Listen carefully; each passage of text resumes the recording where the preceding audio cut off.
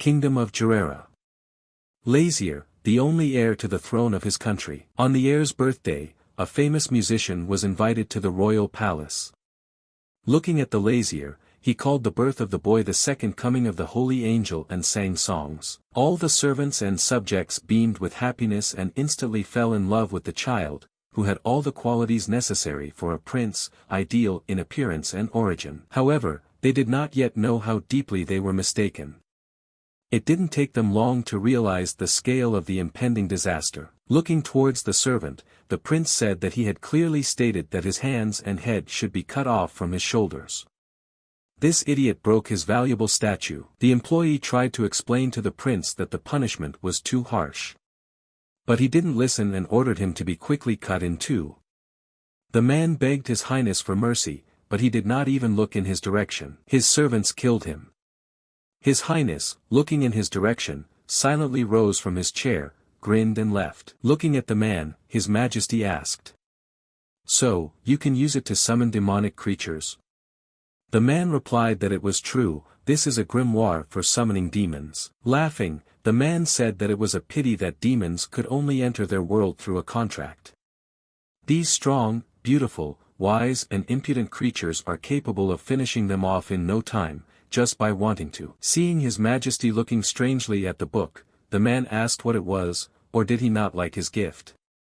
Or does it not inspire confidence? Turning to the man, His Majesty said, if it were so, he would have already gone to his forefathers.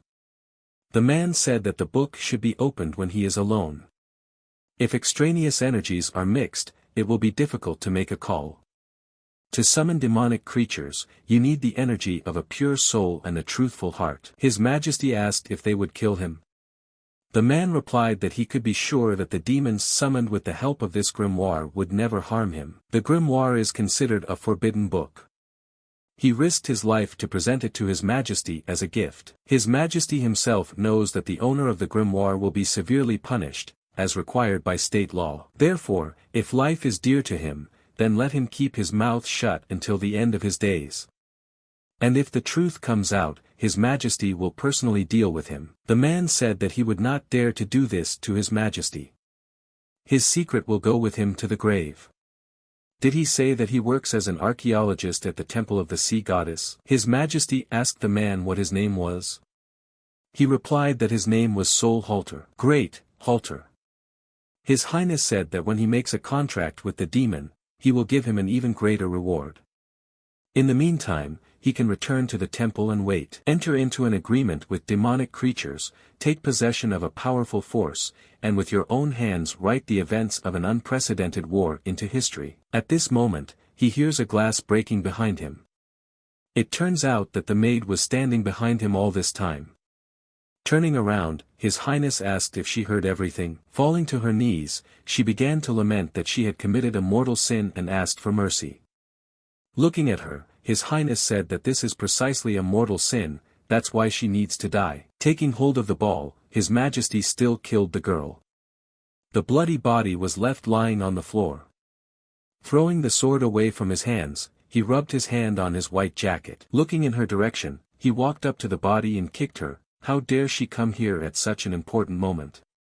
Turning around and walking away, he thought that it would be better to engage in the call. Having opened the book, he could not believe his eyes, because it was empty inside.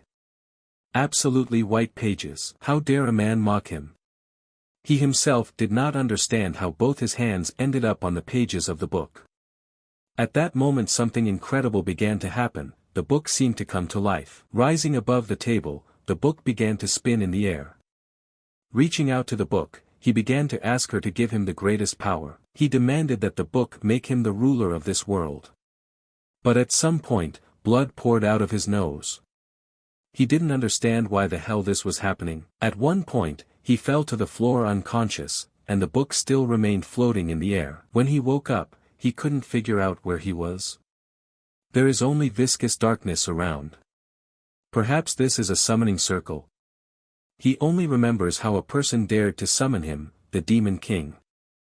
And he, tired of the tedious everyday life, responded out of curiosity. What happened next? Did the contract fail? What? Sweat. He, the demon king, shed sweat. Whose pig hands are these? He became the executor of the contract. Lazier Lu Guerrera gave birth and died at the time of the conclusion of the contract. His body and soul were transferred to the demon.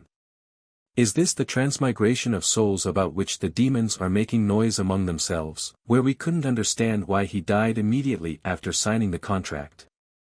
The vessel made from it was initially worthless. Damn, the situation couldn't be worse. The demon couldn't understand how the call even came true. Maybe the fact is that his summoner is the only prince of the kingdom of Guerrera, under the protection of the goddess of the sea. If so, then, no matter how much of a sucker he was, he could have been summoned. He carried out the call, but could not withstand the power of the purest magic, and eventually died from asphyxia, coughing up blood. Since the summoner died, he, as the performer, is obliged to remain in his body until he fulfills the terms of the contract. Like two fingers on the asphalt, he believes that he has stopped for tourists in the world of people. Let him say thank you, that he, King Embildon, is such a sweetheart. So, what was he punishing there? First, endow him with powerful power. Second, make him the ruler of the world. How did he manage to beg as many as 2 wishes in such a short time? After wandering around the room, the demon decided to sit down. This is shameless pork. At this moment he hears a crash and falls to the ground with a roar. For starters, I would like to lose weight. Looking at the large number of dishes at the table, His Majesty asked the employee if this was all for him alone. The man answered yes. His Majesty, wishing him a speedy recovery, ordered the large table to be set. Everyone seems to think that maid tried to poison him. But it even plays into his hands. The king definitely cares about the health of his offspring, and is not fattening him for slaughter. The employee asked His Highness whether the dishes he came with were not to his taste. And he offered to order more to be cooked. But the man ordered everything to be removed. The employee did not hear His Highness and decided to ask again. But the emperor said that he was not a parrot and did not like to repeat things.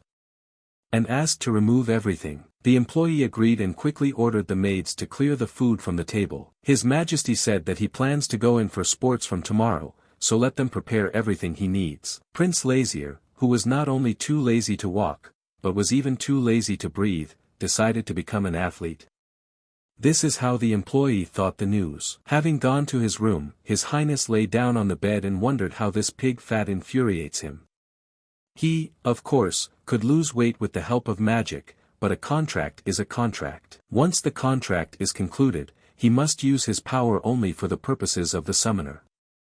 And this is also a kind of challenge to himself. If he used magic, he lost. Moreover, if his true identity was revealed by using magical power, he would not be able to return to his world, and would become the first demon king to end his life under a coffin in a human body. He thought that he needed to fulfill the contract as quickly as possible. It would be difficult for him alone, so he thought that he should call a servant. Thanatos. True, he's still a blabbermouth. Sometimes your hands are itching to shut him up, but you have no choice. Summon demon servant. A portal opened and His Highness summoned his dragon. From the big and evil dragon, Tay turned into a little dragon and crawled under the blanket. Turning to him, His Highness told him to quickly get out of there. Not recognizing his master, Tay said how could a worthless little man dare to summon him, a demonic dragon. Looking at him and smiling sweetly, the demon in the body of His Highness asked him if he did not recognize his master. Are you tired of living? Tay asked to repeat the words he said. Why did the man become his master? Looking at him, Tay realized that the look and grin were quite familiar. It was the king who called him. The dragon was glad that he was alive. He can't even imagine how many nerves were spent searching for him. And then a lot of questions started pouring in. Is the king comfortable in a pig's body? What actually happened? How is his health? Did he eat? Isn't anyone bothering him? Did the king miss him? He asked the king to give orders. He, a lower being, will fulfill any order. The king knew that calling him was a bad idea. Looking at his master in surprise, he asked, so he became the executor of the contract. The king asked if he knew about this, and he replied that he was his servant. He asked his master, what wish did that stupid man order? His Highness asked his subject to watch his language. He may be worthless, but he is still his summoner. Having asked for forgiveness, he asked what the Lord Summoner wished from his king. The king replied that he asked to be made stronger than everyone else. The dragon said that his majesty had already dealt with this. But why is he still a contractor in this body? The king sadly said that this impudent man managed to make 2 wishes. He wanted to make sure that the island state of Gerera, which is the size of a gulkin's nose, would rule the whole world. The dragon was surprised. 2 wishes. He said it couldn't be. According to the rules of the demonic contract, 1 wish is granted per soul. His Highness asked, and who came up with these rules? Tay replied that it was the first demon king, Lord Aaron, who did it. The king simply replied that it is clear. But Tay was not going to give up. How is that clear? Something that is basically impossible happened to him. The king is not the kind of demon who would worry about such things. Lack of reaction is normal for him. He can laugh calmly even if a knife is put to his throat. The king asked to leave this conversation for now. Let him say better, is there a way for a person to lose weight quickly? Tay is the son of the demonic dragon family. He was born with knowledge passed on to him by his ancestors. Surely, his head stores all sorts of information not only about the world of demons, but also about the world of people. Looking lovingly at his king, he asked why he needed this, because he was already beautiful. The king looked at him angrily and asked, have you already forgotten how he called it the estate of a man with a pig? To lose weight in a short time, people exercise and reduce the amount of food they consume. The king said it goes without saying. He had already informed the servant that he would begin training tomorrow. QED. He always knows everything.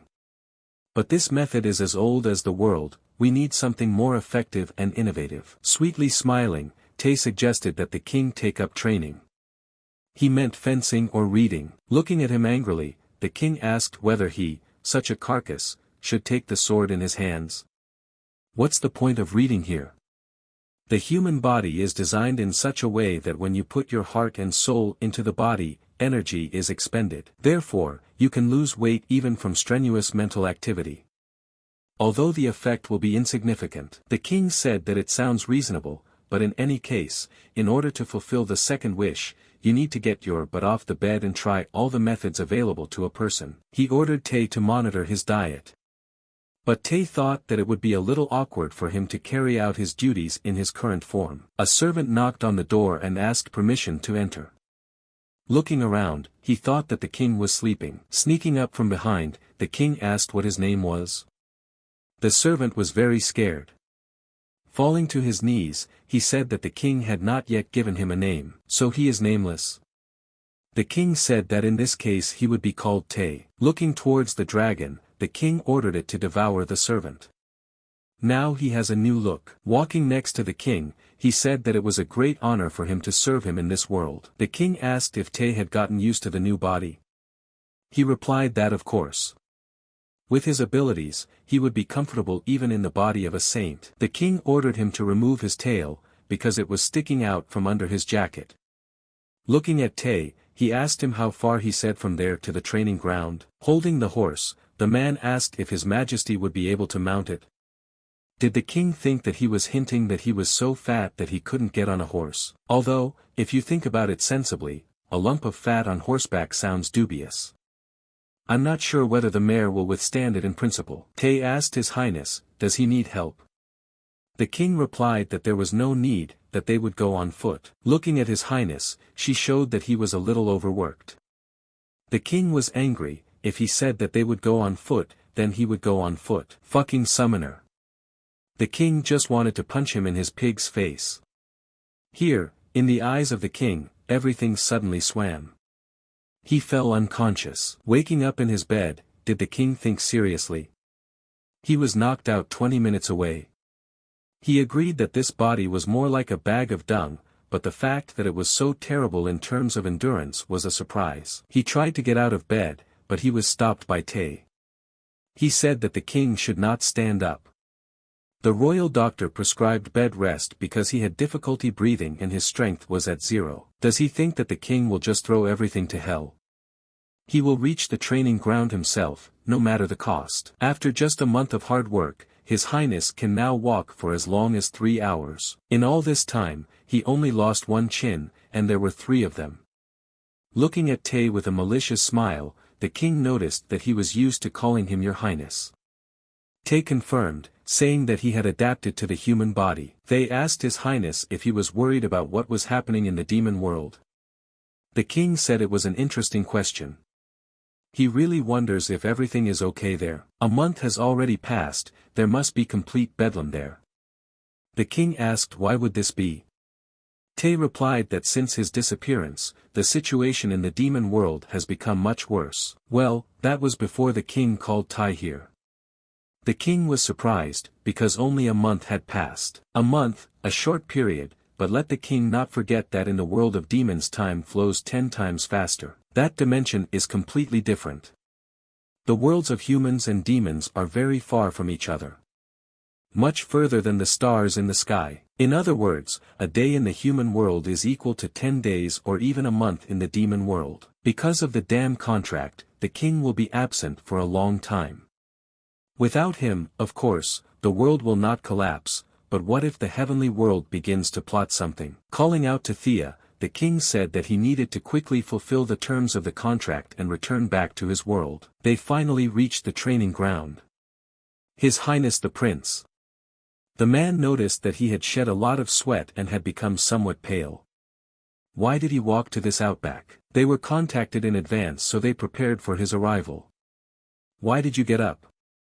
Escort His Highness. The king probably absorbed the water at her speed.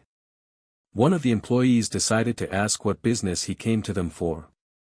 The king replied that he wanted to train endurance. The man was surprised, but why suddenly out of the blue? He understood everything. Since this is His Majesty's will, they will do everything. Preparations will begin now. The king is very tired from the road, let him rest a little. The king must have had a hard time.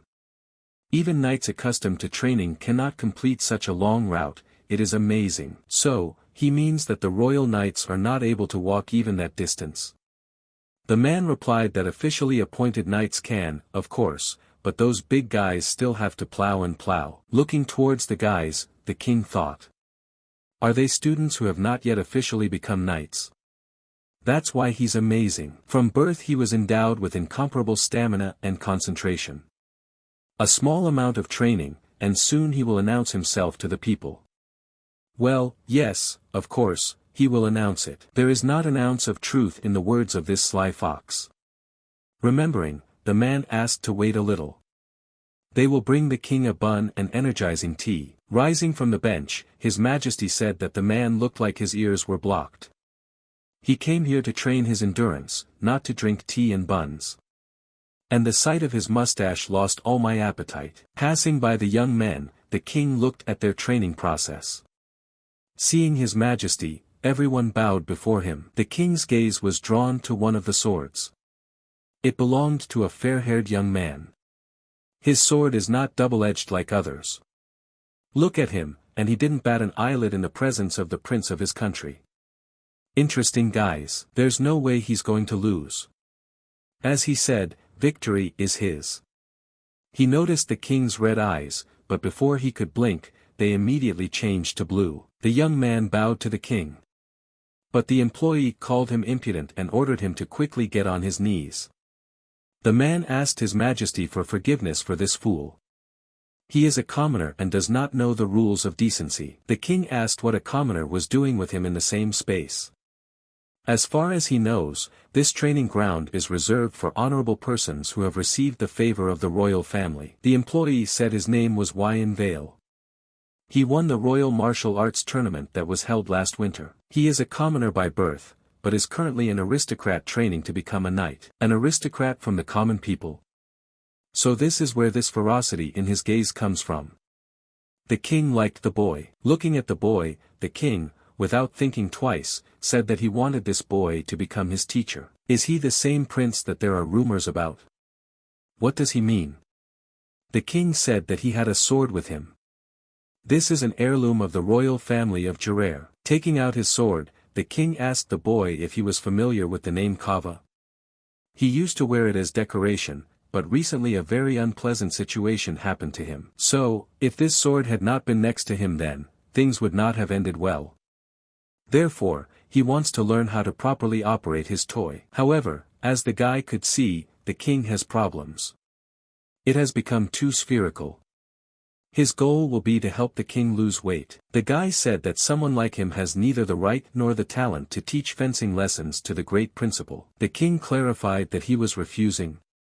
The guy wished him to really find a worthy teacher. The principal that flew into a rage when things didn't go according to plan and just gave up. The king said that he understood.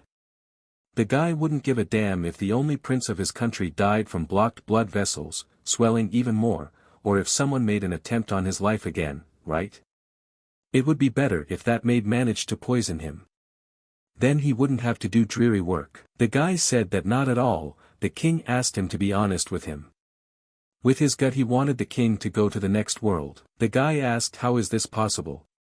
He only believes that his level is not enough to train such a noble person as His Highness. What's wrong with him?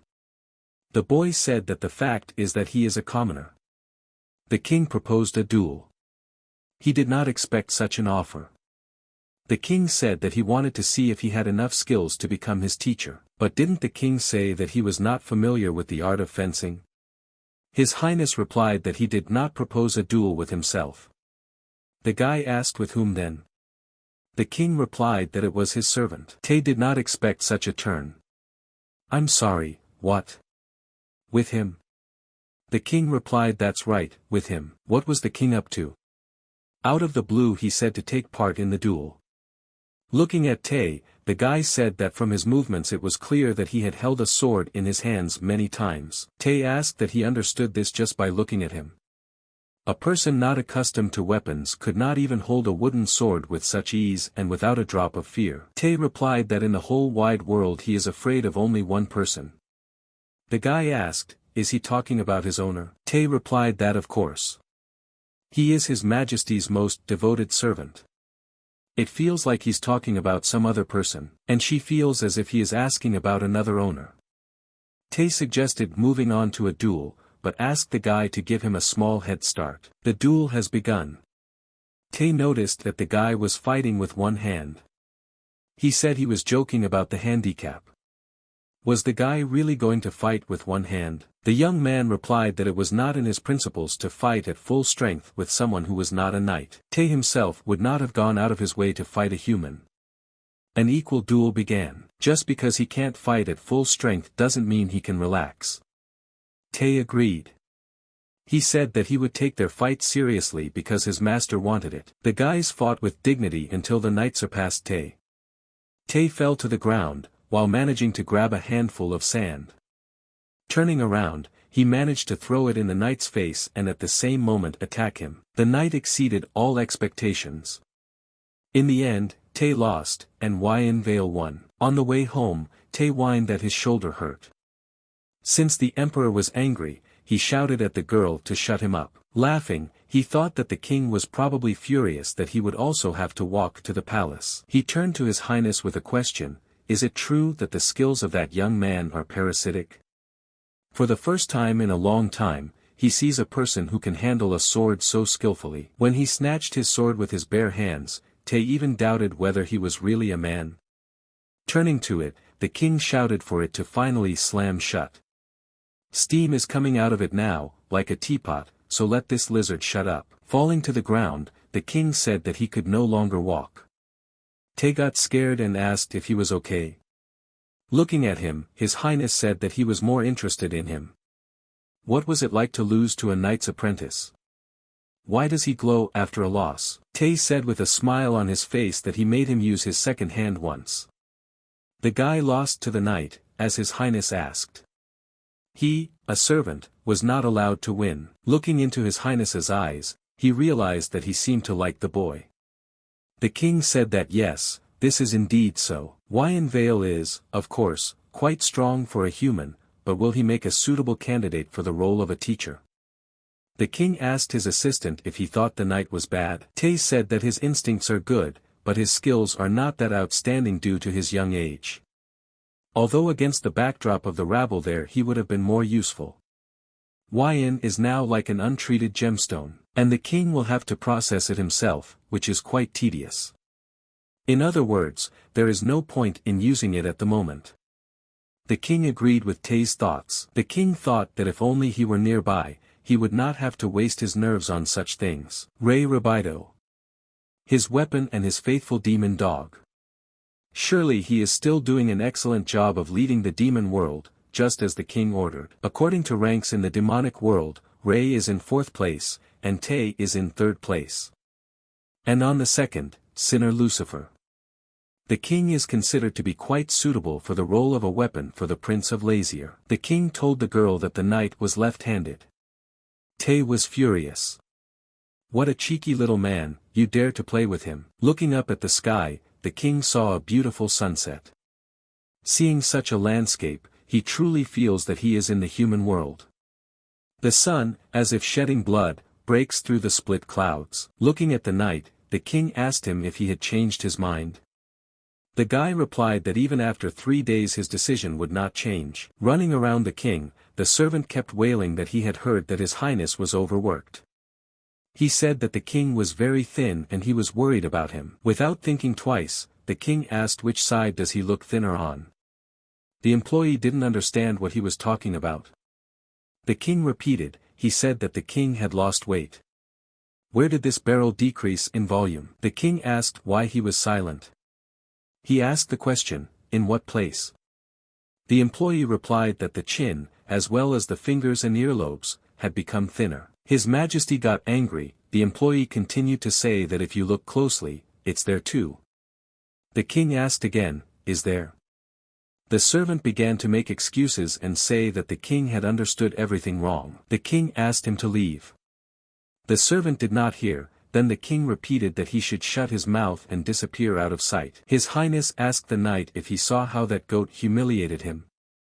He replied that yes, he saw it. The king continued to talk about the knight becoming his teacher, helping him lose fat quickly. Yn asked the king, was this his goal in the first place? He replied that in his free time he would like to twirl a sword. The guy thought that he would have said that right away. The king asked, is he suggesting that he not talk nonsense about the teacher, but tell it like it is? The knight didn't quite put it that way. His Highness said that he is a descendant of the royal family, and he always needs some kind of excuse. Yn asked again, an excuse. The king said that yes, all eyes and ears are focused on the one who stands at the top. He is the prince of this country. There is no one who could prevent him from doing anything as a high-ranking official. But despite this, there is one thing that is beyond his control. There is no one who follows him out of his own convictions. The knight asked if it turns out that he behaves this way towards him because of that very pretext. The king said that partly yes. Looking sarcastically at the knight, the king asked him again. So will he become his teacher or not? A little while later. Looking at himself in the mirror, the king thought that this was the result of 5 months of his labors. How perfect he is! Terribly beautiful. The king did not stop admiring himself in the mirror. Then, at some point, Tae appeared behind him. He asked the king, what is he doing here? Not expecting his appearance, the king asked when did he arrive. Was the king really admiring himself in the mirror? Tae remembered that he had come to give jewelry for his Majesty's clothing, but he said that he did not need such a trinket. Tae ran after the king. Why doesn't he want to wear jewelry? Today is such an important day. The king asked the Yn if his suit was good enough. Today is a significant day for him. The knight replied that his outfit suited him completely. Looking at the knight, the king remembered his words that he did not plan to remain only his servant. The king asked the Yn, why does he think that being the prince's fencing teacher is not a great position? Does he want to reach great heights among the aristocrats? Yn said that as the king remembers, he was a simple commoner, but winning a martial arts tournament allowed him to rise to his current position. However, this was not what he was striving for, and being the prince's assistant was not his goal either. He is a man with much greater ambitions. The king sat and listened attentively. At the same time, he asked how high he wants to rise. The guy replied that to a position where he could fight with opponents, standing in the vanguard, to the commander-in-chief. The king cannot imagine how such an ambitious young man could not have any interest in his current place. It's a strange shot. Wyan didn't really want to hear something like that from the gentleman. The king asked that the protests have already begun. He is his master, so let him be kind enough to listen to everything he says. The guy replied that he understood. Commander-in-chief. This is definitely a high position. The knight asked for forgiveness if he crossed the line. The king said that a man cannot be blamed for his aspirations. However, the position of commander-in-chief has long since disappeared. Unfortunately, war cannot break out in Gerera. But still, the knight wants exactly this position.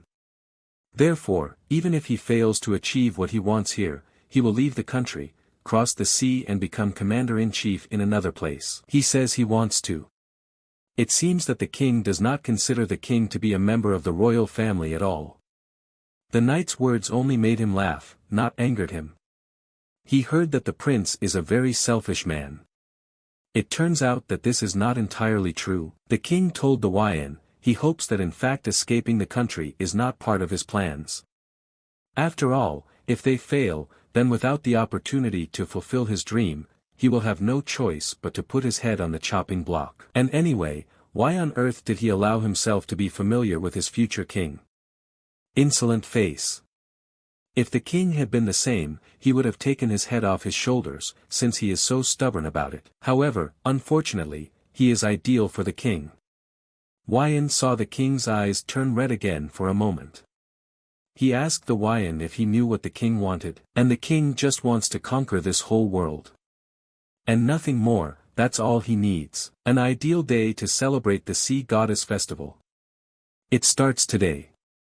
Tay said it was held once a year, right? He said that yes, this is a large-scale event for the entire kingdom. It is organized in the fall during the harvest period. The festival is a kind of gratitude to the goddess of the sea, who protects their kingdom. For 5 whole days they will bring her offerings in the form of the selected harvest collected during the year. At noon on the first day, the offerings would be loaded onto a huge ship and sent to her. There is a law according to which a member of the royal family must board the ship first. Will I need to climb this year? As far as Tay knows, the prince is afraid to sail on ships. He refused each time in tears and never took part in this ritual. Now the king wants to meet the goddess even more. Tay said that he wants it too, according to rumors she is very beautiful. Is Tay interested? The assistant said that he just wanted to see if the rumors about her beauty were true. To gather troops, it is necessary to obtain permission from the goddess of the sea who surrounds the island state of Gerera. Therefore, the festival will serve as a great opportunity for him. There is nothing wrong with showing your good side to the goddess. This will only benefit the knight, but if it fails, then she must at least secure her favor so that she will allow the troops to cross the sea. The submitted one approached His Majesty, greeted him and said that the carriage had been delivered. It would take him to the sea pier. The king said that he did not need a carriage and asked to bring him a kana. The servant obeyed and brought him a wonderful white horse. His name is Kan. He is so simple-minded, but he has no love for people.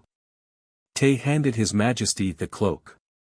Having put it on, the king climbed onto his horse and rode off. Preparations for the holiday were in full swing. Almost everything was ready. While loading the boxes, the men discussed that the prince would not appear again this year, because he is afraid of water. Because of that incident that happened 10 years ago. This is about the case when the nanny did not notice, and the prince fell into the pond. The men thought it was an excuse and nothing more.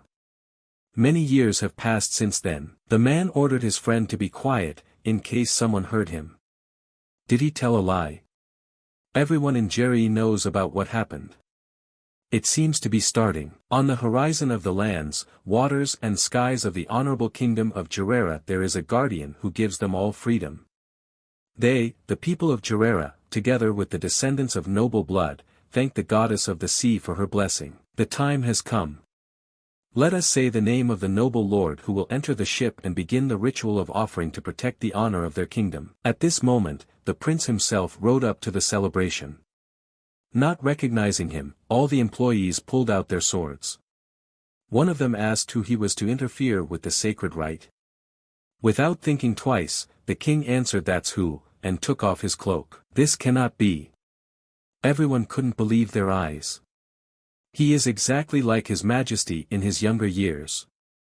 Wasn't Prince Lazier a fat man? But this gentleman also has white hair, a symbol of the royal family, bestowed by the goddess. Everyone thought, was His Majesty hiding another child? Poor queen, she turned pale from fright. The queen said that Lazier asked not to look for him before the festival. She couldn't believe that their boy had lost so much weight. If she knew that this would happen, she would come to him every day and look after him, even if he was against it. Go, my son. Lazier walked towards his father and mother. The father ordered the assistant to continue reading. The assistant continued, let us pronounce the name of the noble gentleman who will step on the ship and begin the ritual of offering to the goddess of the sea, who protects the honor of our kingdom. Lazier Lu Guerrera gave birth. People couldn't believe their eyes. It was Prince Lazier. The fat prince lost weight. The queen asked His Majesty to come to his senses. How could this happen to him in an instant? The queen asked His Majesty to cancel the order. He said that the speech to the goddess of the sea had already been made. They can't undo anything. Prince Lazier will lead the offering party. The king told his subjects to rejoice and beat their drums. The day has come when the prince will open the sea goddess festival for the first time. Looking at everything that was happening around him, the prince said that they were a handful of clueless idiots. The drums began to beat, the music began to play even louder, and the ship set off. Looking down, Tay turned to His Highness with a question. Doesn't it seem to him that that creature over there is somewhat similar to Ray? The king replied that never. Ray is much nicer. Unlike Tay, the king is sure that Rainy is creating problems in the demonic world and is keeping an excellent eye on everything. Looking at His Highness with an angelic face, he asked, but he's nicer, right? The king asked to protect him from the pretense of the girl. He got goosebumps. Tay was upset, thinking that His Highness was the only one who hated him. The knight turned to His Highness with a request not to stand too close to the edge, because it is dangerous.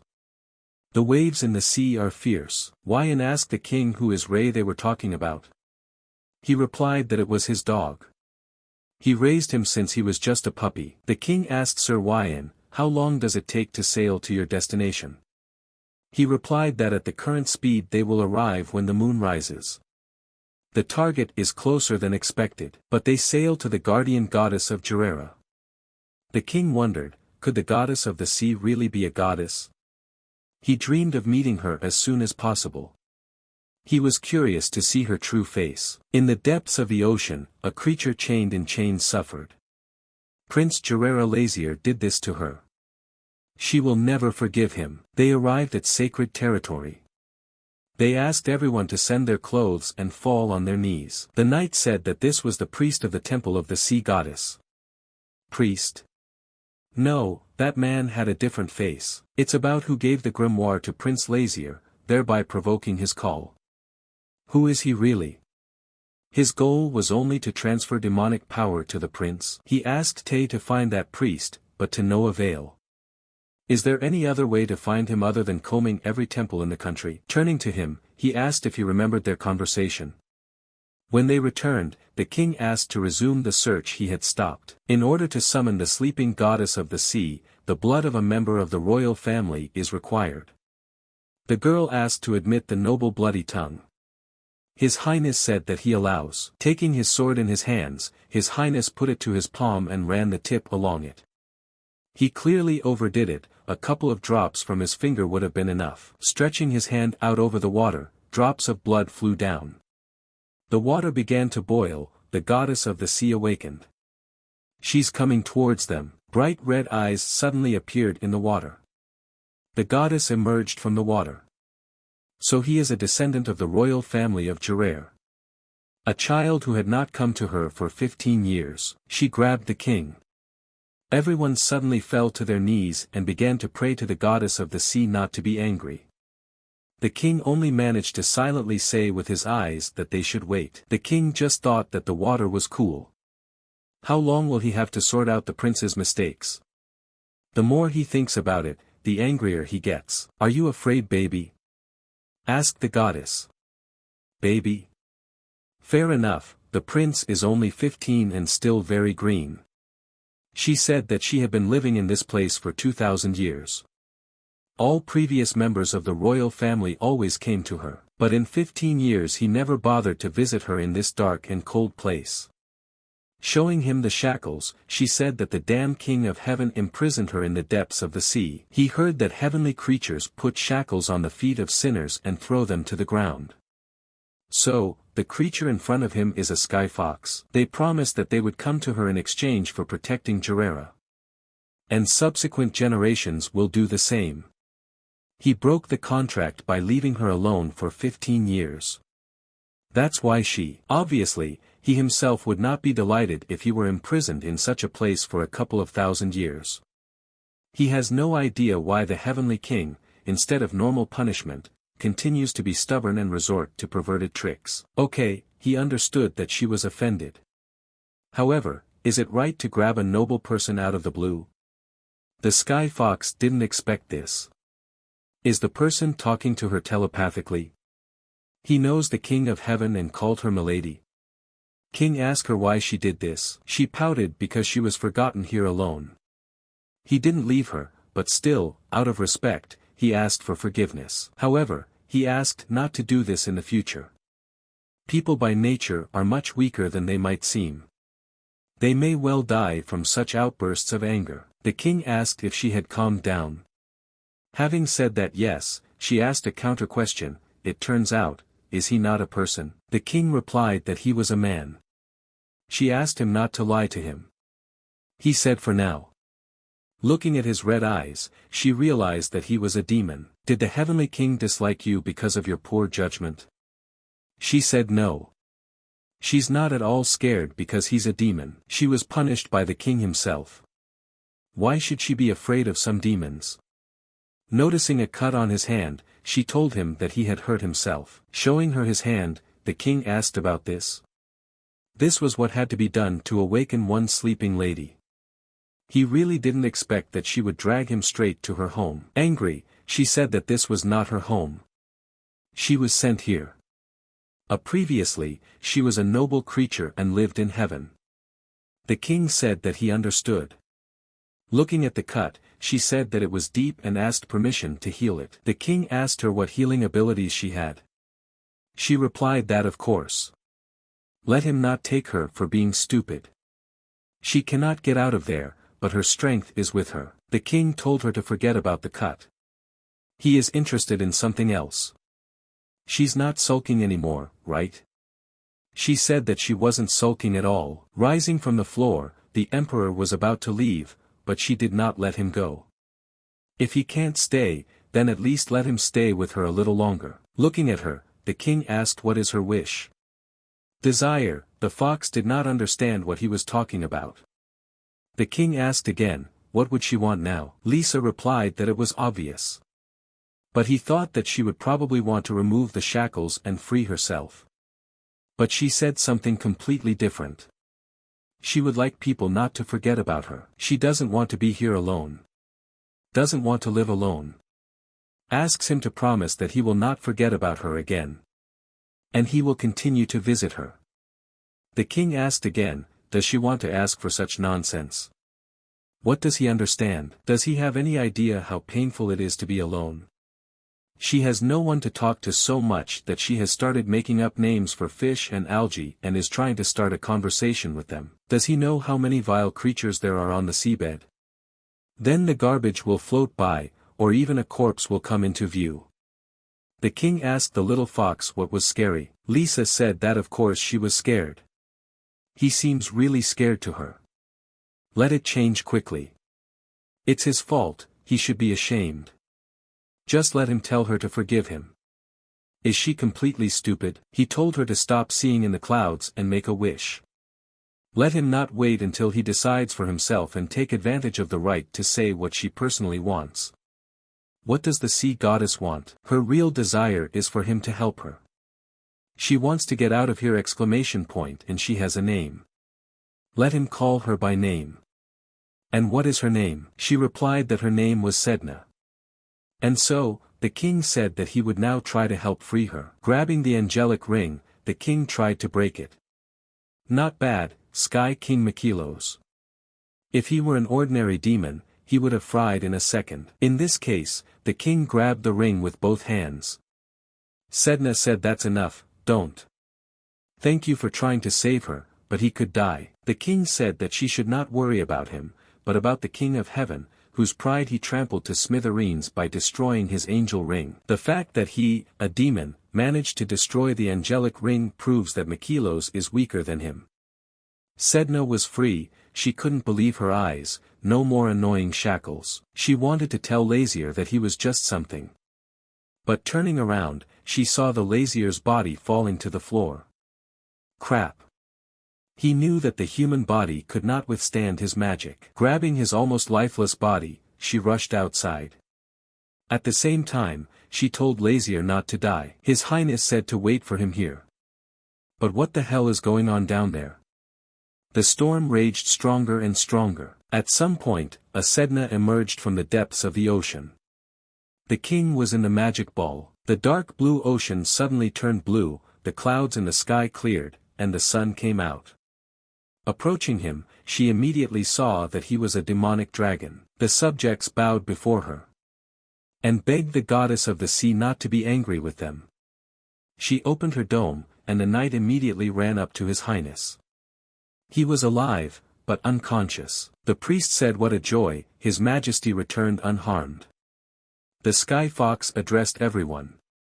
She said that she was giving her blessing to this child, who would soon become the new ruler of Gerera. She recognizes him as her second contractor and opens up for him any sea route he desires. The very name Lazier is evidence of their contract. After some time, the king woke up. He saw Tay next to him. The king asked him how much time had passed. Tay replied that 2 days had passed. Does he have any idea how worried Tay was about him while he was unconscious? He asked if anything hurt him. Surely he needs to call a doctor. The king asked him not to fuss. He acted stupidly and was struck by the heavenly king's angel ring, nothing special. Tay couldn't believe it, the heavenly king's angel ring. The king said that the goddess of the sea turned out to be a heavenly fox. For some sin, the king chained her with an angel ring. Tay asked what did he do? If the goddess was wearing an angel ring, then she committed a monstrous crime, for which she was chosen from the heavenly world. The king asked, so what? Tay answered like this, so what? I should have consulted him first. He almost died. Let the king not forget that he is in a human body. Can you imagine what will happen if you are a demon executing a contract and die in a human body? Asked Tay. The king asked to surprise him. Tay said that such cases are rare, so he is not sure, but in the worst case, for failure to fulfill the contract, the performer simply disappears. In other words, if this happened to him, his soul may not return to the demonic world. He understood this even without them. The guy asked then why did he do this, since he knew everything. The king replied that he did not want to lose to some heavenly king. Tay asked the king to be careful. He replied that he understood everything. That is why the king called him. So that he would help him properly. The will of the king is the law for they. The king asked him if he would like to remove his wings and tail. He still hasn't gotten rid of the habit of showing them when he gets excited. Standing at the window next to his father, the king did not understand what was happening. His father told him that the people were rejoicing when they learned that he had made a contract with the goddess of the sea. This is a monumental achievement, the first of its kind since the founding of their state. He rescued the Sedna so that it would not block the sea route, and she overdid it much in trying to preserve his reputation. Bowing, the knight asked the king to accept his congratulations. His achievements will be praised for a long time to come. The father suggested that since he came to his senses, let's celebrate this significant event together. A lot of aristocrats are waiting for him in the auditorium. The king was only thinking about why doesn't anyone praise him for losing weight. He cleaned up his 100,000 chins like damn. The knight led his majesty to his room and wished him a good rest. Falling on the bed, His Majesty thought, why is everyone so talkative? Ray went up to the king and said that he should wash himself before going to bed. The king said that he was lazy, he was tired. At that moment something flew into the room. As it turned out, it was gray hair. We recognized Taki. She said that in her previous form she would have felt a little cramped in human buildings. She asked, is it cool that they met again? The king replied that of course, but how did she get here? She asked, what do you mean, how? They signed a contract, so she can find out where he is in no time. And in general, the sacred contract stigma has already appeared on him. The king asked. Is she talking about the mark on her neck, or what? Dying does not rise. The heavenly creature blesses the demon and leaves a stigma on it. Does she think this is the right thing to do? Sedna said that she made this decision consciously. He helped her, and besides, he liked her, so she doesn't care about the rest. She realizes that this contact will turn into an agreement between a celestial being, a demon, and a person. As he is temporarily in a human body due to his contract. She asked what's the problem. The king said nothing. Well, good. She wanted to choose him, so she chose him. Looking at her, the king asked, did she still intend to stay here? She asked what, it's impossible. He doesn't want to be with her. The king said as best he knows. Wants to stay, let him stay. Thank you, lazier. Morning has come. Sedna woke up from the slightest rustle. Opening her eyes, she saw that he was standing in front of her. The king also woke up and asked Tay what he was doing. Can you wake me up more quietly? Tay asked the king for forgiveness. He said that the king slept so soundly that he did not react to the knock on the door. He said that he brought what the king asked for. Sedna asked what else is this? Containment bead? The king replied that if she wants to continue to stay here, then she should not take off the pendant. She is a sign of her belonging to him. She became the messenger of the goddess of the sea, and her pendant confirms this. Sedna said she didn't like the suspension. She's 5 years old or what? She wants the whole neighborhood to know that she is a goddess. At this rate, it will reach the ears of the heavenly king that he freed her from the angelic ring. Sedna said that this should under no circumstances be allowed to happen. She clarified that the pendant can be removed whenever she wants, right? The king told her not to worry. She is a simple trinket, if she doesn't want to wear it, then it's up to her to decide. She said she wanted to be with the laser, so she wouldn't take it off. Just like he said, she will be the messenger. The king said that she was very smart. Faye was angry. Are they crazy or what? Not only did she, being a celestial creature, enter into a contract with a demon, but also become his pet. The king thought about, is everything good in the demonic world? Ray is there, but he's still worried. The demonic world is now without its king. Walking down the corridor, everyone paid attention to them. The girls were discussing that there was some kind of fox next to the prince. Another advised her to be careful with her words. This is not just a fox, but a messenger of the goddess of the sea, Lady Sedna. She is proof of the goddess's affection for the prince. Mrs. Sedna's white fur coat matches the color of the prince's hair. They look great together. What Sedna did was confess her love to the prince. The king asked if he loves her. She replied that it's wrong. She really likes him. The king said that sympathy and love are two different things. Sedna didn't understand what the difference was. The king began to explain to her. The cat likes the mouse, but in the end she will eat it. However, a person who loves a mouse will feed and care for it. That's the whole difference between sympathy and love. She replied that she understood now. She doesn't want to eat it though. She gave him a blessing and wants to help him in every possible way and eat different delicacies together. It turns out that she really loves. Calling His Highness, he said that ambassadors had just arrived in Jarrera. He needs to go, the king is already waiting. Ambassadors? The king was clearly surprised. Sedna said that she thought he was about the ambassadors of the great power of Kanas, where a new emperor had recently ascended the throne. If His Highness is not mistaken, Then Tay said that the new Emperor Kanas took the throne by killing all his older brothers, right? Tay replied that yes, it seems that the ambassadors arrived to them to convey an invitation to his coronation. So, His Highness can see the Emperor in person? Now this is interesting. Should someone from their royal family attend the Emperor's coronation? The ambassadors answered that it was true. Only members of royal families are allowed to attend the Emperor's accession ceremony. The king understood and said that his son would go. Turning to His Highness, the ambassadors said that as far as they know, he has only one son. He meant the heir, Prince Lazier, didn't he? His Highness replied yes. The ambassador generally expected that they would be refused even before arrival. What's on the king's mind? Doesn't he cherish that sleepy Lazier like a jewel? They were sent here only as a courtesy. He didn't think it would turn out like this at all. Why send that loser? At that moment, someone behind them greeted them. It turned out to be the prince, and he came to accept the invitation. They were very scared. The prince asked, "Why be afraid? The crazy prince is so scary." They bowed and greeted His Highness. He asked his dear ambassadors if they didn't like him attending the coronation. They asked His Majesty to be generous and forgive them, they were rude and tactless. The king heard that the state was very strong. So why does he tremble like an aspen leaf? Shouldn't the ambassador of a great power talk to him completely calmly? "I ask you to love and favor me, my friends," said the king. While in his room, he complained about how tired he was. She asked if his mother made him so angry. What the hell kind of child is he?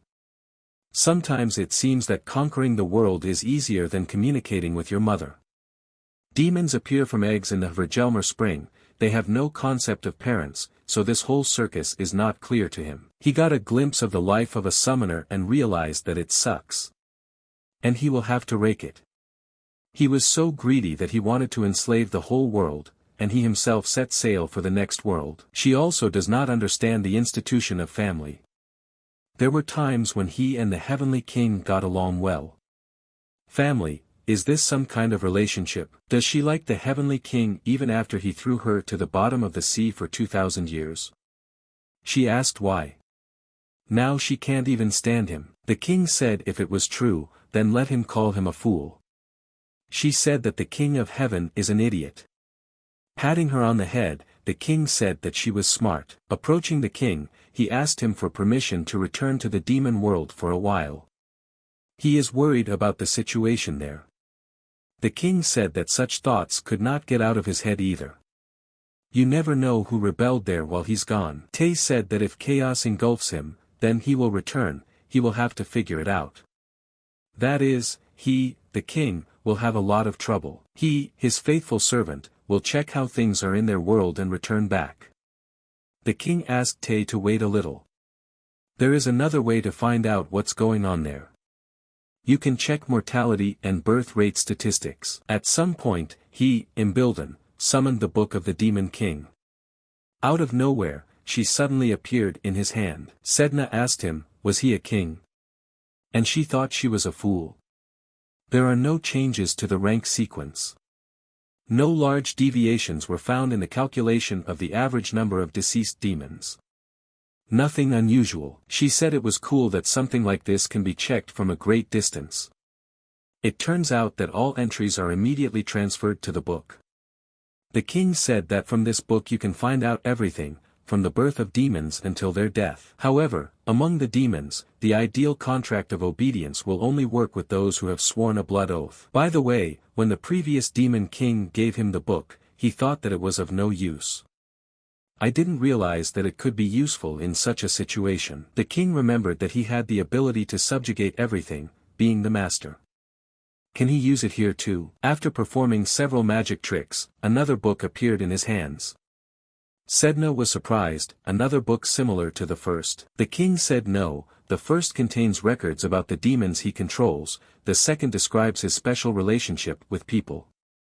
Special relationship? He told Sedna, since he entered into a contract with her, the first entry of the name will go to her. She would be incredibly happy to be the first. Tay asked his king what he thought the book would be called. The king thought about this, since the book with the names of demons is the book of the demon king, and the book with the names of celestial beings is the book of the heavenly king. He came up with it. Lazier's book. From now on it will be called the Lazier's book.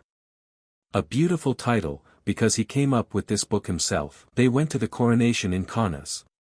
Looking at the large number of servants, the king asked the king, why did they follow him? Tay replied that this was a knightly detachment of Sapphire, belonging to His Majesty the King. He ordered them to protect him. Now the king understood, so that's why the queen was calm. Can't he tell them to get out of here? Wyan said that it would be problematic. The king himself gave them orders to remain within his sight and ensure his safety. Does it hint that the main thing here is not he, but the king? He has a principle of not keeping another owner's mongrels near him. Perhaps soon these dogs will show him their fangs. They will follow all his instructions without contradicting the royal order to protect him, right? The employee answered yes. Nice, then he asked them to write their names in this book and sign them. Since things like this let's go, he said that first there will be a knight. Having looked, the knight asked what kind of book this was. The prince replied that it contained records of those faithful to him. Taking the book in his hands, the knight signed it. And all the employees followed him. Having returned the book to the king, one of them said that everyone had signed it. The king said excellent, good job. The prince ordered them to return to their rooms. They all listened in unison, turned around and left. Sedna said that the relationship is actually good, they obey his every word. Anyone who is recorded in this book will never be able to resist his order. Until he dies. They swam to the place they needed. The local population was surprised that ambassadors from the island of Jarera had arrived. They were very attracted to the prince's hair. They can't even believe that such a beautiful color exists in the world. It turns out that this gentleman belongs to the royal family of Jarera. People showed serious interest in him. Looks like someone started a rumor about his arrival. They were welcomed into their empire by the Kanas. And they escorted me by carriage to the hotel. The king was told that the coronation would take place in the capital in 22 days. To keep him from getting bored, they made a schedule for him for the next 10 days. Does he have any objections? The king replied that he was satisfied with everything. He entrusts all concerns about his daily routine to the man. The man said that if anything happens, let him call him at any time and wished him a good rest. Sedna suggested that Lazier go for a walk. They are traveling now. It was the first time she found herself in such a large country after she found herself in the human world. She asked if he had seen Empire Street. They are not at all similar to those in Jerry, and since they are in a large city, various goodies are probably sold here. There are also many beautiful buildings and squares here. She wants to look at the people of Canada. The king said that he had passed. Tired as a dog. He will leave his choice of activities on the bed. Sedna asked him, isn't he interested in the country? He said that it was interesting, but in a slightly different way. He thinks about how everything is arranged here, how strong the troops are, what noble titles there are, and how powerful the rights of the emperor are.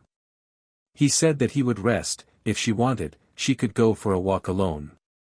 And it is advisable not to get him. Sedna thought that even if Lazier said that he would not go out with her, she would not just give up. Sitting in a chair, the king asked T, where is the Sedna? He replied that he did not know. He said that he had not seen her for a long time. If he is talking about Mrs. Sedna, then she went to the village early in the morning. Said the knight. The lady said that he ordered her to walk alone. That's not true, is it? The knight asked for forgiveness. He should have asked him what to do. He said that he would immediately go for Mrs. Sedna. The king said that it was not necessary, he assumed that this could happen. Thanks to her, they will be able to have fun on this trip. Going to the servants, the king asked for forgiveness for distracting them from the meal. He said that it seems that the fox that he brought with him got lost in the city. She would have to be found. Did the employees not understand what he meant?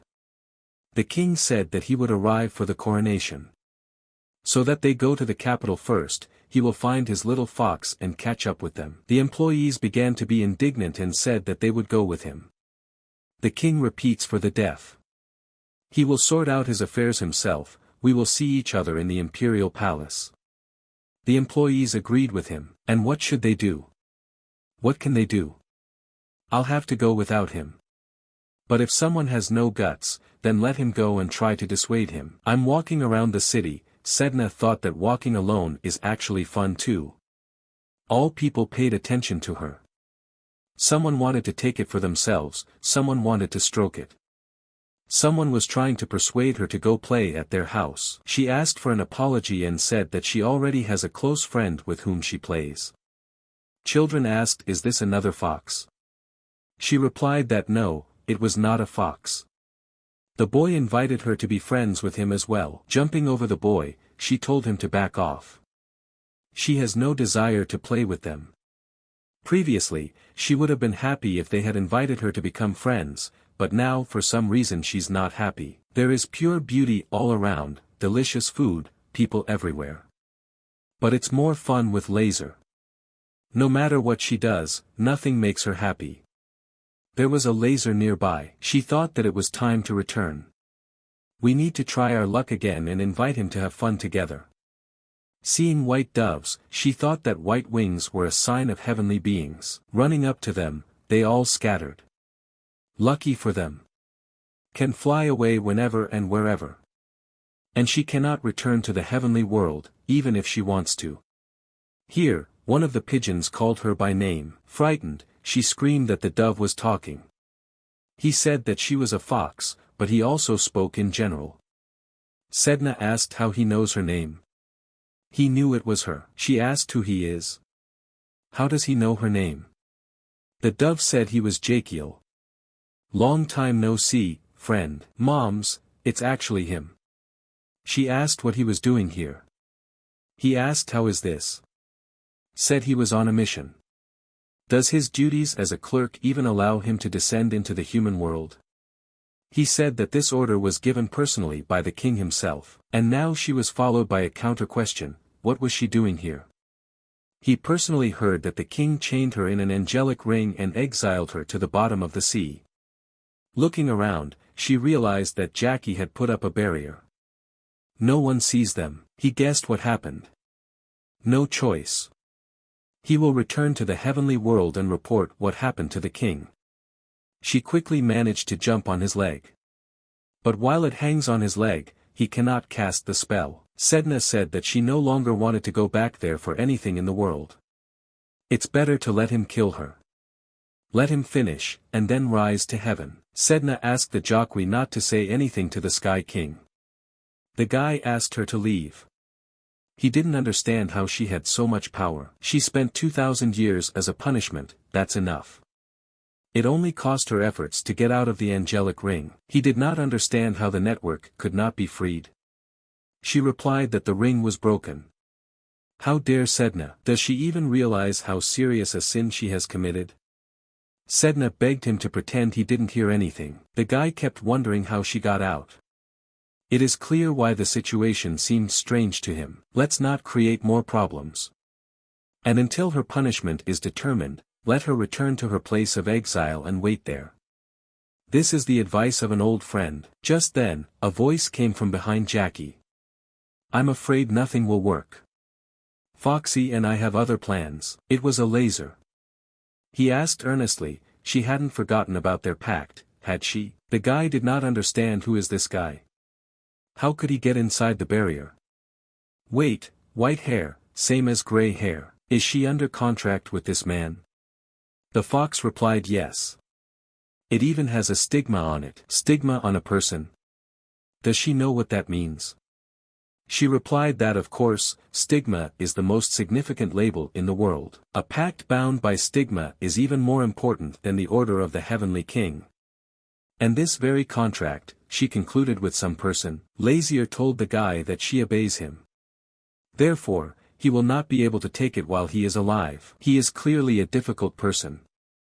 The fact that he managed to destroy the barrier does not seem strange now, since they have a contract with gray hair. However, something is not clear here. An ordinary person would not even be able to raise his head in front of such a heavenly being like him. The laser called the fox to him. Jackie said that he would report everything to the Sky King.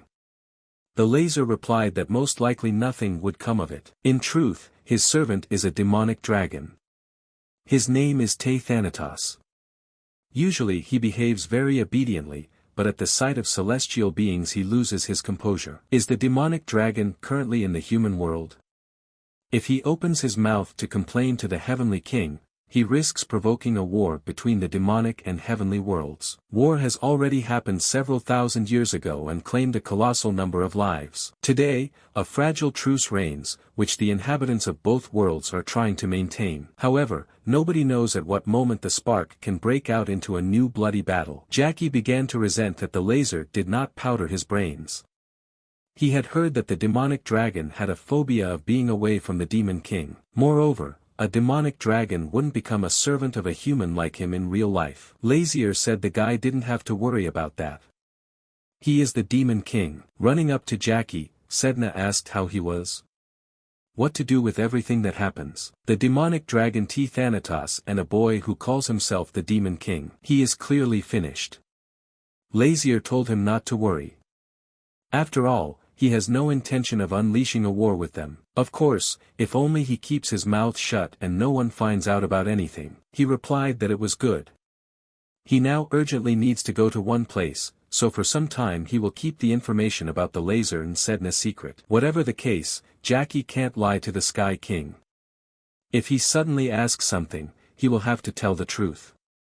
The Demon King himself must understand this, right? The inhabitants of the demon world also dare not disobey the orders of the Demon King. Who are you calling chicken?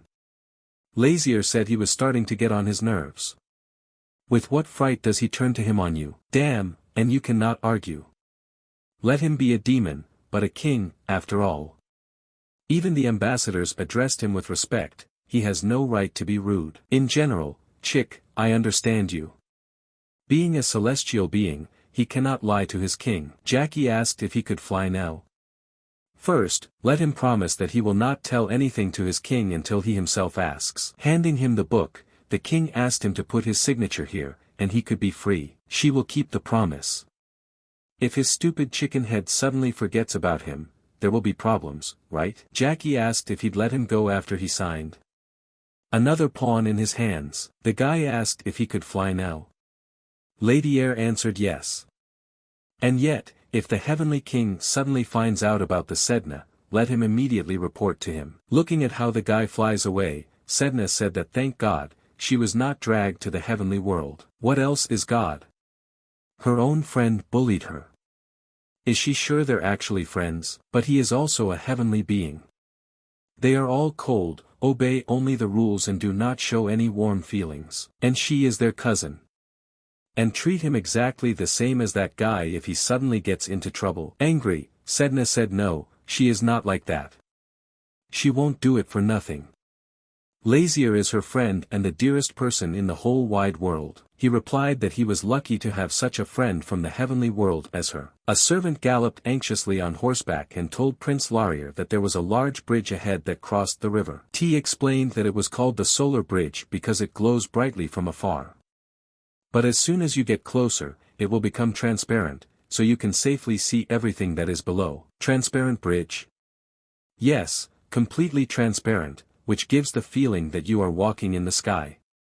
That is why the inhabitants of the empire still call it the Bridge of Dreams in a different way. Servant Wyan said that such a large structure crossing the ferocious water currents is difficult to erect.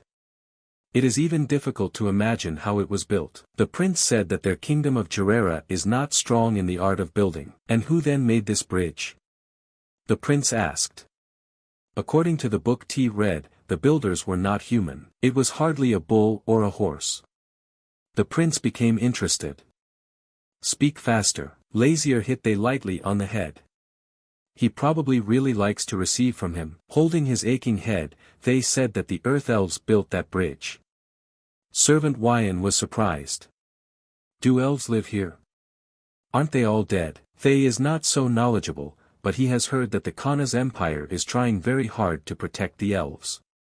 And with regards to those that live in other places, he does not know the details. However, the book says that Earth Elves make holes underground and live in groups there.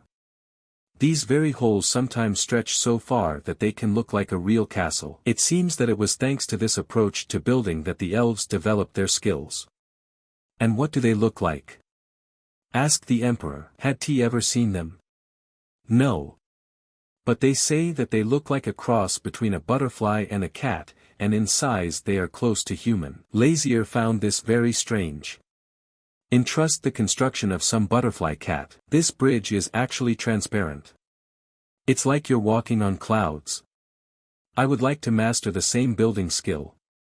Earth elves are incredible creatures. The servant said that carriages were not allowed to enter the other end of the place. He asks to understand and accept such inconveniences. Emperor Lazier asked Wyan if he was afraid of heights or that the bridge was transparent. Yes, he is a bit unused to such elevations. His Majesty suggested that if he was afraid to walk on an invisible bridge, he should simply walk looking at the back of the person in front of him. Since there is someone ahead, it means that there is a road under your feet. The servant thanked him and said that he would remember his words. Suddenly, birds flew in the sky. Those heavenly creatures again. They didn't come for me, did they? Sedna asked anxiously. Lazar, thinking, said that they were flying in a hurry, which means they were looking not for her, but for something else. Alas, Sedna is restless. After all, if she catches their eye, they will definitely seize her. Everyone in the heavenly world hates her. The emperor asked if she could be reincarnated as a human. Unfortunately not, it can only change itself in size. Lazier ordered they to find out by any means where the Earth Elves live. Since they built this bridge, they must live somewhere nearby. He also clarified that at the moment he can entrust this task only to him. Looking at the sky, Tay remembered that now heavenly beings were flying over the city with might and main. The king is perplexed. And this one got scared. Do they have competitions on who will lay the most bricks? After thinking, Tay turned to the prince with a question. Should he really leave his post? After all, he will not be able to help the king if something happens. Looking at his employee, Lazier threatened. Does he dare to disobey him? Let him go quickly to look for the elves. Tai understood. Crouching on one knee, the emperor told Sedna that he would endow the pendant with demonic energy. She will protect her from heavenly beings. Tay in search of elves. Not just detect those who live on earth. Is there anything that can lure the elves? Need to find out. Suddenly, T met with the locals. Someone from the crowd called out. Does he have any questions? The girl asked. Is this his first time in this city? If you need any help, they can provide it. T just couldn't believe his ears. He asked if they could find Earth Elves for him. And he clarified that his master gave the order to find them by any means. The locals did not understand what T was talking about. Earth Elves. What is he carrying? This is the command of his master. If he does not find the elves in a short time, he will become very angry. The man asked. It turns out T servant. Why does he walk around here alone without his master? Since we are talking about his owner, I must say that he is simply incredible. He can do whatever he wants. Very respectful and majestic person. No matter how much he bothers him, the owner always forgives nobly.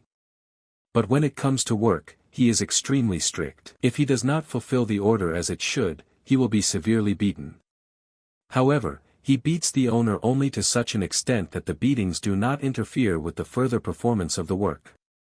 It is a great honor for him, Thea, to be a servant of such a charismatic and caring master. So, if they know something, where are the Earth Elves, then please let them tell. One of the townspeople said what to tell, they will tell anything. But first they would like to solve the money issue. T was waiting for this. It would be better if they said so. How much do you want for information? Suddenly, someone from the crowd hit Tay in the head with a stick. Picking up the bag of jewels, they opened it. Oh my God! Here is the catch. Are they all real? Where does a servant get such values? The guys decided to send these stones to the master. To check for authenticity. And a rich life will begin. But, not everything is so simple. Someone behind him coughed. Turning around, the bandits saw that T had woken up and was slowly getting up. Now this body is in a terrible state. It will take a lot of blood to restore it. People do not understand who he is, a monster or what. Theus will have to take their life force to heal his wounds. He covered his face with blood. Hearing a rustle and looking around, he shouted loudly. Did the Earth Elves enjoy the show? Showing themselves, they asked how did Tay know that they were here. He kindly replied to them that he wanted to first find something that would attract their attention. But in the end I decided to dance from the opposite. I heard they don't like blood very much. No one would like it if their house was a mess. Therefore, he thought that they would smell the blood and be sure to come to clean up the mess. He had to play along with those people, although he intended to kill them from the very beginning. Did they like it? He asked. Yes, they liked it. Perfect. That's very beautiful. T suggested that they take the gems. But one of them thought it was strange. Does he just give them without conditions? Nothing in the world is free, she said. Yes, Tay said that his master was looking for them. If they follow him, then all these pebbles will go to them. When they reached the king, they introduced themselves. One is named Long Xiu Xiu and the other is Ling Xiu Xiu. Lazier also introduced himself. And don't forget to thank Thea. T, in turn, thanked His Highness and asked permission to go and change for a second. Lazier wondered what Earth Elves really looked like. Turns out they really do look like humans. There are wings on their backs, and mustaches on their faces. Now it is clear why Tay called them a cross between a cat and a butterfly. In general, elves are by nature close to humans.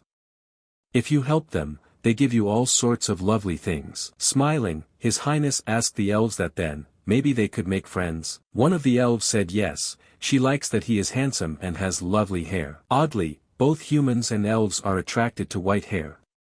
Looking straight into his eyes, one of them said that he was very handsome. Stretching out his hand to His Majesty, the elf began to talk about some pure black color, but Tay managed to intercept it. He said that he was only gone for a couple of minutes, but it seems that during this time words came out of their mouths that should never have been spoken. Looking at the elves with a furious look, Tay said that he had heard that the elves could see through the soul. However, compared to their eyesight, their language skills are very poor, and they confuse colors as well. They can never distinguish between what can be said and what cannot at all. Long Xiu Xiu told her sister that the black color can no longer be spoken of, and asked T to let her go. The guy replied that maybe you should say let go, please, right? So the two of them can see through the soul. Enraging ability, who even invented it? Lazier can't stand this. Is it possible to give a damn about construction and let them go? Sedna entered the room. What's the noise? Seeing the girls sitting on the floor, she asked who they were. His Highness replied that they were the same Earth Elves he was looking for. She said hello and said her name was Sedna. They approached her so close, she did not understand what had happened. The elves hugged her and said that she was very similar to their queen. His Majesty did not know what to do now. I decided that it was better to go to sleep, because the morning is wiser than the evening. Lazier and the elves were asleep. T guarded the dream of His Majesty and the girls so that they would not run away anywhere. But suddenly the girls' eyes opened. They looked at each other and shouted at once that the queen was calling them. She and their home are in danger. The elves flew towards the exit, but Tay stood in their way. Apologizing, he said that unfortunately nothing would work. Without the permission of the king, they cannot step out of here. But then, something strange began to happen to the girls. Hell, these guys are usually quieter than water. But in anger they are terrible. It turns out that something bad really happened to their queen. Then His Majesty suddenly woke up and said that since this is the case, they can go together. He didn't care, and it wouldn't hurt to meet their queen. She's in danger, right? So it's time to go. If something very bad happened, then T will help them. But the guy clearly did not expect such a turn. Why is he surprised?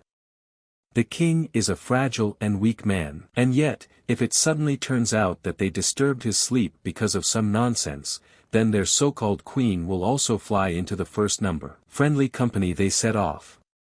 Turning to His Majesty, Wyan said that for no reason at all, going to the lair of the Earth Elves is a dangerous undertaking. The king replied to the employee that he had been a little sad lately, perhaps nostalgia had come. He constantly thinks about his mother. These guys were crying and saying that they wanted to go home, they wanted to see their queen. Did he have a choice? The king has a weak heart. Tears welled up at that moment. Even though he is a prince, he is still a child. It turns out that Wyan didn't understand how he felt at all. Leaning down, he begged forgiveness from his highness. He, like a servant, could not see his grief. Lazier replied that it was good. If he really is sorry, then let him shut up and be a good boy. Having reached the right place, Elf said that so they came. Looking around, the king realized that they were under the solar bridge. Looking at each other, the fairies began to fly in a circle, creating a magic circle. So that's why Tay couldn't find their lair. It's all a barrier blocking their entrance. And, apparently, the elves spread hallucinogenic pollen around. Those who are outside the magic circle cannot see what is happening inside. Approaching the middle of the magic circle, Wyan saw a cliff there, and informed his highness about it. He doesn't know about the elves, but it's definitely impossible for a human to get there. The elf told them not to worry. The queen gives them wings. So that's what it means to give wings. Knowing the king that he would have to go down there in such an unsightly state, he would simply jump down. Wyan agreed with his highness and said that he didn't want to show himself like that in front of others either. Tay replied that thanks to them they would safely get to the lair. Isn't it wonderful? Suddenly, Jackie and his servants entered through the barrier. One of them told the clerk that it was definitely there. If they missed the chance, they may not be found again. Sedna, what is she doing? Runs the risk of being seen by other celestial beings. Seeing a bright light at the end of the tunnel, they realized that they were almost there. The elves confirmed this. Having flown to the right place, the Earth Elves released everyone to the ground. Looking around, they saw bronze statues. The bronze statues are very skillfully made. It would be difficult for elves to make them so accurate without knowing what celestial and demonic creatures look like. Here, from the side, words were heard about what a lovely white hair color his highness has. Turning around, Lazier saw an elf sitting on one of the bronze statues. Greetings, dear guests. Without thinking twice, his highness asked if she was the queen. Right point, her name is Hyun and she is the queen of the elves. The king introduced himself and said that his name was Lazier. A noble lord, chosen by God himself. The elf queen replied that she knew that was not his full name. But Lazier will suffice. She really is the queen of the Earth Elves, since she was able to find out that he was the demon king. The queen replied that she should thank. She always wanted to meet him. Glorious, after all, his highness himself had an interest in her. She asked about what interest there is speech. There are many rumors on the surface that the Earth Elves have outstanding building skills. Arriving at their lair, the king was personally convinced of their authenticity. To be honest, the purpose of his visit was to get these very building skills. For them, happiness is to be recognized by the king. However, by asking him to transfer their building skills to him, he is hinting that he wants to take the elves with him, right? The queen asked what would happen if she refused. Well, there is no trial. Although, he's much more interested now that their lair isn't really in distress. Lazier the Terrible looked in the direction of the Earth Elves. They replied that it really wasn't a lie. The queen confirmed and said that she was indeed in danger. According to him, she is in perfect order. But the queen replied that not everything in the world can be seen with the eyes. She told Lazier that her elves are very fond of everything shiny. They are like butterflies that, smelling a sweet aroma, flock to insects and plants. Turning to his highness and the guests, she asked them to look at something. A gem appeared in front of their eyes. His highness replied that no, it was not him. Sedna didn't understand how it got here at all. The queen replied that the elves picked him up on earth. Sedna was at a loss. What does she want to say that they found on the road? He was thrown, puts without protection. If they left it there, it would either collapse or fall into the hands of people. She could not believe it, saying that this could not be, that it was a lie. Lazier tried to calm her down. His highness said that he knew perfectly well what it was. And that there should not be the fruit of the next heavenly king, the fruit that is revealed on the tree of the heavenly world Yggdrasil and from which heavenly creatures are born. In this case, it is the birthplace of the next generation of the heavenly king. The egg is still small, but the king clearly feels the energy pulsations. Unable to stand it, the king asked the queen of the earth elves, did they really pick him up on the road? She answered yes. He just didn't have the words. Do they know how dangerous the bomb they brought to themselves? The queen replied that of course. His Highness inquired why was the egg shown to him at all. She said that the heavenly beings had misunderstood everything. They believe that the elves have stolen their child. What fool would believe they just picked him up? Turning to the king, she asked him to take the fruit for himself. Lazier was very surprised. She replied that if the king agreed, he would lend him elves with better construction skills. Her character is much worse than he imagined. The king said in confidence that he does not tell everyone that he has a disgusting character. So she should be ashamed. He did not understand. Why did you have to pick up something for which you cannot be held responsible? Suddenly he destroys the fetus, what will they do then? She's terrible. Wyan couldn't figure out what the sinister energy and pressure was. It's even hard for him to breathe. His Highness was clearly angry. The queen said that she knew he would not harm this child. Lazier asked why did she get it. The Earth Elf Queen replied that she saw it that way. If he refuses, then there is no choice. Since the fetus came to them, it means that it is destined to become part of their family. There are no other options, they cannot throw away the egg, just as they cannot prove their innocence. The king said he didn't care, let them do what they want. Sedna begged them to return the fetus, otherwise there would be big trouble. She turned to the laser and asked him to at least say something. He knows what kind of egg it is he just going to leave?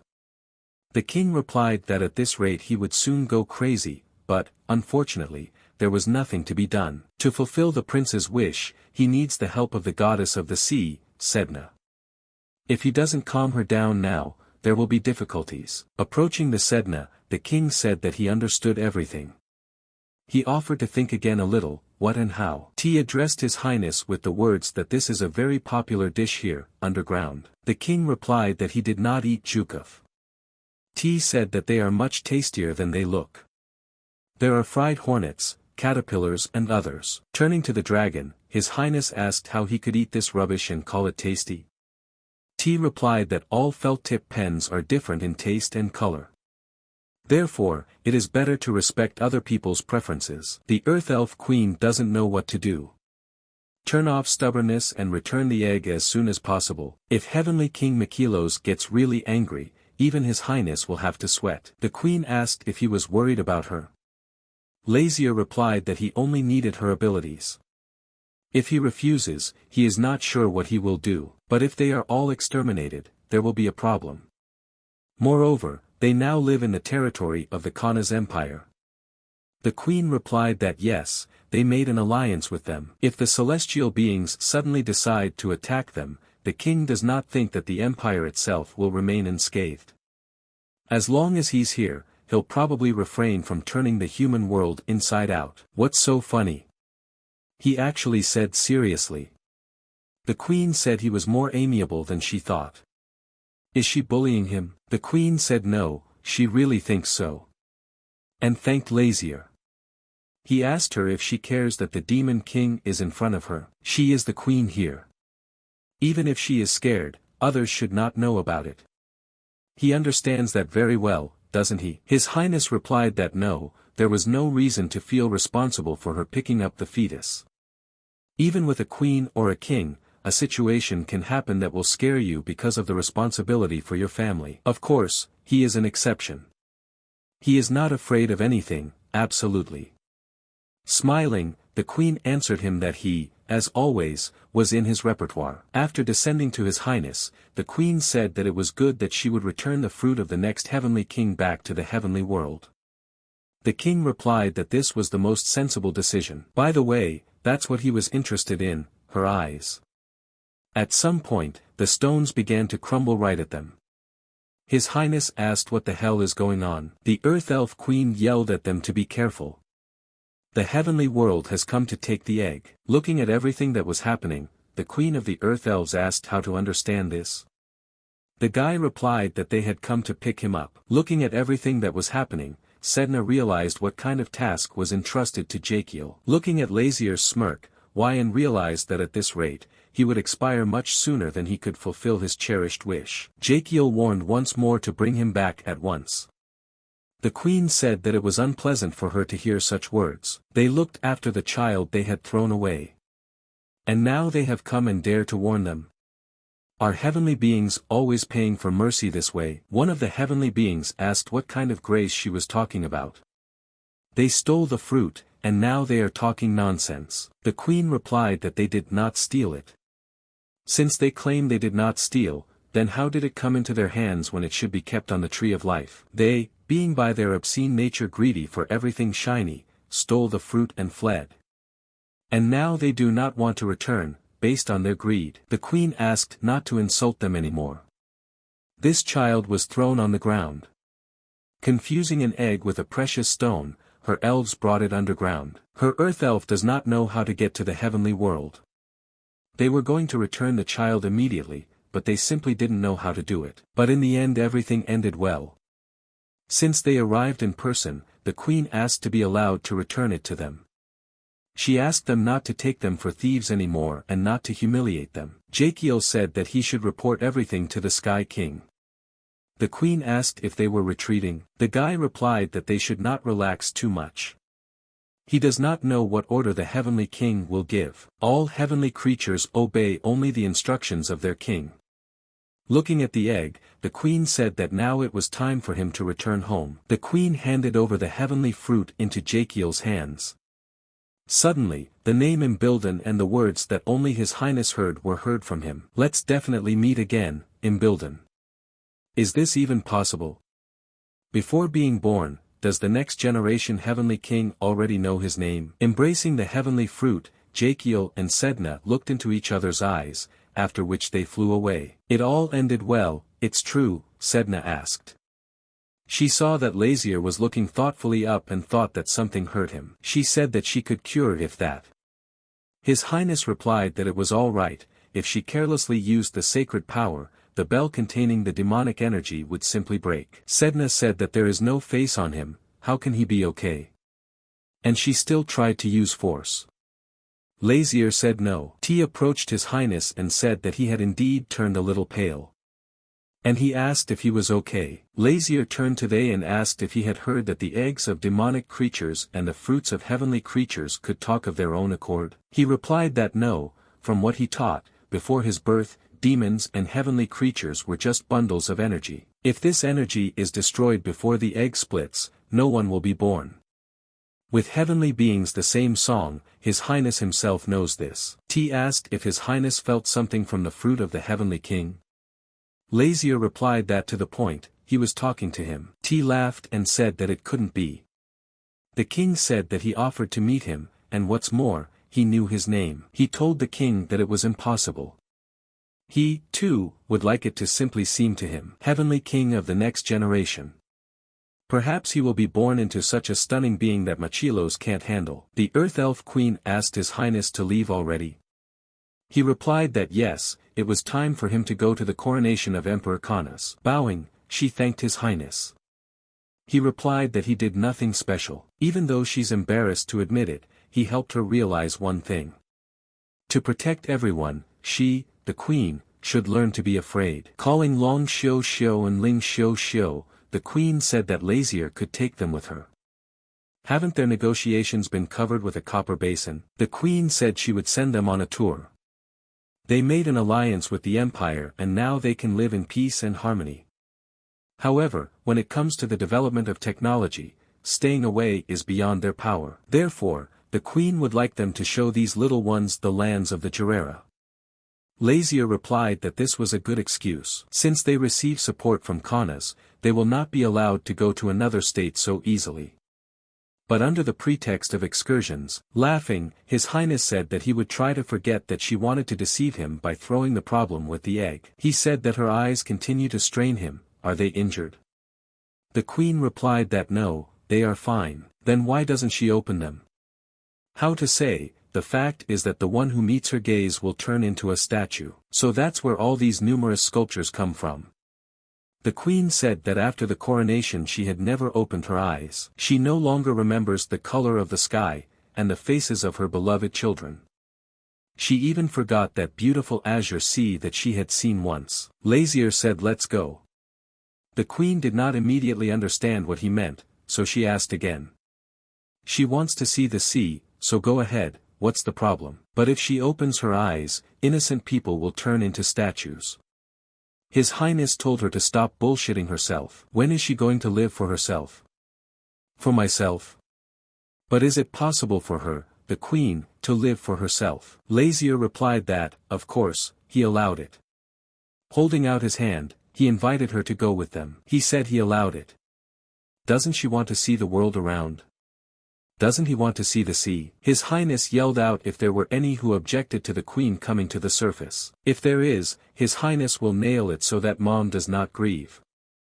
Well, how? It's enough. The queen said he was very strange. His Highness asked if the queen was ready. She answered yes, but even glad that she just left her shelter. Her desire was not just to be on the surface, for the sake of her kind, she lived for 500 years with her eyes closed. Therefore, he has every right to make his dream come true. His Highness said to slowly open your eyes.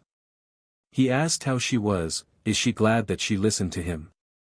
The queen answered yes. Falling to the ground, the queen screamed no, what is he doing? Turning to her, His Highness asked if she could hear him.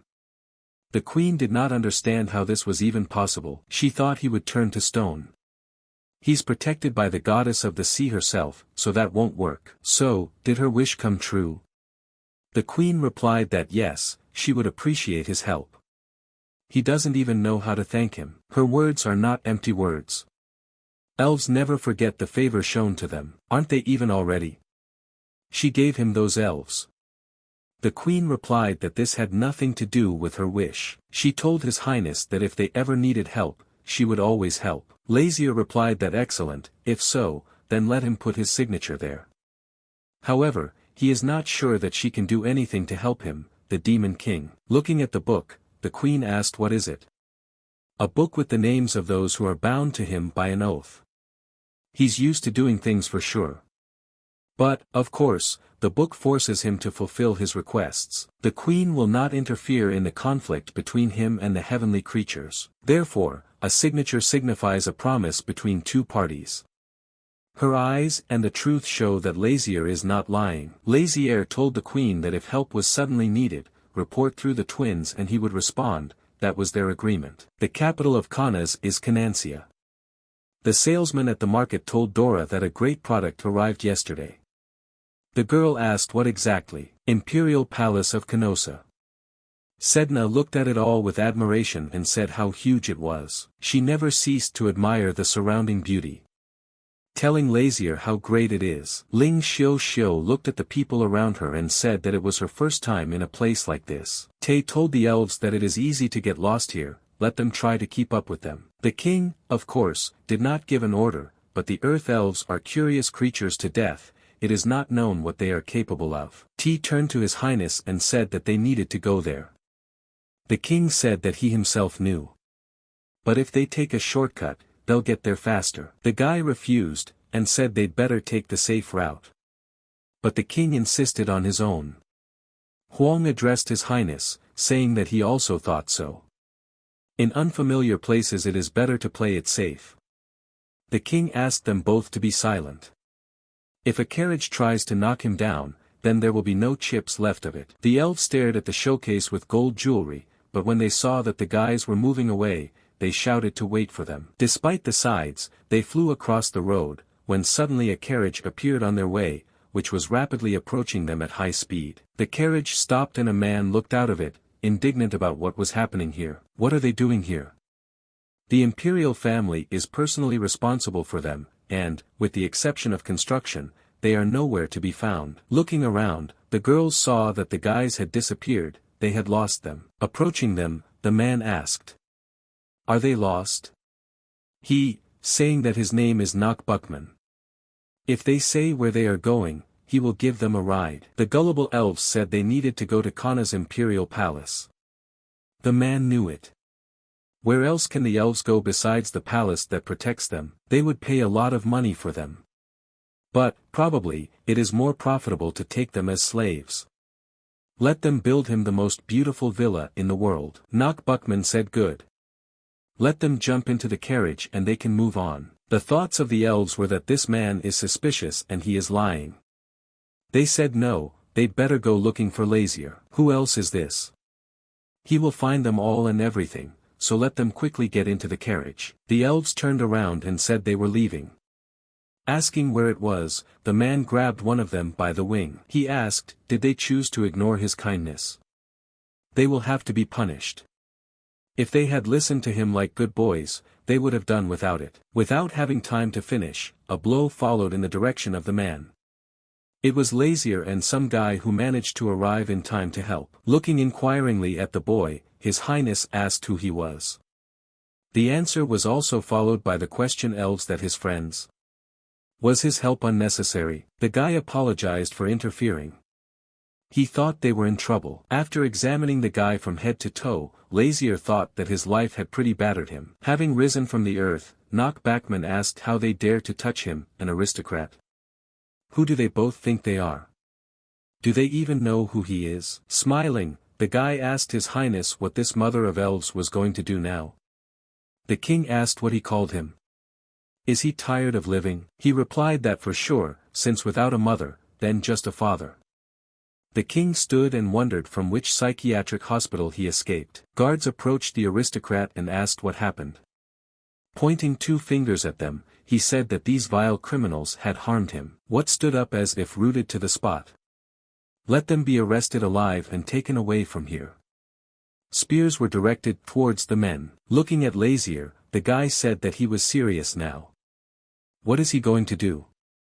The king did not understand what he was talking about. Does he have anyone to rely on, since he dragged an aristocrat off his feet? His Highness replied that he does not need anyone, he always counts only on himself. He laughed out loud and said it was great. Fully agree with him. The king replied that he should stop neighing like a horse, otherwise he would be the first to fly off. And after all, His Highness just came to his liking. The guard stood with a spear outstretched and told them not to resist, but rather let them surrender. Was it he who ordered His Highness not to resist and better to surrender? Then Wyan called out Your Highness, ran towards him and drew his sword and cut all the spears with it. Standing next to the king, he shouted a lively weapon to the ground. Before them is His Highness the Prince of Gerera. Prince of Gerera. When they came to their senses, the wanderers saw guards around them. One of them said he seemed to have heard that the current prince had a rare white hair. The aristocrat was surprised. Prince? That sucker is the Prince of Gerera herself?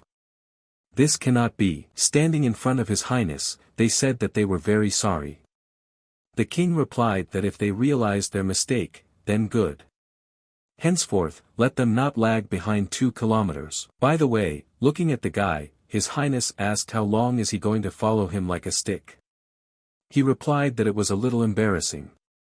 He helped him, doesn't want to say thank you. His Highness replied that he did not remember asking for help. Looking at the king with interest, the guy asked if he was the Prince of Gerera. What, is he running? I understand that His Highness came to the coronation of the new emperor. He ascended the throne because he killed his older brothers and 2 very young sisters. Let him spit on him. Is such a person worth congratulating? Angered, His Highness asked if he would congratulate him or curse him. What difference does it make? The guy said everyone was acting weird. A tragedy happened, and people, like crazy, hurry with congratulations. Isn't it obvious? If there were those who protested against the new emperor, most likely, by this time they were all lying under the covers of coffins. He told His Highness that he was an interesting guy. Turning around, he hurried to leave, saying that it was hardly worth waiting for a word of gratitude. You can't say otherwise. Why is everyone saying goodbye to him lately? Tired after a walk, the girls stretched out on a soft bed. Seeing that Lazier changed clothes, Sedna asked where he was going. Wyong said that it was getting late. If His Highness needs security, he can escort. The king replied that he had planned secret surveillance in the imperial palace. The guy asked what? The prince replied that nothing. Just go for a walk. Let them not worry about him and go to rest. Wyan insisted on taking at least a servant with him. They can look down on him if they see that a prince from another state is walking alone in a foreign palace without servants. The king thought about what Wyan had said correctly. Here only in words congratulations and coronation. In fact, a real diplomatic war. In the world of demons, in addition to clarifying relationships by force, it was not possible to force others. So he forgot that people have a so-called psychological war. Turning to Theus, the king invited him to go for a walk. You don't want to be locked up, do you? The princess from the kingdom of Frederick, located on the ice mountain, has skin as white as snow. Does Frederick really have a spirit of snow and ice? Seriously? Oh, how romantic. By the way, the girls asked Princess Ivga if she really met His Majesty the Emperor in person. The princess answered yes. They saw him when she arrived at the imperial palace. He is a very considerate gentleman. Because of the thin clothes, she was shivering from the cold, and His Majesty the Emperor offered her his cloak. At that moment there was warmth and tenderness in his eyes. Those dazzling white hair, graceful features and skin like snow-white jade. God, is that gentleman by any chance not the Prince of Gerera? One of those sitting said that she was right. I heard it said that he arrived at the palace today. Approaching the king, the girl asked for forgiveness. She asked if it was by any chance His Highness Prince Lazier Lu Gerera Rodville, who received a blessing from the goddess of the sea. She is the first princess of the kingdom of Frederick. Her name is Ivga del Frederick. Lazier said that he was usually approached on some matter. The girl explained that a wonderful day was coming, so they decided to talk. And she offered to sit with them. But in truth, when she heard the news of His Majesty's presence at the coronation, she wanted to personally greet him. Opportunities to meet the Prince of Gerera, a fantastical island impregnable to outsiders, are rare. The king agreed. Sitting at the table, Lazier decided to hurry things up, and said that friendship is, of course, good, but the time is late, so he suggested ending the meeting with 2 questions to each other. The girls didn't know what to ask.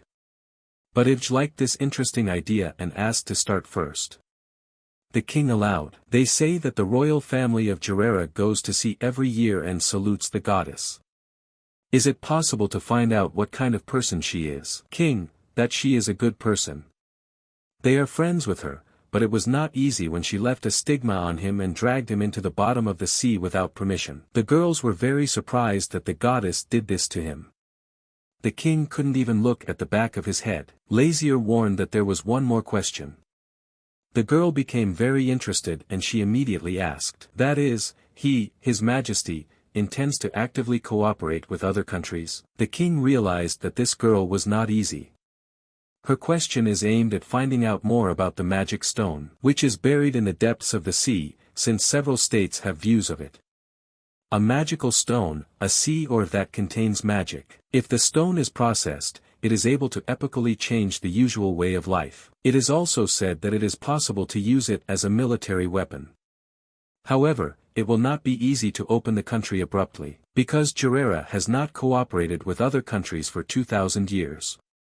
Due to the fact that there is a goddess that protects from external enemies, there was no need for applied magic to wield a magic stone.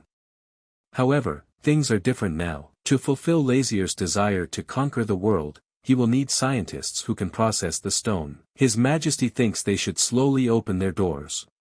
Therefore, the first step is to build an underwater tunnel leading straight to the Kanas Empire. This idea seemed dangerous to the girl, because if they enter into an alliance, then no one can resist them. Since the questions have come to an end, now it's his turn to ask.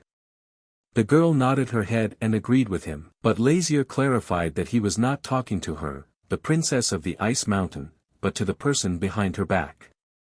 Let's salute His Majesty the Emperor. The Emperor apologized, he was going to tell at the next meeting. Lazier asked that when he became emperor, did he make fun of aristocrats? Or is it a new hobby? Putting bad aristocrats in their place is not a hobby, it's his forte. What a narcissist. The emperor emphasized that he did not allow to switch to you. Does Lazier think this is rude? The king apologized, but does his majesty want him to start paying respect to him? No, everything is perfect for him. It's been a long time since the emperor spoke so calmly to anyone. Well, if the emperor wants it, then so be it. But he clarified that with whom he communicated very closely, it became extremely uncomfortable after he got the title of emperor. All of them, as if stung, fell face down and babbled, "Your Majesty, but is it right for someone who will soon be officially crowned to wander back and forth through the streets?" King Lazier asked. The emperor replied that if he stayed even for a day in this stuffy place, he would go crazy. But why, then, did he help those two earth elves? They are nothing to him. The emperor said that they reminded him of his younger sister and brother. If they were alive, they would have grown up like those elves. Brother, sister and mother are the only family that supported him.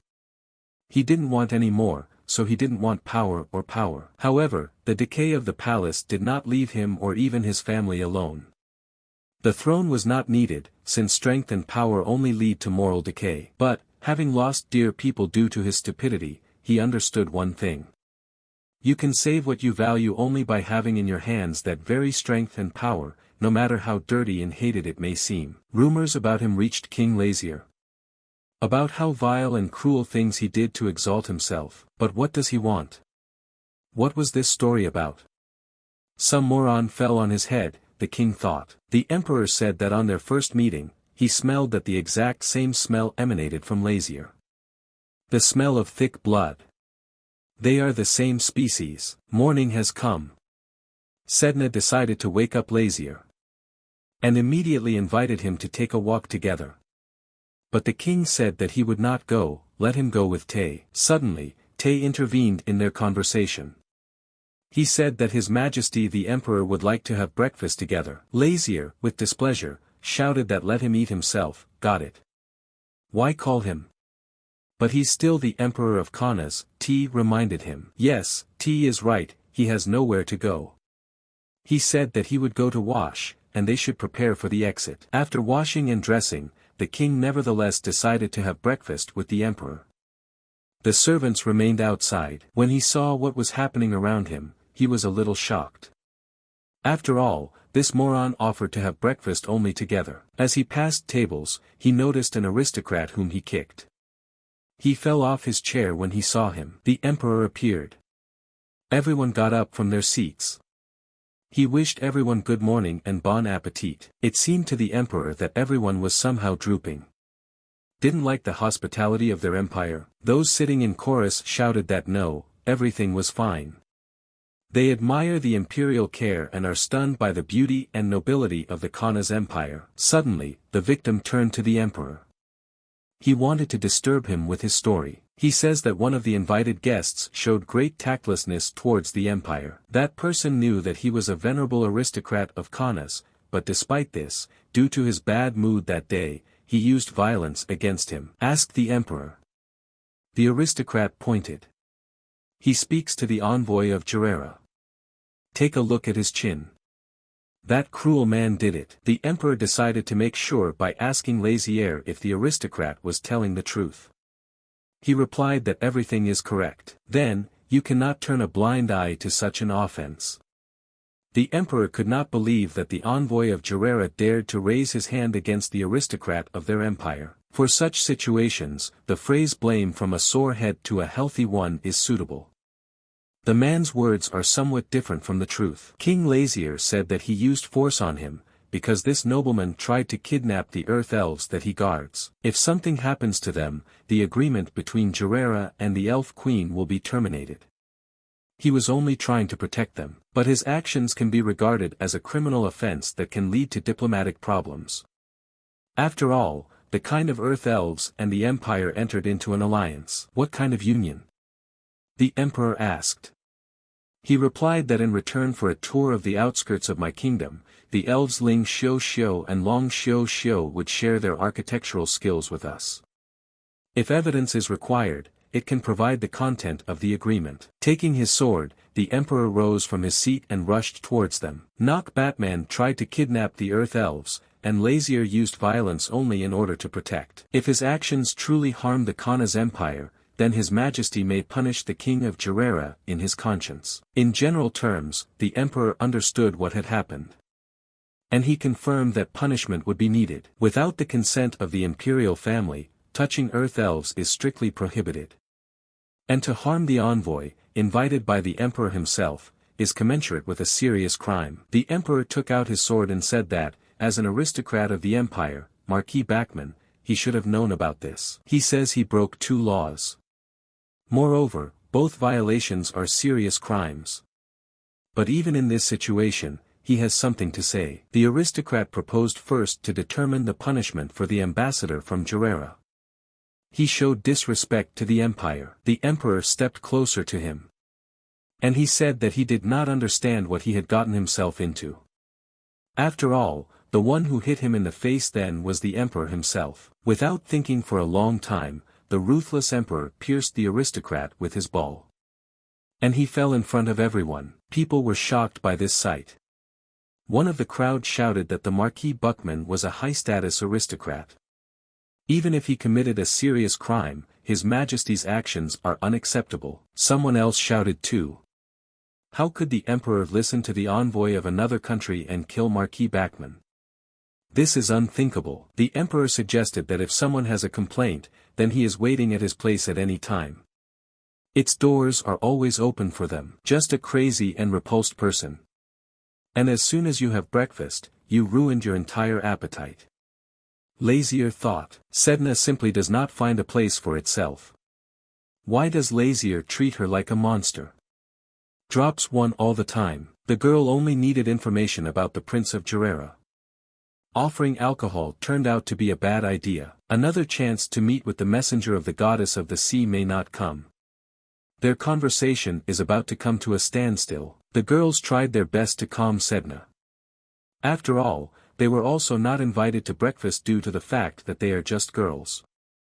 Can have fun with them. Suddenly Sedna ran to the balcony. She saw that the moon had risen. The girls did not understand what she was talking about, because it was still early. What could be the moon? Having shown it, she said that the moon is not in the sky, but in the pond. The moon appears to be underwater. Sedna decided to pull her out and return in an instant. She was lucky she found it. The girl went into hysterics.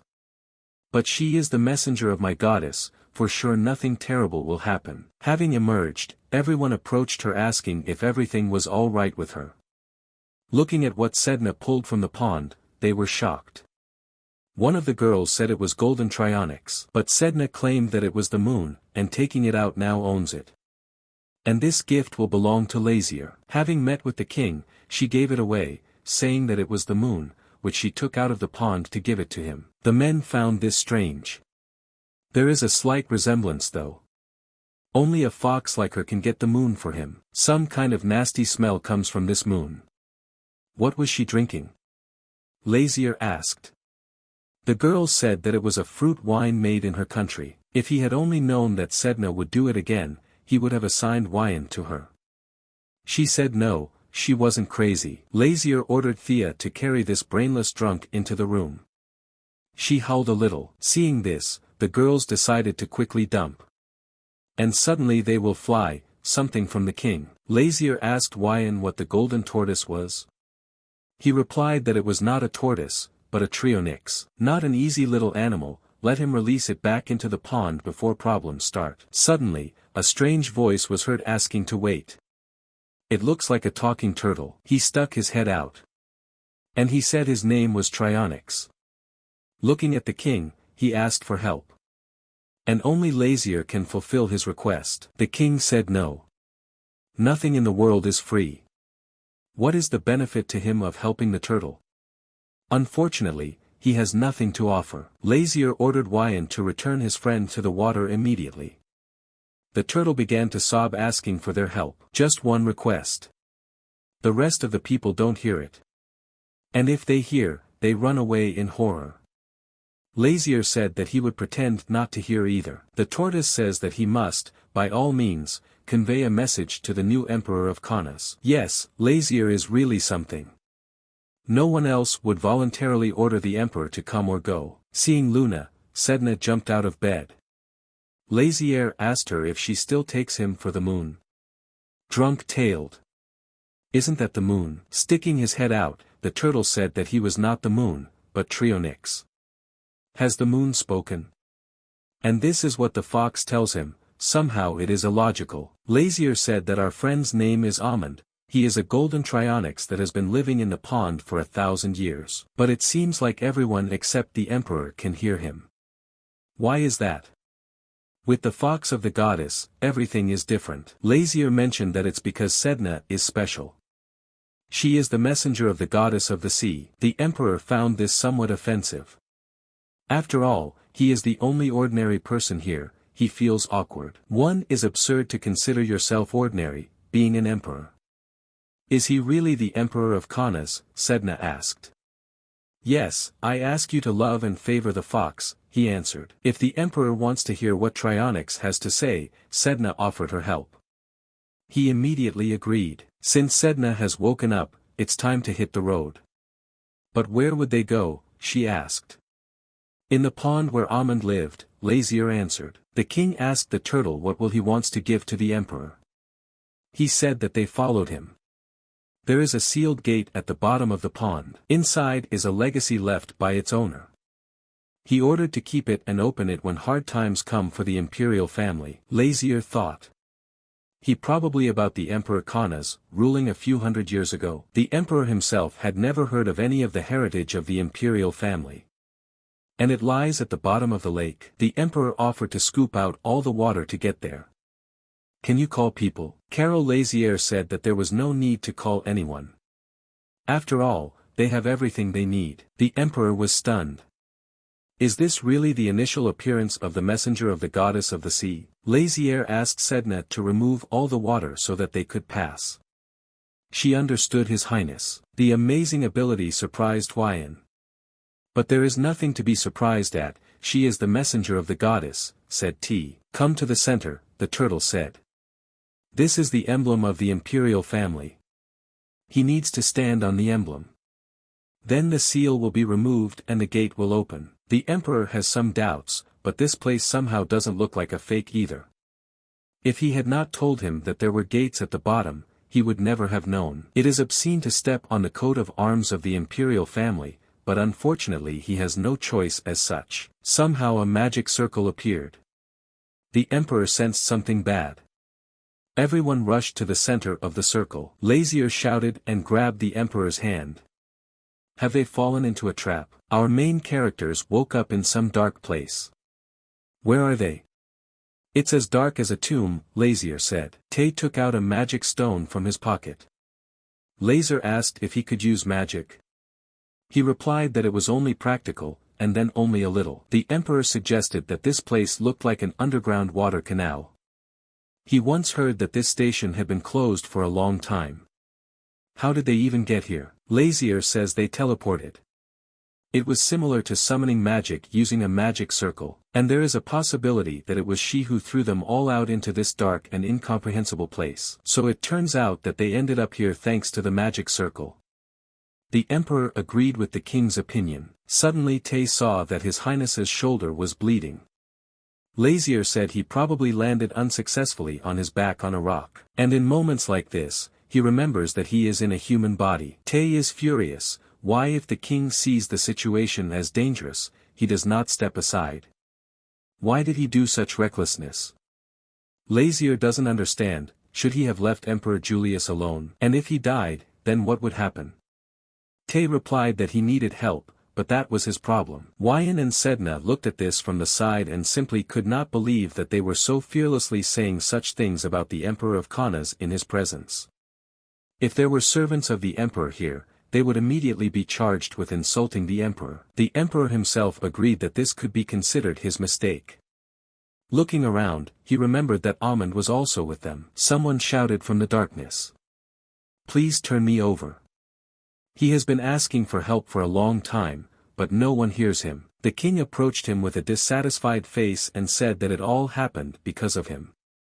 How can they get out of there now? Lying on his back, he answered him that you can enter at your own will, but you won't be able to get out so easily.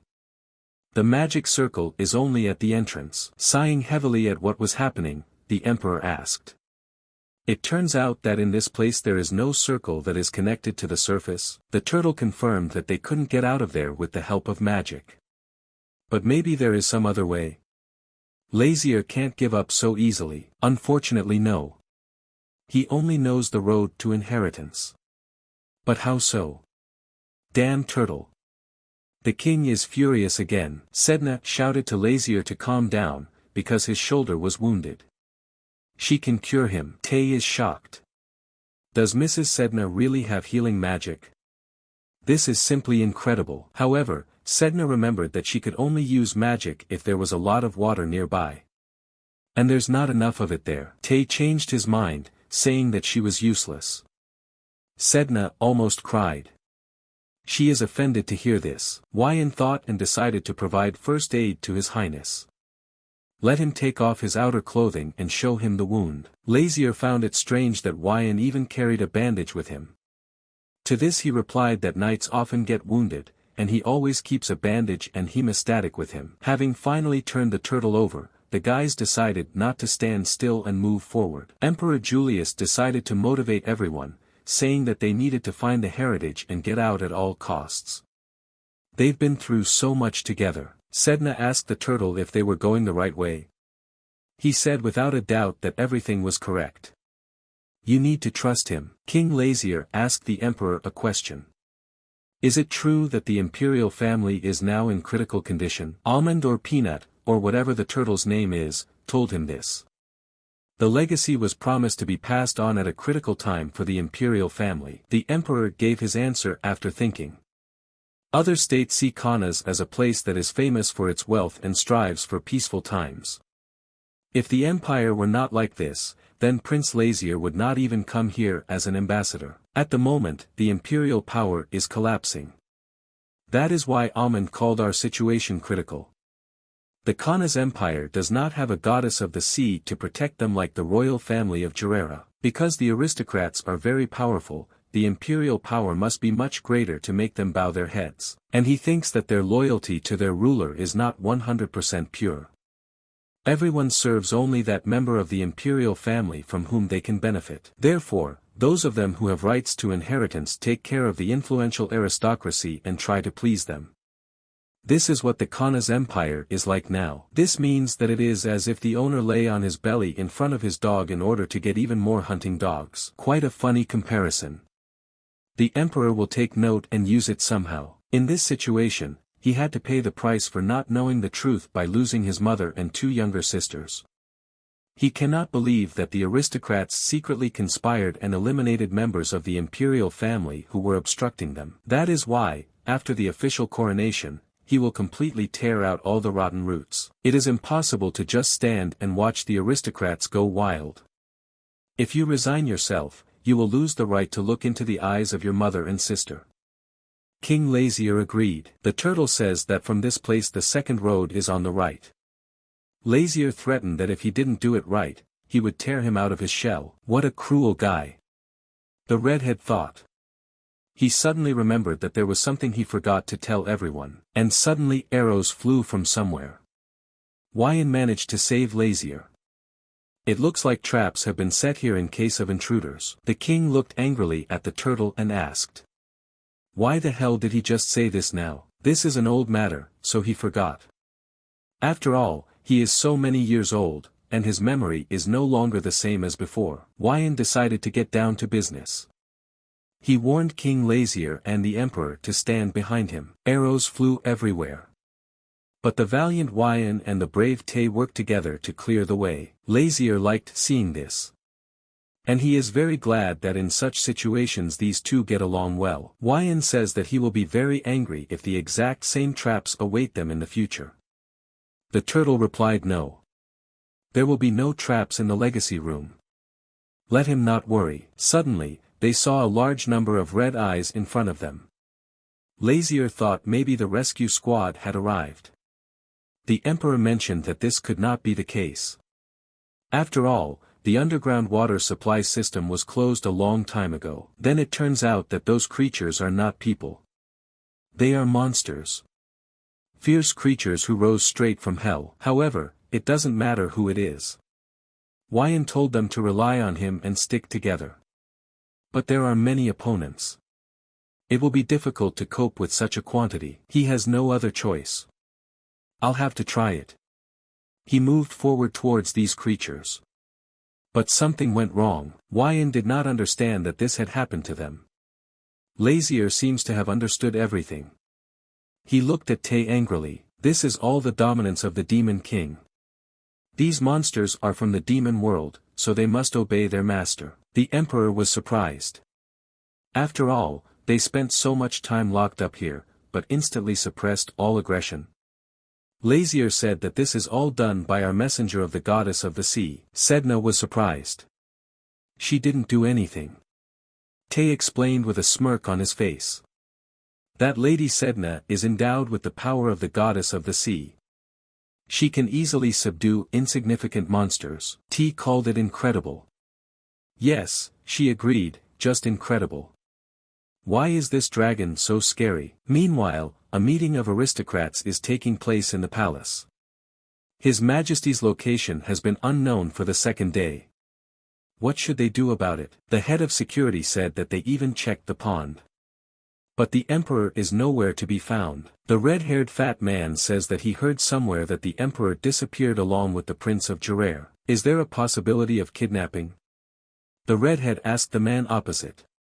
He told him that he didn't think so. According to the witness, His Majesty was not taken away by force. They hoped that girl's mouth was covered.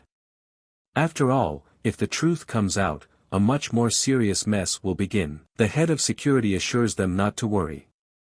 He intimidated her, saying that if he revealed the truth, an interstate conflict might arise.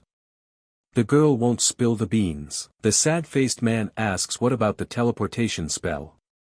Scientists have not yet revealed the true essence of that magic circle. The head of the guard said that the place where His Majesty disappeared is a canal connected to the heritage that has been kept in the imperial family for 1,000 years. And scientists will not be able to figure everything out so easily. The man with the beard decided to ask everyone. Doesn't it seem to them that all this is only for the better? The man in the blue suit immediately asked. Duke Elgar, why does he speak so confidently? The Duke asked. Looking at him with evil eyes, he immediately became silent with fear, like a hamster. The Duke wanted to talk about a group of commoner mercenaries called the Dragon Sword, which His Majesty brought into the palace after slitting the throats of his brothers. Is it unpleasant for them that such low and pathetic people are still in the same palace with us? That's why the Duke wants them dealt with while His Majesty is away. What do others think? The Dragon Sword Squad is the most powerful fighting force in the palace, serving only the Emperor. Duke Elgar offers to cut off their limbs during His Majesty's absence. With a smile on his face, the man in the blue suit decided to address him again. Your Excellency, as always, solves a complicated matter in no time. Great idea. Then first we should cancel their coronation. Standing up from his chair, the Duke said that this was not necessary. Everything will go as planned. If His Majesty does not appear on time for the coronation, doubts will arise regarding his succession to the throne. The Duke respects the decision of such a changeable His Majesty Julius and proposes to elect his deputy. What other deputy?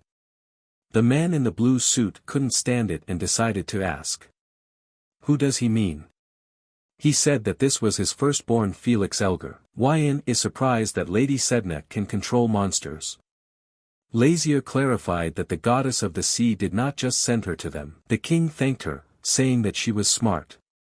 After all, it was only because of her that they were able to get here without any problems. Sedna found it strange that King Lazier himself praised her. Because she didn't do anything. The turtle shouted at the top of his voice that they had already arrived. Opposite them are large doors with an emblem. Approaching the door, the Emperor asked how they could get inside. He saw neither a handle nor a key slot. Lazier ordered Sir Wyan to break down the door. I obey your highness, answered Wyan. Julius thought that this was amazing skill. With a simple blow, he cut this semblance of a block of stone. There are no such craftsmen even in their Dragon Sword Squad. Lazier rushed forward through the boulders. Wyan shouted to the king not to go alone, but to all go together. Upon entering, the torches lit up. Looking at them, Sedna was surprised, because these are the same torches that react to people. She has not seen such for a long time. Finally they got there. This is the very place with the heritage that the turtle spoke about. Looking at the walls, on which the hieroglyphs are depicted, T did not understand what was drawn there. On the wall, Lazier saw a sword that looked too much like him. Taking out his, he saw that they were absolutely identical. Let in general terms, all swords are similar to each other, however, the coincidence is too obvious. The drawing was made from it. Approaching the king, the emperor asked what kind of sword this was. He replied that this is the national treasure of Jirera, Kawa. He got it from his father. It seemed strange to him, why were Jirera's treasures painted on the wall in the underground channel of his empire? Sedna at that moment approached the king and the emperor with a turtle on her back. She said that the picture shows the sword of the demon world. Lazier was surprised. What other sword of the demon world? Almond was sure that this was what his owner called him 1,000 years ago. The king asked, then what is this pipe next to him? The turtle replied that this was the pipe of the heavenly world. Pipe of the heavenly world.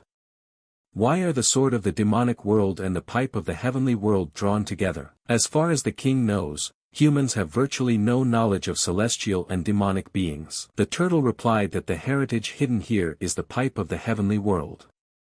It's in that box over there. Almond turned to Julius Kanas. If he really belongs to the Kanas imperial family, he will be able to open the box. Is his family's legacy inside? Approaching the box, he opened it and saw the very instrument of the heavenly world. Is this the pipe of heavenly peace? The legacy his ancestor left 1,000 years ago. Julius said that it looked like nothing special. An ordinary pipe. Turning to him, the king asked him to blow into it. Who knows, maybe if he says my name is master, something will appear. The emperor replied that he did not know how to play instruments. And who asks him to play? Let it make any sound.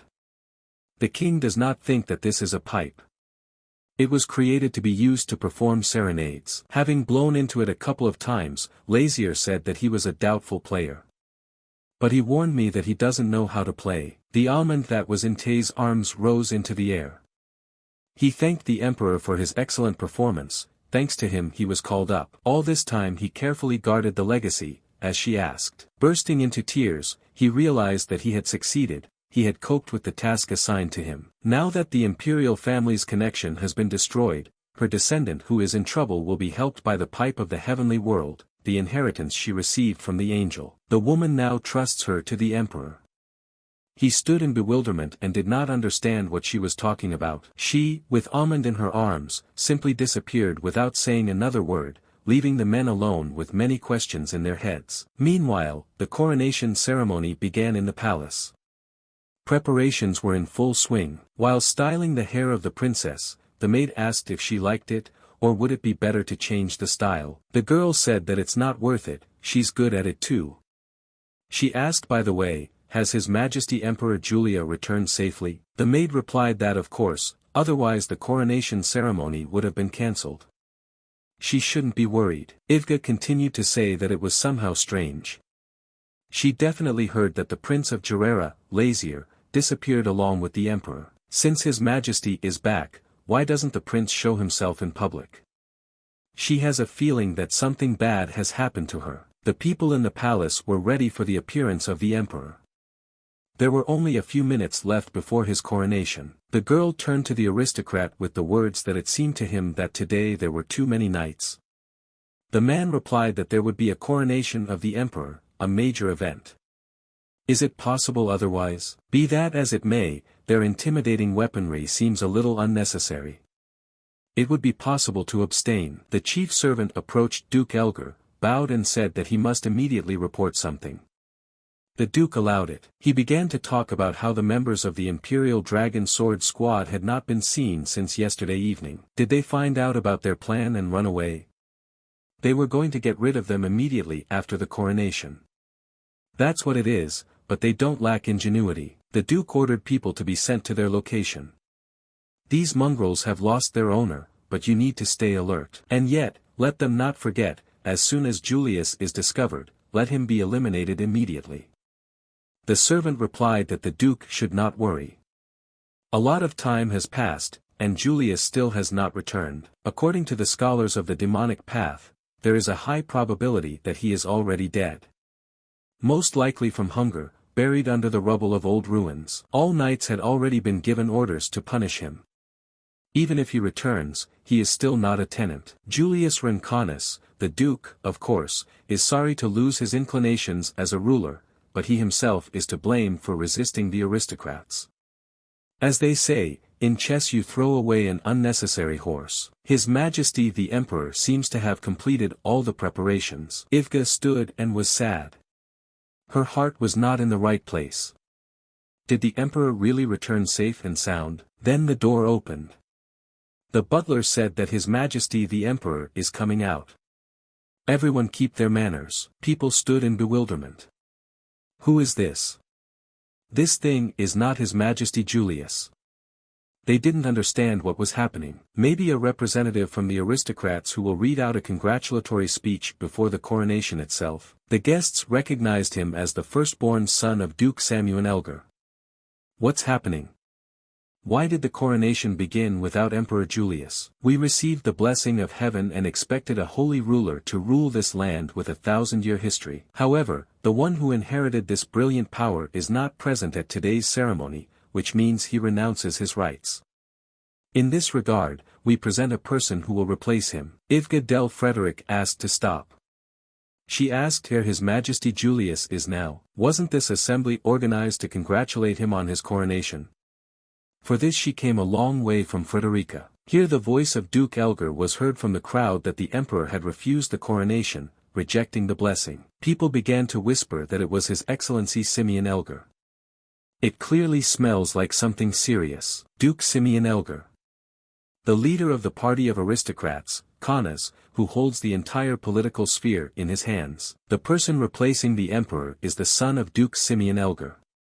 The Duke planned to take as an excuse the disappearance of His Majesty Julius, and make his son ruler of Kanas. Ivna said she heard that His Majesty Yulia was missing.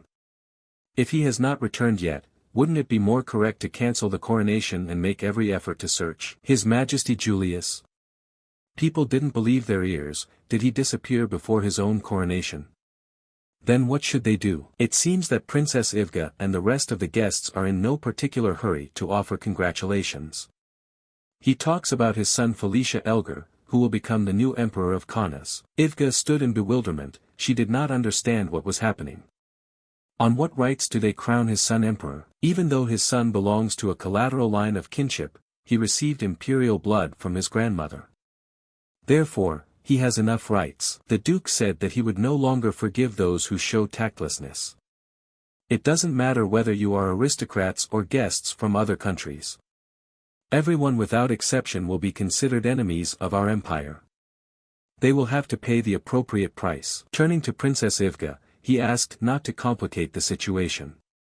Doesn't the princess of the small state of Frederick, who is located on the outskirts, want to become the Empress of Kanas? He told her if she kept quiet, they would think about her place in the harem. The princess stood looking down at the floor. Felicius Elgar, come forward, deputy who has inherited the blessing of the God of heaven. Ivga stood and thought about His Majesty. Where is he? Will he have time to arrive for his own coronation, and is everything okay with him? Willingness to inherit shining authority. The one who will take on this will. Then the door to the palace opened. Sorry, I'm a little late. He, His Majesty Emperor Julius, appeared in front of everyone, safe and sound. Walking along the red carpet, he cut it with his sword. The Duke clearly did not expect to see Emperor Julius alive. With a grin, he asked Duke Elgar what was wrong with his face. It was as if he had seen a ghost. His Highness said that he was ready to listen to all his excuses and apologies. However, this does not mean that in the end his head will remain on his shoulders. The Duke began to shout at the employees. Why did they stand like a pillar? They immediately pointed their spears towards Emperor Julius. And he is fearless, since he bares his teeth in front of the emperor. Yulia did not expect that there was a much more crazy person in the palace than him. He couldn't believe that the servant who was supposed to help him, who would have stood at the origins of governing the country, was so openly committing treason. He only thinks about his empire. Isn't the fact that he decided to put his stepson on the throne a betrayal? The Duke shouted that the Emperor himself was to blame. Hid until the day of the coronation, which was promised in the name of the God of Heaven himself. Is he now blaming the Emperor for everything? They broke the law that the previous Emperor respected. They also cut the throats of both their brothers and countless subjects. With the sword that is now on his shoulder, he waved away the imperial power and stained the palace with blood. They can no longer acknowledge him to their overlords. Since his words are completely true, he will not reject them. However, he thanked Duke Elgar for blowing himself up.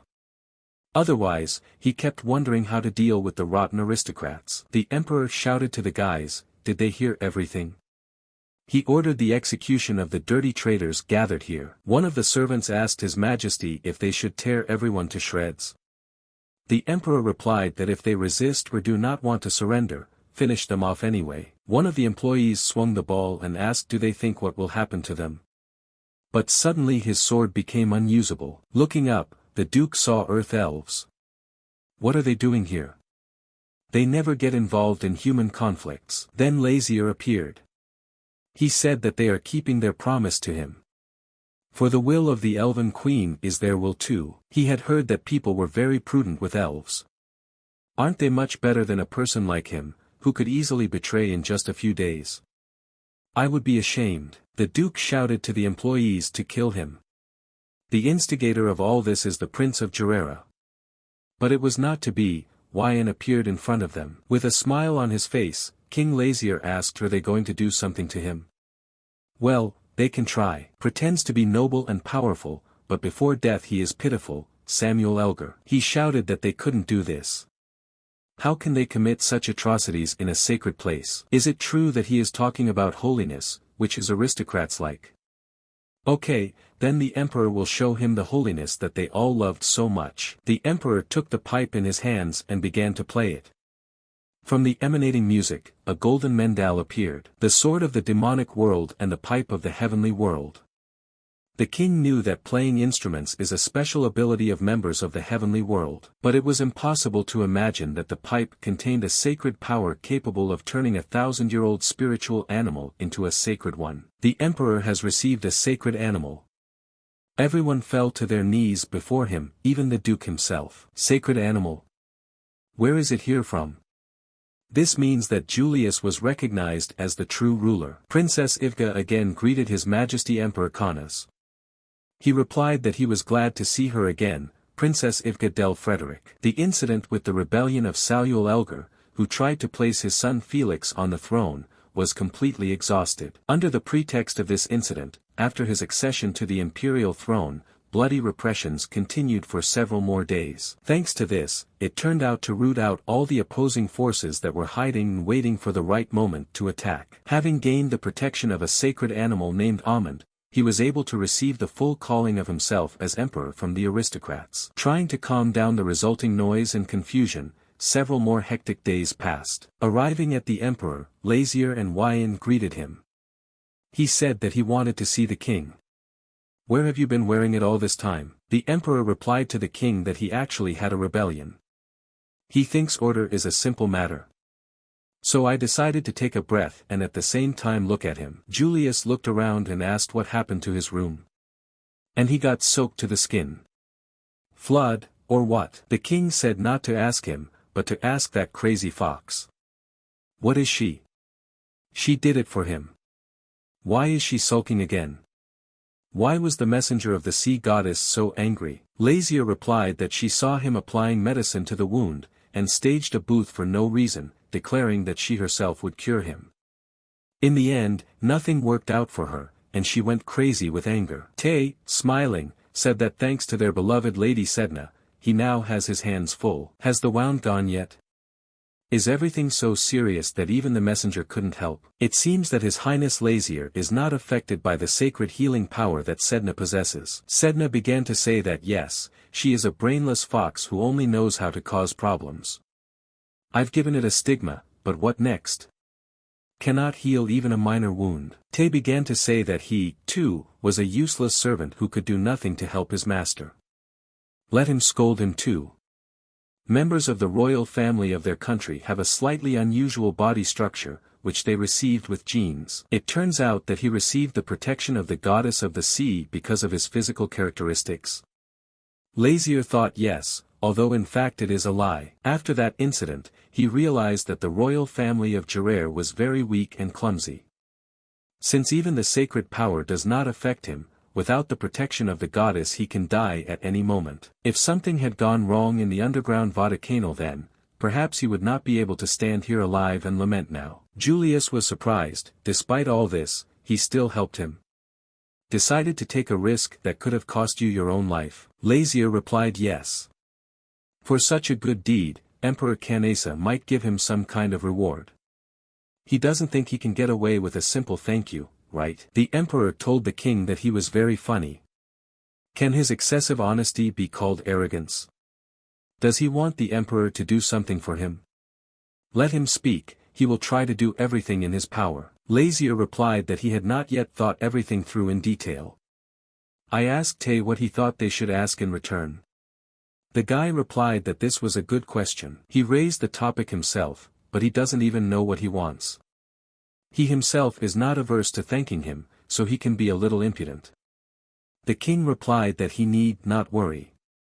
He will rip off as much blood as he has shed. Julius said that after listening to the king, it seems that he helped him not because from the very beginning he wanted to get something in return. So why did you save him? The king replied that he just wanted it that way. Do you really need a reason to save someone? Looking at Lazier, His Highness invited him to become his younger brother. The king clearly did not expect such a proposal. What's wrong with that? Julius will be the older brother, and he will be the younger. He wants what Lazier did. Julius replied that he wanted him to become his younger brother, and he would be the elder. The king stood and thought, what is this crazy bastard talking about?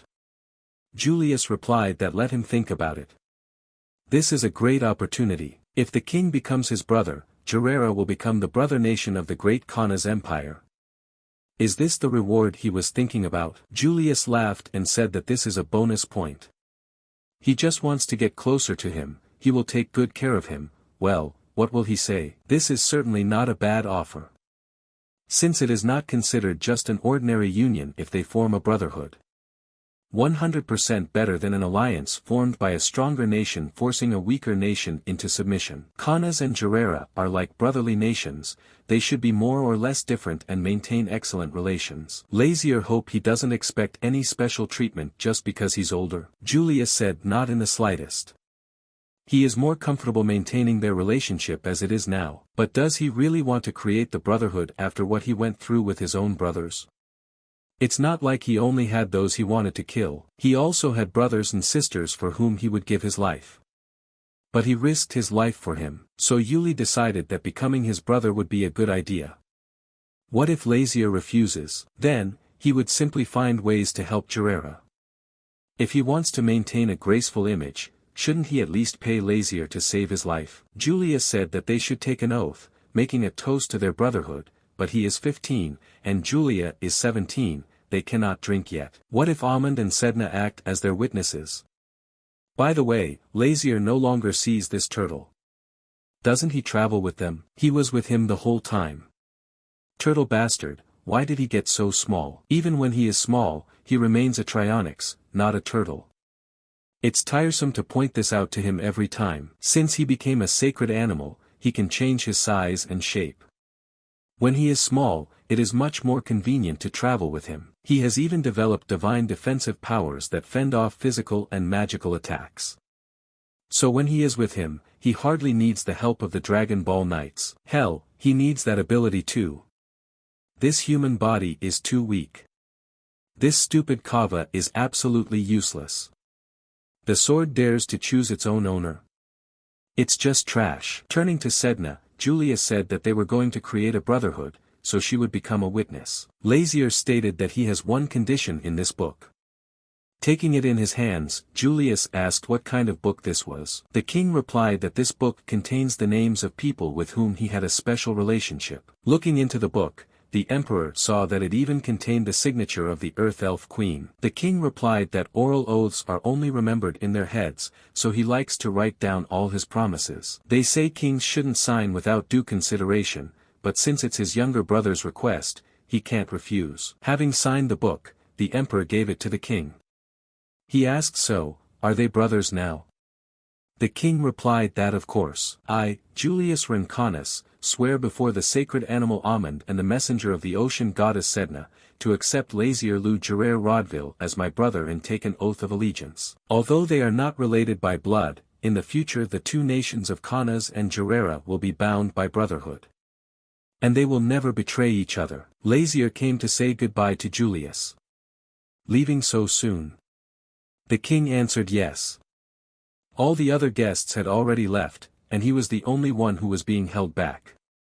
His wound is almost healed, so he returns to Gerera. By the way, the king heard that Julius was getting married.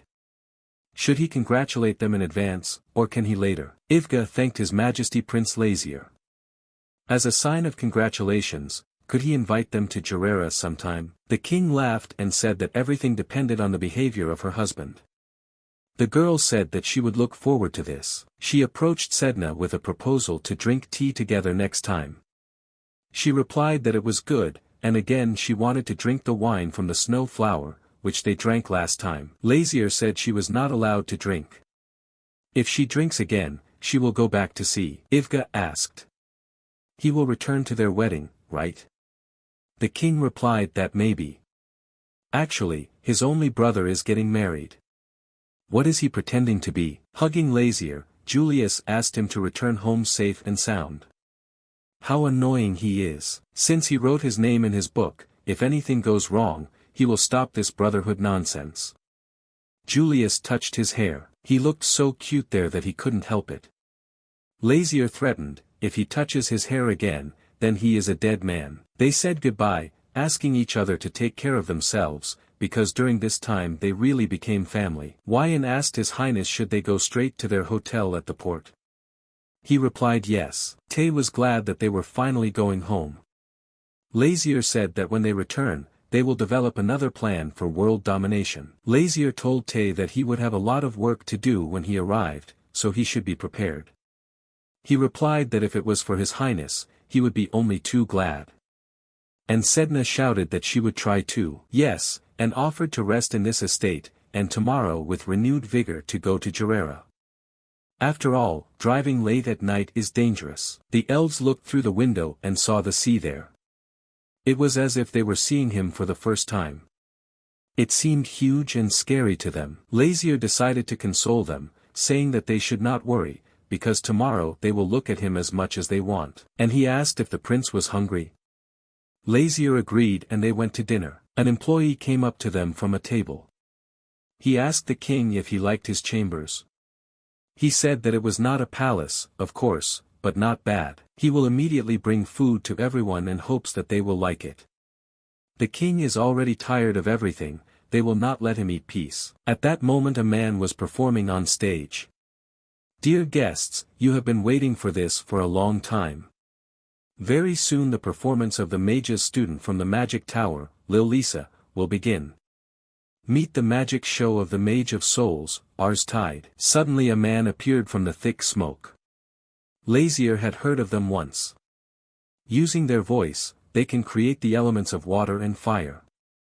With angels and demons cannot be compared, but for people this is the closest title to magic. They don't have mage engineers? Asked King Wyan. He replied that there are, but they are not very suitable for such places. Collecting a magical mechanism in front of everyone would be strange. Does the king need to find a mage engineer? Yes, he thinks that it would be nice to have both earth fairies and the mage engineer on the team. Wyan got an idea. He thinks it would be better to look for him in the magic tower then. This soul mage is also from there. In magic towers they train not only magicians, but also magicians and engineers. All its natives are free and are not under the oath of any state. Wyan assumes that it will be difficult to convince him to join. But the king is not going to convince anyone. And the main thing for him is to find someone worthy, and then we'll see. The guys decided to use a little force by grabbing his hands. The king asked him a couple of questions.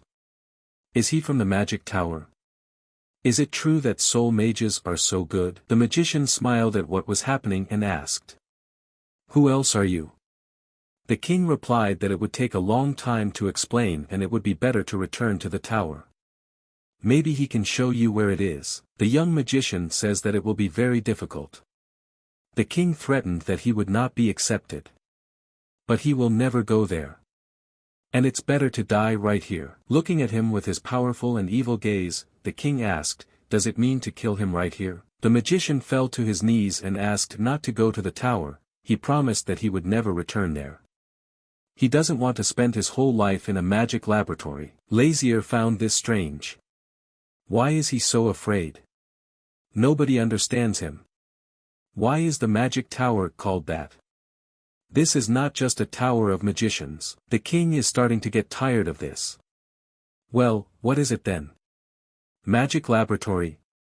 No. The magician finally decided to confess. This is a tower that sucks all the blood out of you. Is that why he ran away? Seriously? The guy replied that he did not run away. He was simply saving his life.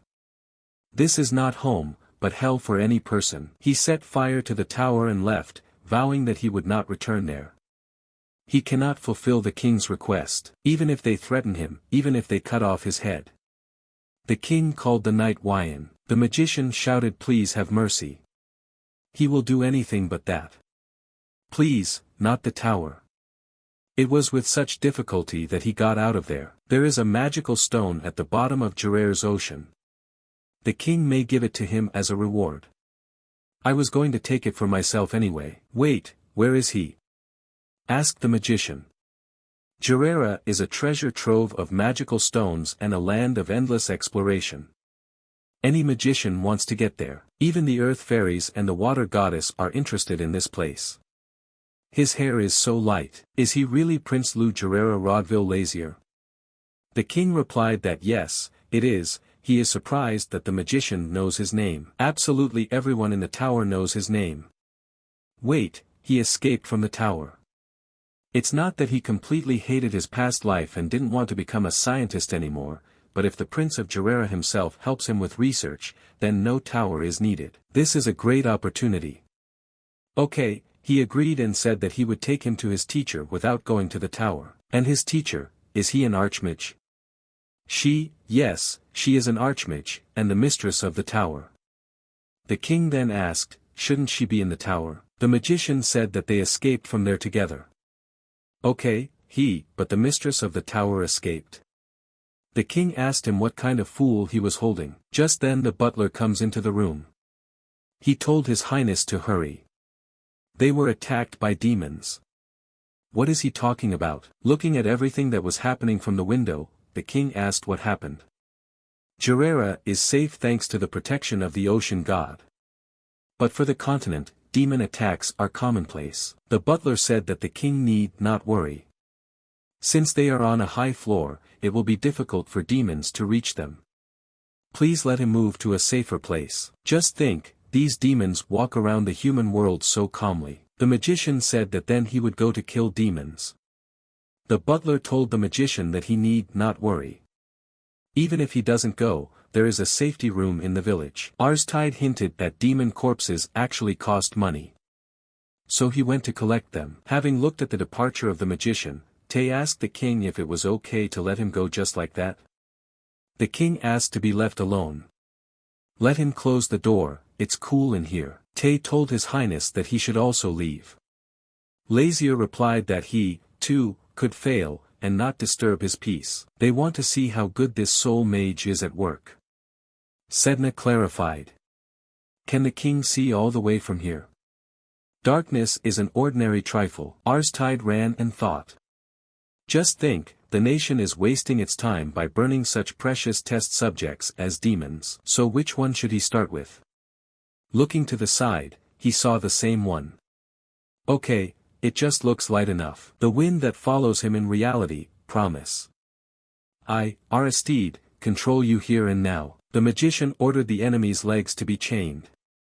Summoning a windy axe, he pointed it towards the demon. He hit it and fell to the ground. The knights rejoiced with happiness. This is a wizard from a magic tower, with him victory will definitely be on their side. He realized that if he attacked them at the moment when their strength was almost exhausted, it would be easier than ever. The knights thanked the magician. If it weren't for him, they would be in danger. Let them make sure that they receive their reward. Arstide told them not to worry and to leave everything to him. Looking at all this from the window, the king said that he was better than he thought. Apparently, he doesn't just talk much. So, is this the last one? The guy thought that he needed to collect all the corpses and move to another place. One of the knights called the magician. He told him not to worry, because he would finish soon. Before he could finish speaking, he saw him. What is this creature? He had never seen anything like it. Before he could come to his senses, the dragon immediately grabbed him and rushed up. He asked to be released, but the dragon flew higher and higher. At some point, his grip weakened and the magician flew down. Seeing this, the king said that he was a stupid magician, what an amateur. Turning to Tay, the king asked if he had seen. Let him go with Sedna and check whether this fool is alive or not. If he is still alive, then let him be brought here. Not having heard the entire conversation, Sedna asked the wizard, is he dead? The king replied that he was not sure, but he would definitely die if they left him there, so he said to go after him. Lazier thought that this idiot's teacher would appear if he was in danger. But she's nowhere to be found. Tay asked what about his majesty. He replied that he was going to look at a place with Wyan. The guy said that he also wanted to go with his majesty. The king replied that no, he must go and find out where this wizard is. If Sedna goes alone, this cunning wizard will trick her into healing himself and then run away. Lazier said that then he would trust Tay. He promised not to let His Highness down and to do everything as he ordered. Turning to Wyan, His Highness said that it was time for them to go. Having agreed, he said that he would take everything upon himself. Then, out of nowhere, demons appeared again. Wyan managed to react in time and protected His Majesty. Lazier asked who dared. Even though they are low-ranking demons, how dare they not recognize their master? Wyan turned to His Highness and asked how he thought he could retreat to a safe place. The king asked me to wait, he is trying to decide what to do next. Lazier said it was decided. He is not so merciful that he would just leave. He does this not for the sake of humanity, but for the sake of the contract. Standing behind His Highness, the guy said that he would protect him. Has His Highness always wielded a sword so skillfully?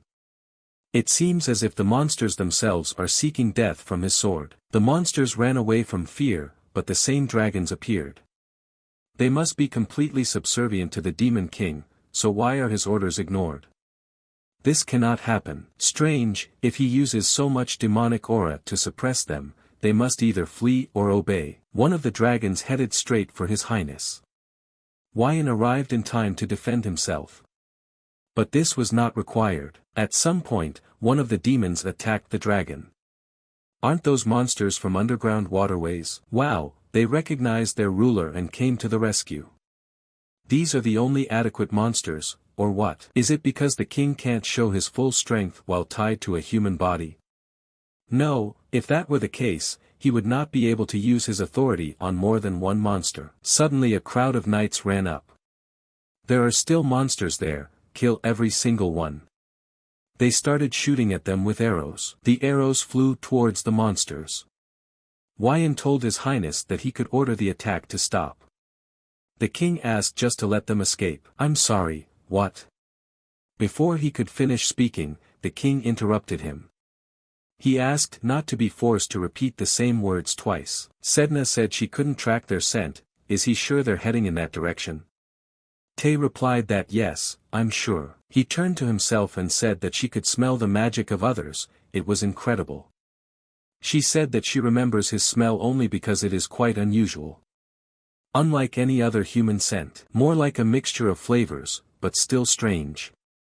Laughing, Tay asked what smell he had. Sedna said it might be a repellent scent. He laughed and said like this. Just a faithful servant of his master. Pointing to a house to the side, Tay said that over there. This is the place where that wizard fell. They ran to the house and looked inside. Going inside, Sedna said that his smell was very weak, but she could smell it. Although, it's so dark here that you can't see anything, Tay said to follow him. The darkness has no effect on him. He saw something flying towards them.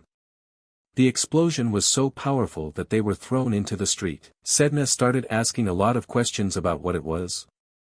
Then they saw a silhouette and heard a voice. "What do we have here, child?" "And a little fluffy one." Suddenly attacking a child and a furry cutie, isn't it too much? Looking at them with a piercing gaze, she asked, "Are they guilty?" "The ones who tried to attack her cute little student, Aristide." Tay replied that not at all. They are here to save him.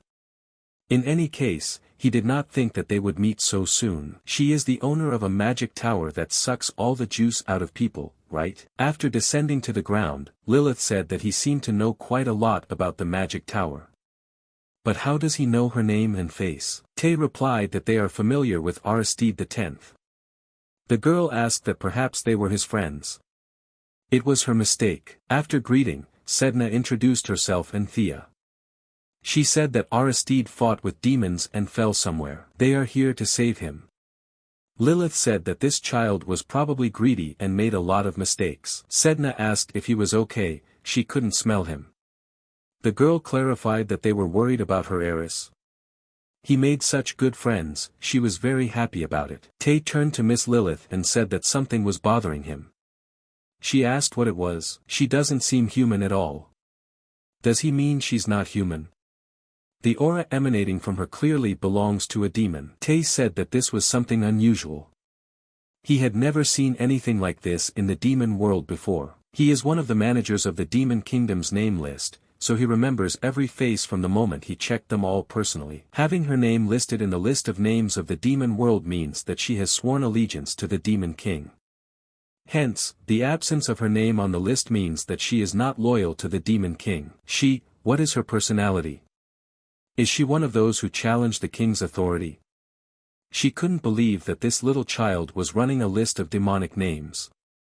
So, he's a demon. She tried to attack Tay, but he quickly reacted and struck back. He was clearly ready for anything. She asked him to wait and just listen. But there was no stopping him. He said that he would do it later, after he had torn her to pieces. He hit her with incredible force, she simply flew to the side. She asked him to listen to what she had to say. Tay asked, is she still pretending to be human while being a demon? Don't worry, he will finish her painlessly. Sedna intervened in the showdown. Tay asked her to step aside, because he must eliminate everyone who betrayed the king. But she insisted on her own, saying that they had come to help Aristide. What if he was nearby and suffered from their attack and died? She's sure Lazier will be angry. Tay said that it's good, he will give Lilith the opportunity to justify herself. Relaxing, she said that finally they could talk. The girl said that yes, she did wrong by saying that she was a demon.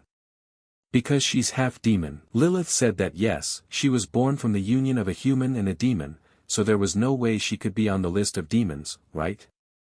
After all, she had never been to the demon world. She is a human who is not accepted by the human world and a demon, which cannot be part of the list of demon names. Unfortunately, she has no place in any of the worlds. She knew it would happen sooner or later. Then Lazier appeared out of nowhere. He told Tay that he actually sent him on an errand, and he was playing here. Sedna was delighted and jumped into his arms. After asking His Highness for forgiveness, she said that they had encountered a small problem. Approaching the girl, the king asked if she was Lilith 10 from the magic tower. Looking at him, she only thought about how beautiful his silver hair and eyes were. Is this guy Prince Gerard? The king said that now he understood everything. She is one of those who explores the soul of a demon. The one who made the assumption about the human soul must be Aristides X. Lilith said it was incredible. I understood this the moment I saw her. But he doesn't look like an ordinary prince. Sedna did not understand what Lazier was talking about. He replied that especially, standing right in front of them, was the one they were looking for, Aristides X. Everyone stood in bewilderment. This woman is the same wizard they have been looking for so long. Nobody clearly expected this. The girl said that it's true, there are two personalities in this case. The man is Eris, and the demon is Lilith. When one loses consciousness, the other awakens. Therefore, they share their life together. Lazier clarified, which means they know about each other's existence. Were they born this way? Lilith answered no. Not much time had passed since Eris woke up. He will turn 25 this year. She is Lilith, she has lived for 125 years. When she turned 60, she realized that she had not changed at all over the years. It was then that she discovered that she was not an ordinary person. One day people almost killed her, considering her a witch who received power from a demon. Her head was broken and her body was torn into pieces, leaving her to die in the valley of death. Ironically, it was the demonic abilities that were responsible for everything that allowed her to survive. Then Eris appeared when she was 100 years old. Lazier said that he had seen many personalities, but he could not have imagined that her race and gender could change so much. Sedna was surprised, she also hears about something like this for the first time. In this case, does this mean that not only the mind switches, but also the body changes between feminine and masculine? If you think about it, Eris said that he set fire to the magic tower and escaped, why didn't she stop him, is the owner. She said that Eris loves learning and research more than anyone else. He says he's sick of the magic tower, but he treasures it more than anyone in this world. She is shaking, then why arson? She replied that if he had not set fire to the tower to get rid of her once and for all, he would have wanted to return. Lazier said okay, he wanted to live there, but what about her? She's not sure. They're just wandering around aimlessly, just like now. Does he know that life doesn't always give them what they want? The king asked. It turns out, they both simply have nowhere else to go, right? His Majesty proposed to make a deal. She, the mistress of the magic tower, provides him with a good and responsible engineer for Gerera. In exchange, he provides her with the required amount of magic stones. Asking for forgiveness, Lilith said that the Alliance magic tower was exclusively for wizards. They will not help a particular nation for personal or social gain. Then the king will create a personal place of residence for them. Just let her decide whether she wants to live the life of a human or a demon. He clarified, she does not like his proposal. The girl replied that this is not so. She just wonders what authority he has to give her this choice. A half-demon can't just pick one side because it prefers that. His Majesty said that his middle name is Embildon. He is a great demon king. Is this not enough for her? Eris did not understand. What is the reason that he is going with them? What about his free will? Lazier asked him to be silent. The teacher sold it. The guy shouted that he didn't like it. He will never agree to this. He infuriated everyone around him, the king even suggested throwing him into the ocean. Sedna didn't understand how these guys invaded the village. They looked seriously wounded. The king replied that no, these are different bastards. They are among the attackers of the invading monsters. They are such nice boys, did they protect Lazier?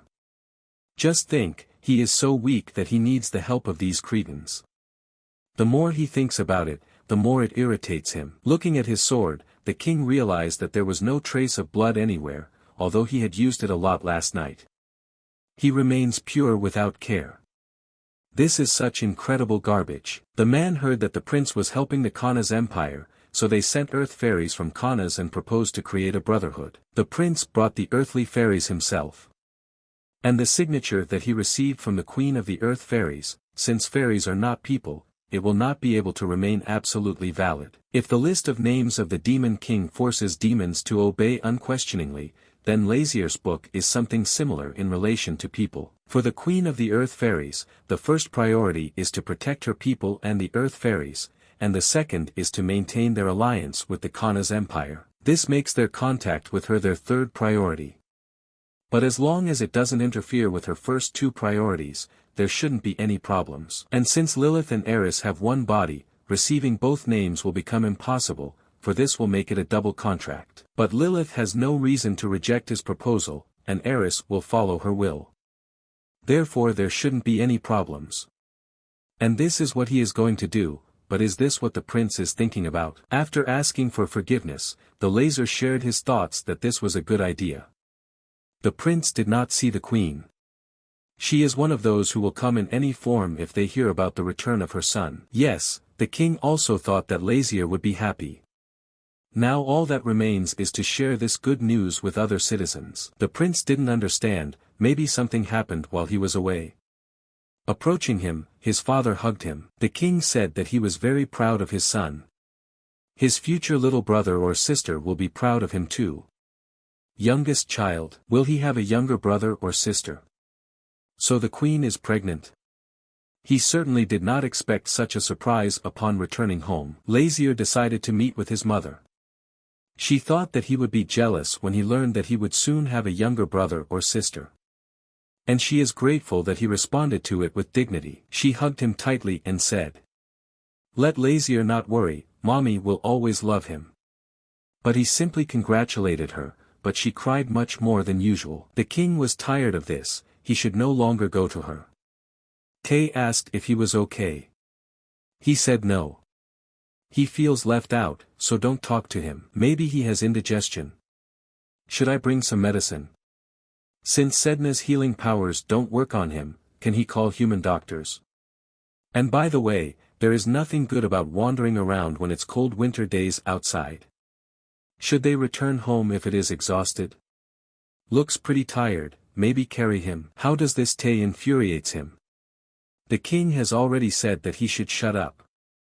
How long should he repeat this? Walking in the garden on this snowy day, Lazier reached out his hand to catch a snowflake. So this is what the snow phenomenon is. Looking at this, all one decided to ask. What happened to him? Is he seeing snow for the first time? He answered yes. There is no snow in the demonic world. It's exciting. Isn't it pretty? Sedna heard that there are spirits in this world that cannot be seen with the naked eye. Perhaps these spirits are raining snow from the sky. The king agreed, it really could be the spirit of snow. I thought of everything, that the laser would be annoyed, having learned what is difficult to see. The prince replied, there is no rule that says that something does not exist just because it is invisible. Along the way, they met demons. Tay knows that they lied when they said that Sedna cleansed them, but monsters are monsters. And it seems they went a little too far, leaving them to the coachman. How his chatter irritates the king. It's called white lies. So he made him write his name in the book. The coachman will be able to take good care of the monsters. What they really should be worrying about right now is the worthless bastards who don't obey the king. It was very strange. Because monsters are born from the powers of the demon king left over from the creation of the demons. And he does not understand when demons challenge the king, after all, they have minimal rights to do so, however, this should be impossible for monsters. Yes, he needs the royal book of names for them. They must obey absolutely all his orders, but the bastards, obliged to obey him, suddenly attacked. But what if the problem is not the monsters? The king suddenly remembered one person, his name was Soulharder. He asked Theus, that suspicious researcher from the temple who had delivered the order to summon the demon for his contract. Where is he? What happened to this bastard? Tay replied that he was still looking for him. But the real problem is the temple. He doesn't know the reason, but they continue to deny the existence of such a person. First of all, they asked why he was looking for him. But does the king know that he cannot say this? Calling the demon is prohibited by law. If they found out that the prince had summoned the demon, it would have caused a big explosion. The image he has created for himself will be destroyed in an instant. The king began to have headaches. He knew something was wrong with that body. What a bastard. Lazier turned to Tay to think about it. He mentioned this before. These monsters must obey the orders of the demon king without question. But did they attack him? Yes, that's true, Tay agreed. This only means that the demon king must be someone other than himself. It was ridiculous when a man called him.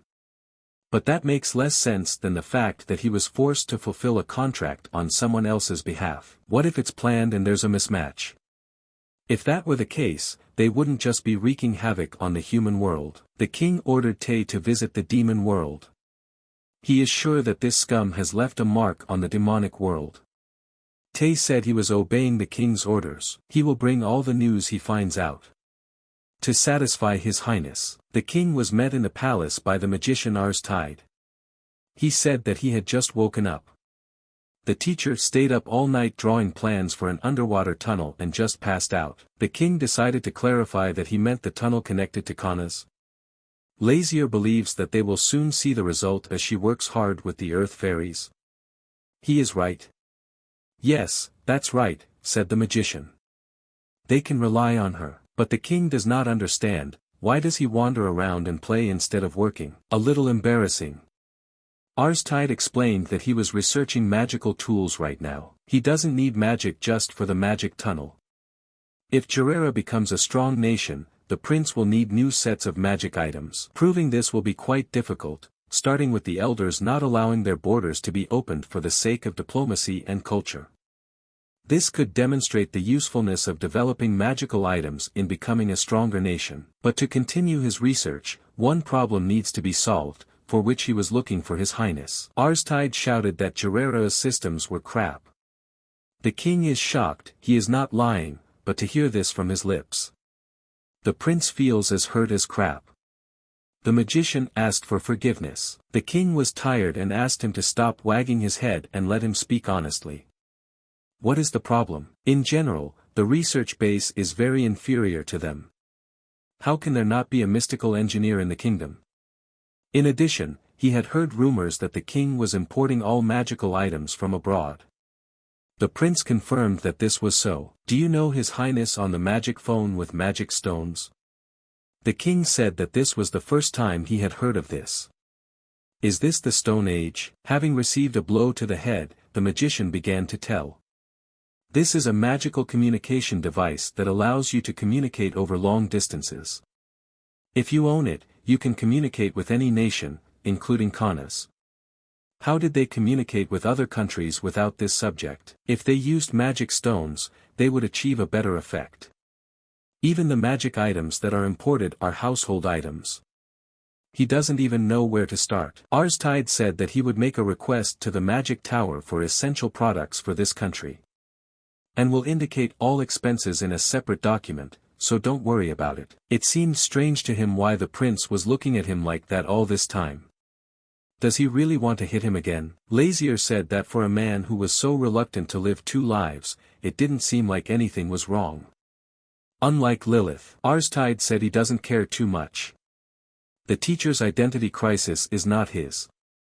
Lilith cannot read his memories, but he knows everything. What she feels, her mood and even the most intimate thing that she would like to hide. Lazier asked if, at 25 years old, he has all the memories of 125-year-old Lilith. Yes, the magician is sure that the teacher also hated it at first, but despite all this, she accepted and protected him.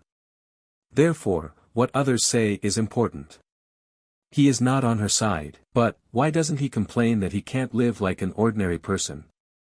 This seemed strange to the king. He replied that how could he not be afraid? It's been a long time. Now he is perfectly fine. His life with the teacher is much more meaningful and happier.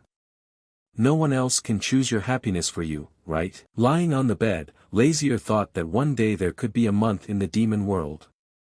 He wondered how long he had been there. Jumping onto the bed, Sedna saw that Lazier was also there. She said she loves his new room very much. It is much more spacious, and the bed is much larger. His Highness told Sedna that he would go to the meeting, but returned too quickly. Why is he so tired? The king replied because things weren't working well enough, and he can't just do what he wants. The king replied that he would like to, but there will just be chaos.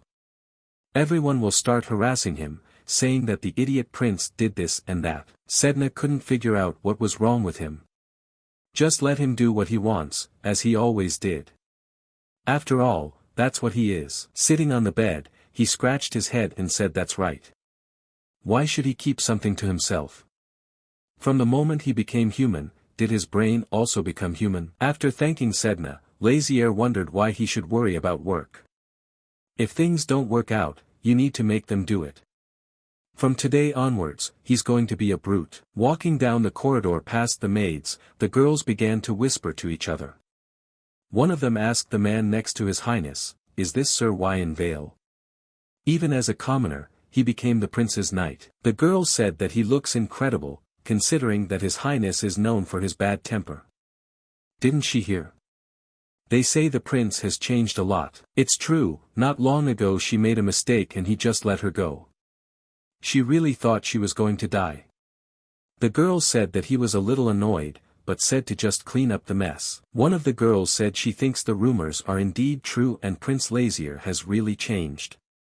The other did not believe. Who knows when he will change again and destroy them all. Following His Highness, Wyan asked him where he was going. The king replied that he was going fishing. The knight was surprised. In this weather, has he ever heard that winter fishing is the best? Wyan admitted that he had never heard of ice fishing, but what does he even want to catch?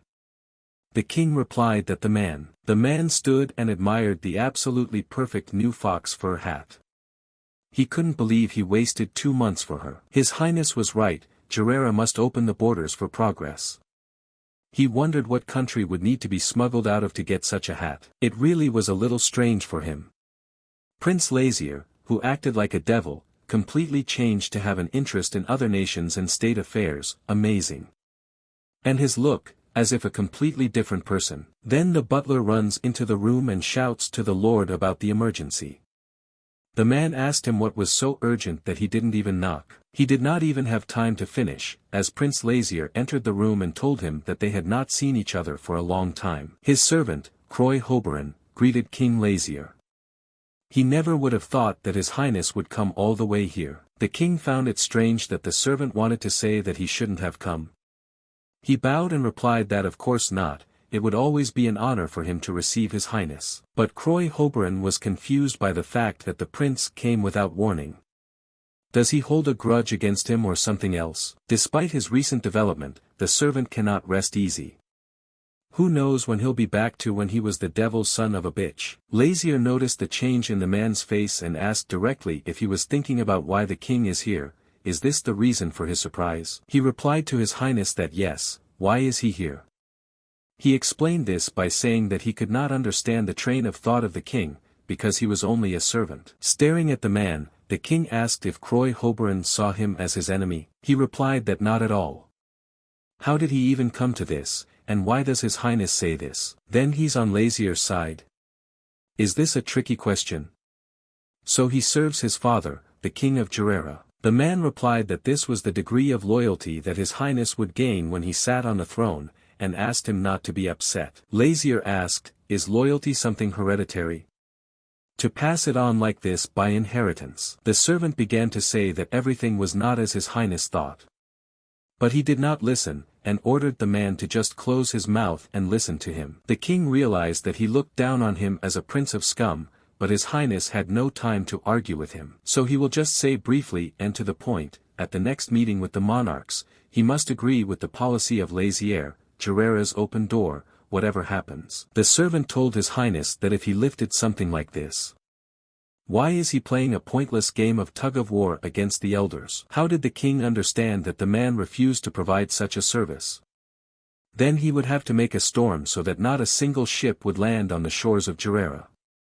Since people don't want to open borders, it means they need to be closed completely. After all, the servant knows that Lazier is the contractor of the god of the ocean. He will ask him to completely close their country. When that happens, the king is sure he won't find a way to smuggle in the hats he likes so much. He wanted to raise this issue in front of everyone at the meeting, but he restrained himself because of his father. But he can't help if the nobles want to bring disaster to their country, right? If this is what the servant wants, then let him continue to refuse His Majesty. This is not a warning, this is real blackmail. They say the prince has changed, but the servant doesn't think so. And yet, the king handed him an envelope with an invitation to a winter hunting competition that would soon take place. He remembers the annual competitions, right? All nobles receive invitations at such a time. His Highness Lazier said that he would also take part in this competition. The servant was clearly surprised by this. This is a significant event where the nobles hunt animals and share meat and furs with the citizens. Will it be a problem for the prince of this state to participate in this? The man replied no. The king asked if he himself would participate. His answer was of course. How can he not participate when his highness is there? Handing him his book, the king asked him to sign it. Croy asked what is it? Let him think of it like a list of participants. Just let him sign up. He asked if he could ask why the generation wants to open the borders of their country. His highness replied that for the development and peace of their country. Besides, he just wants Jirera to rule the world. Walking down the corridor with his highness, Wyong decided to ask him if it was true that he also decided to compete this winter. The king replied yes, but it's too dangerous. Does he even know how harsh winters are in Jirera? Even the royal knights are afraid of the cruelty and ferocity of the beasts that wake up in winter. The king asked Wyong if he was going to dissuade him. The guy replied that this was not a ritual of calling the god of the ocean. He doesn't have to attend this event. His highness replied that it was, but he should show something to the overly conservative nobles. Then if, as with Hoberon, he simply mentioned the god of the ocean, that would be more than enough.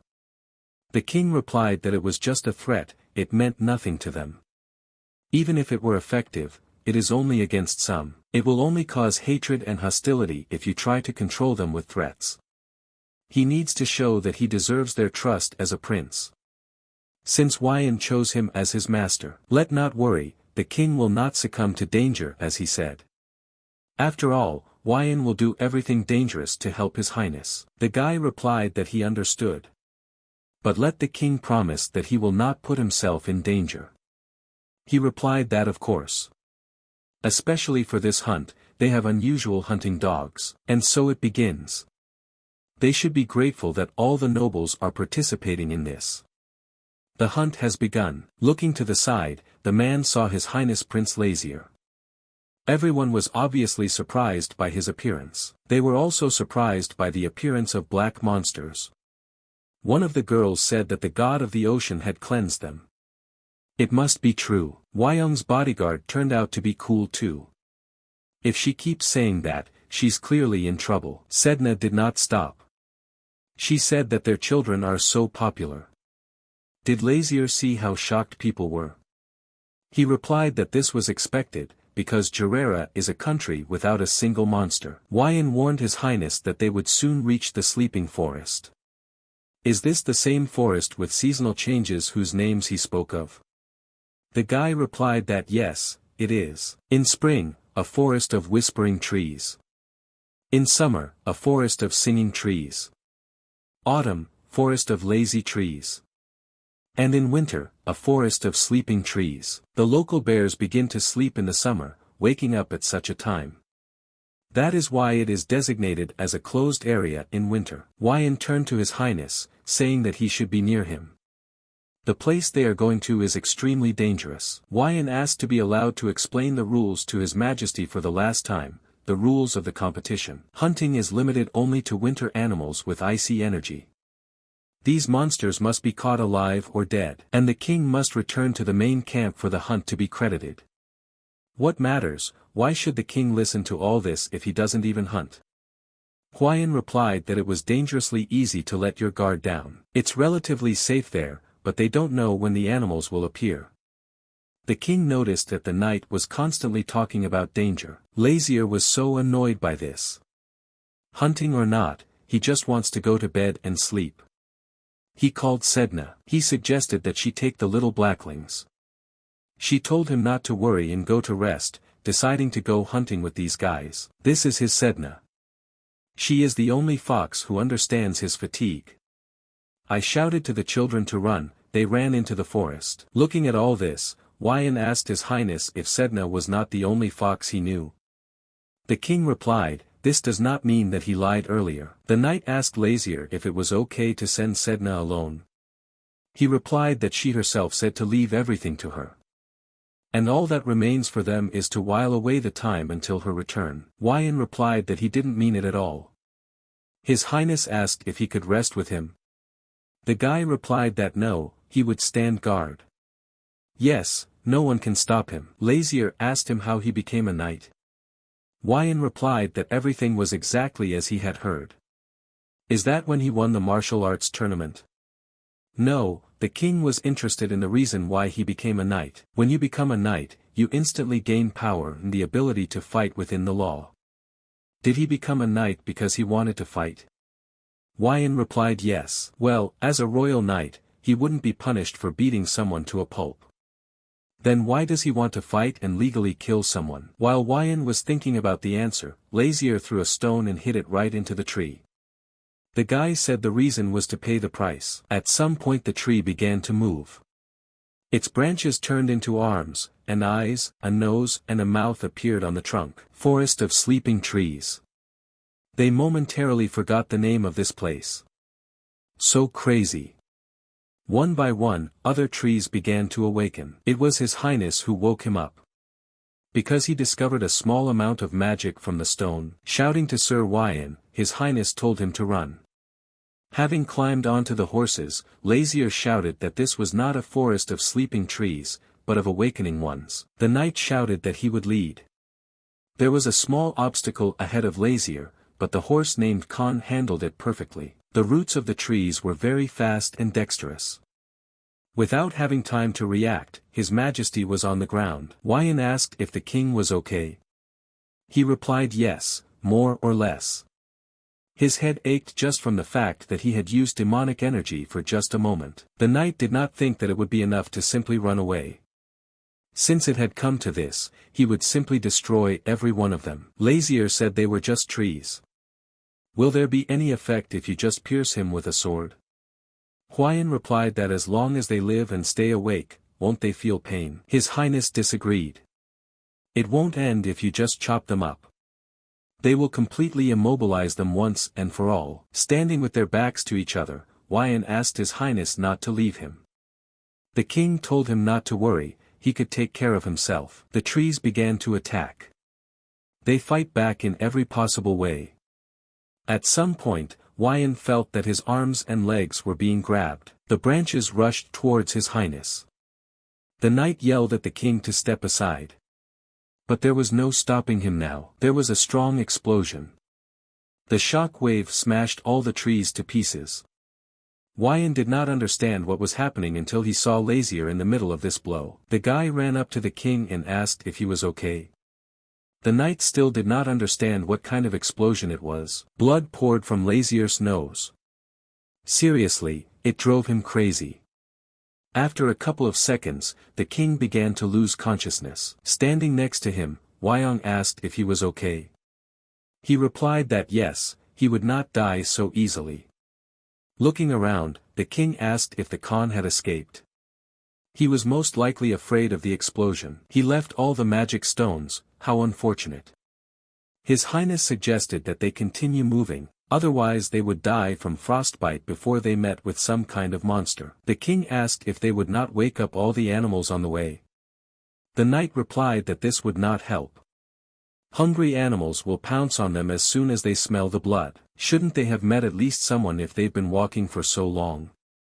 The guy replied that it would be strange. Since this area is usually avoided due to its dangers, the chances of anyone hunting these beasts are very low. Wyan said that the king doesn't look like he's in the best condition. Is he sure he's okay?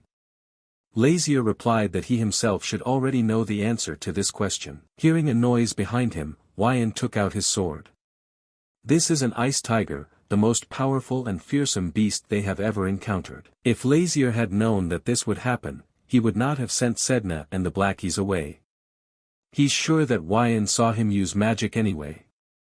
So why doesn't the guy ask about it? Even if he suspects something, Lazier has already put him in the book, so it doesn't matter. Can a guy imagine that he is a demon king bound by a contract in a foreign country? Wyan quickly dealt with the ice tiger. Turning to him, the king said that most likely they should not continue on this path. Frequently appearing monsters mean that they are moving away from people. Lazier suggested going in a different direction. Wyan replied that he thought the same. Then, can they move in that direction?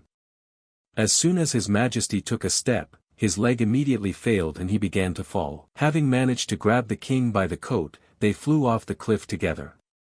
Lying on the snow, Wyan once again asked His Majesty if he was okay. Lazier replied that more or less, and asked what the situation was again.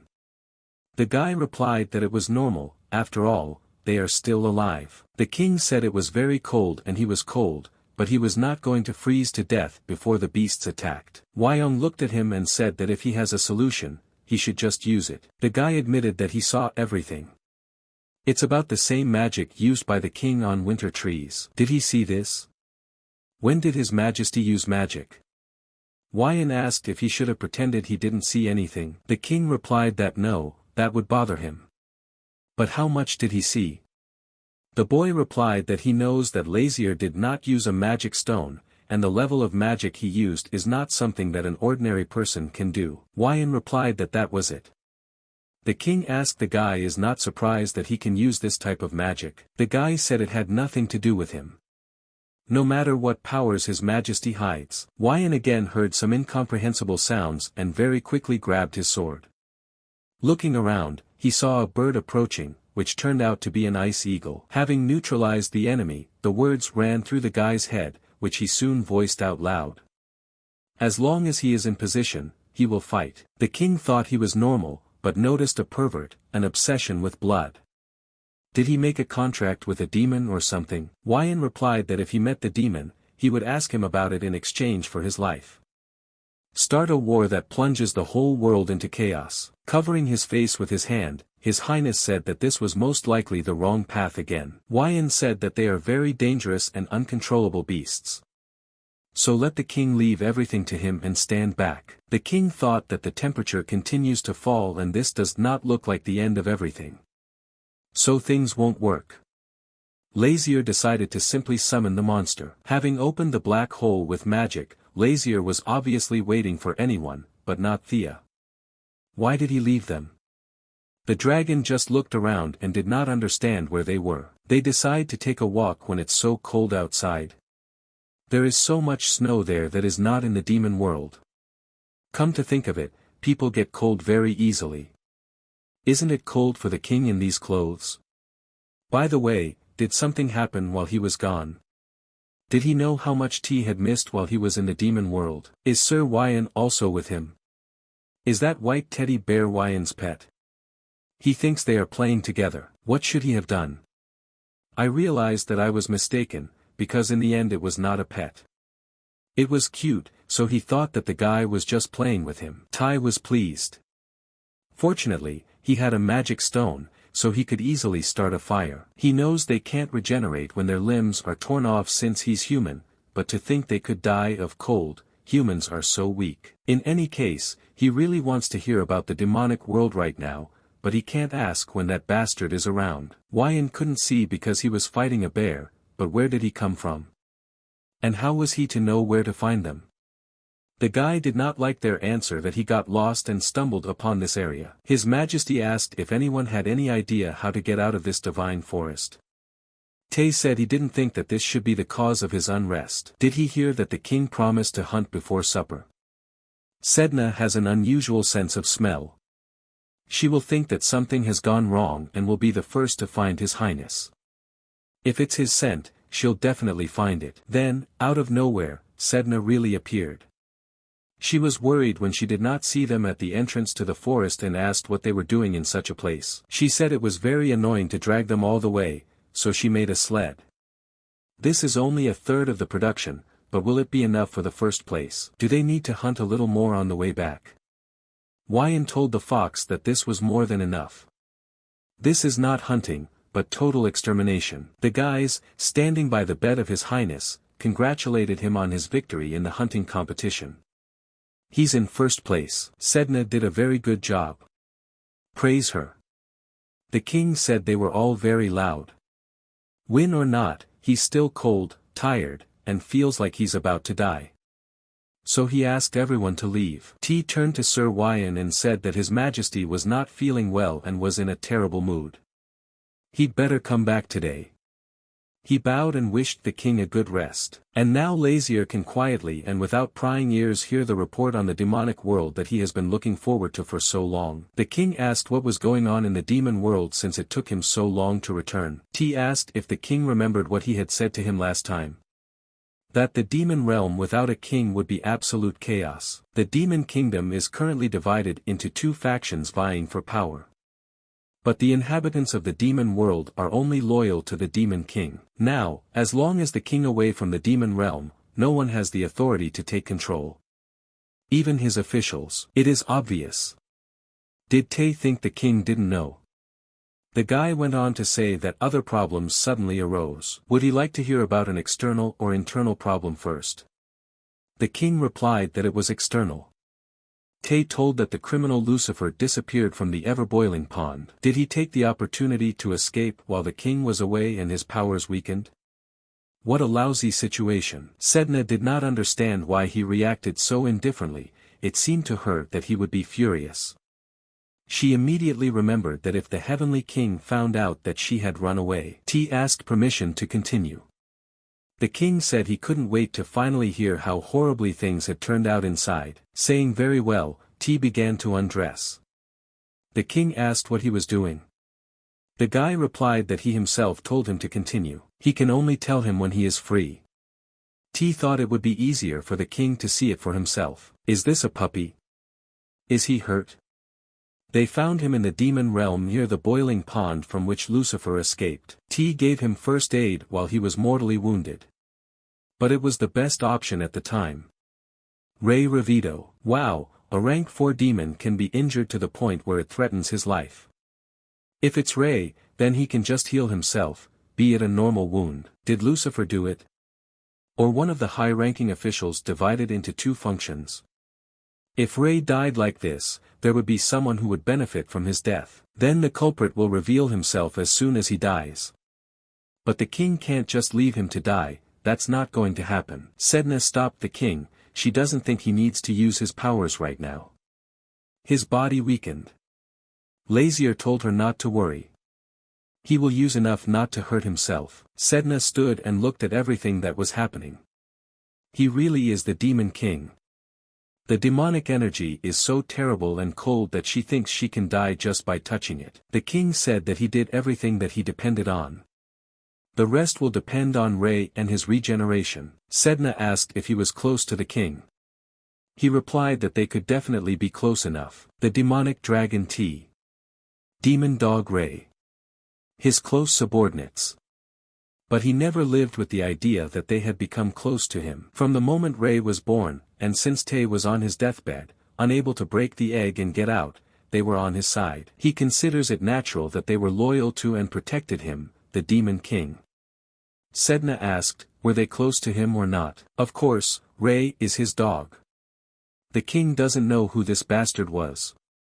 But he never forgets who touches his things. Why were the Hobbins all of a sudden supporting His Highness the Prince? The man replied that they are nobles, like pillars, supporting the Gerera kingdom. If they have one view of the situation, wouldn't it make sense to support the prince, who is essentially their roof? The man asked if Duke Croy Hobbin was wrong. Their roof is still His Majesty. Croy replied that he believed it was fundamentally wrong to distinguish between a king and a prince. Why do they have to be the same thing? Oh, he knows what a prince is called in society, doesn't he? The guy replied that he was not entirely sure.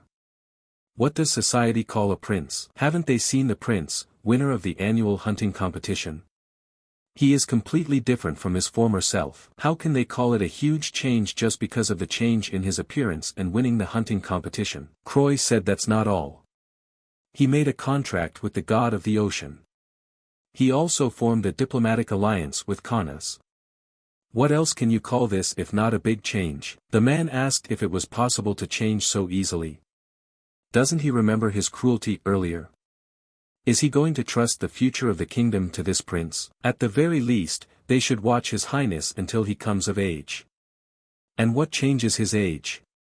Didn't the prince show himself by his actions? The guy said that no matter what the prince decides in the future, the Hobbin family will fully support His Highness. The man hit the table with his fist and said that they still could not accept this offer. Then His Highness entered the room, saying what he thinks, they will agree. The man clearly did not expect to see him here. The prince said that now, while the subject of discussion is here, please tell him everything. Why were the two of them suddenly silent? He tried to tell His Highness that it was not what he thought. If their loyalty to the kingdom weighs on him even a little.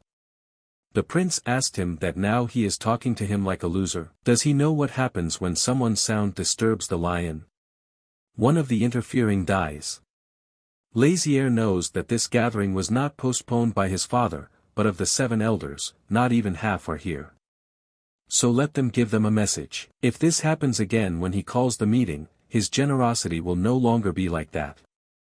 Dick said he understood and would pass on the prince's message. Lazier handed them that very book and said if they agree, then let them sign it.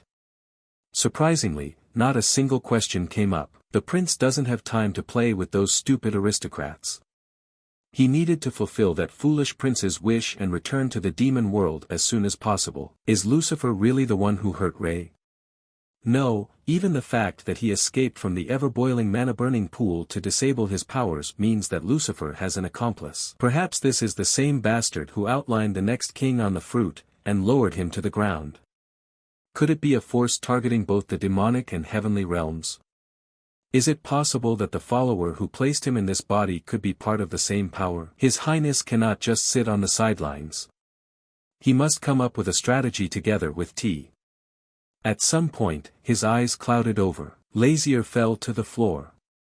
Fortunately, at that moment, Tay and Sedna entered the room. The prince said it was just a cold, so don't worry too much. The prince said it's too much, why do people get sick so easily? T, too, was quite surprised. To think that he would suddenly lose consciousness like that. Now is not the time for all this, because of this stupid human body. His Majesty cannot do anything. Tay said that his king did not need to rush. So far, nothing serious has happened in the demon world. He left ravens in every region of the kingdom so they could instantly know what was going on. So if something strange happens, they will get a report about it immediately. Looking at Tay, the king realized that he was losing strength. He said that he trusted the guy and would sleep. His body trembles and he falls asleep. In the morning, Tay entered the room to check on His Majesty's well-being. Seeing his king, the guy was very surprised. What happened to his face? Did he die or revive? Is that really him? The king is confused. What's going on? What a look on Tay's face. Is there something wrong with him? Well, your head. What about his head? Lazier asked. Looks like his migraine is finally gone. Looking at himself in the mirror, the king saw his black hair. He is in shock. How did it happen? This is his original hair color, but apart from that, nothing has changed in the human body. Is it the influence of a large number of angels and demons that surrounds me now? Or is it because he has been using demonic energy a lot lately? Turning to the king, T said that this could be a temporary phenomenon. But how long can this temporary phenomenon last? Lazier asked. T doesn't know, but he senses a lot of demonic energy. Perhaps the previously sealed demonic energy is leaking out. Once they find the cause, his demonic energy will stabilize and his hair will turn silver again. But where is this demonic energy coming from? Feeling himself anxiously, Lazier asked. T said it was his hand. T recalled that it was a wound from a hunting competition. The king says yes, he needed blood to summon the demons. Or is it Kava amplifying his demonic energy? Tay suggests that he would not have done this if His Majesty had simply held him. The problem came when he cut himself. So does this mean that if he cuts himself and dies, he can return to the life of a demon king without having to fulfill this wish? T the whelp, hearing such terrible thoughts of the king, he said he was sure. It's possible, but it's too dangerous. Then, Lazier decided that he should focus on getting better. Because of this wound and a cold. Seeing how Sedna was fast asleep, he was surprised. That even during such turmoil, this fox sleeps so well. Should he wake her up? T thinks it's better not. After all, if she wakes up, she herself will cause confusion. The king decided to take a bath. He's too wet. Okay, Tay said. He will prepare a simple meal along with medicines. While taking a bath and looking at his hair, Lazier thought. Which would be a huge problem if anyone saw him right now. From the moment the silver hair that he called Ocean God's blessing turned completely black. They will probably think that he is cursed and will be overthrown like a prince. Suddenly Lilith entered the room. Seeing the prince, she was surprised. Is he seducing her? The king said that it was not even in his thoughts. Better shut up and close your eyes. Lazier thought she had lived for 100 years. Where exactly did her manners disappear? How can you enter other people's rooms without permission? She apologized and said that she had heard that he was unwell and went inside without thinking. Lilith prepared a magical scented candle for him as a gift. She's worth a try. He will sleep well. The king said that he would not use it. He does not want to become dependent on her. And he does not need extra items that can cause a fire. The magician saw that his hair had become a beautiful black hue. Lazier said that this is his real hair color as the demon king Embildon. It's a special situation, so let's pretend you didn't see anything. Lilith understood everything, and asked. Should she keep her eyes closed? No, he can do whatever he wants. Opening her eyes, and seeing his highness, Lilith said that it was a beautiful shade of black, the most suitable for the demon king. The king showed her his wand on his palm and asked her. Can she make some ointments that help with the healing of injuries? He wants to do it quickly, but without side effects. Looking at the wound, she remembered that she had recently created a healing potion.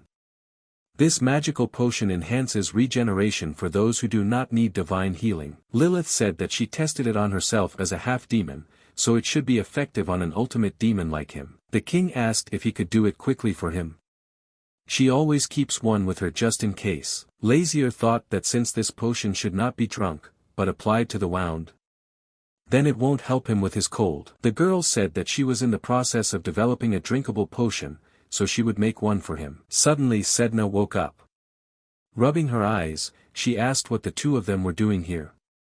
And why does Lazier have black hair? The king says that she slept as if the end of the world had come, and now she has to worry about him. Looking at him with her pitiful gaze, she said that she had not slept all night, worried about him, and only now fell asleep. How evil he is. Suddenly someone knocked on the door. This is Tay. He said that His Majesty the King is here and he wants to see Lazier. Lazier is furious. Oh shit. Did they come yesterday? Why here again?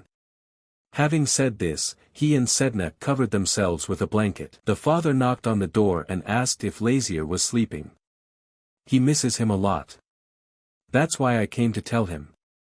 Lilith opened the doors and greeted His Highness. The king asked her how his son was feeling. She replied that he still did not feel well, so he drank the medicine and fell asleep. But the father decided to look at his condition himself, since he is here. However, why does he insist on seeing him even when he is asleep? Should Lazier yell at him to get out? The father asked the children. Is he that sick?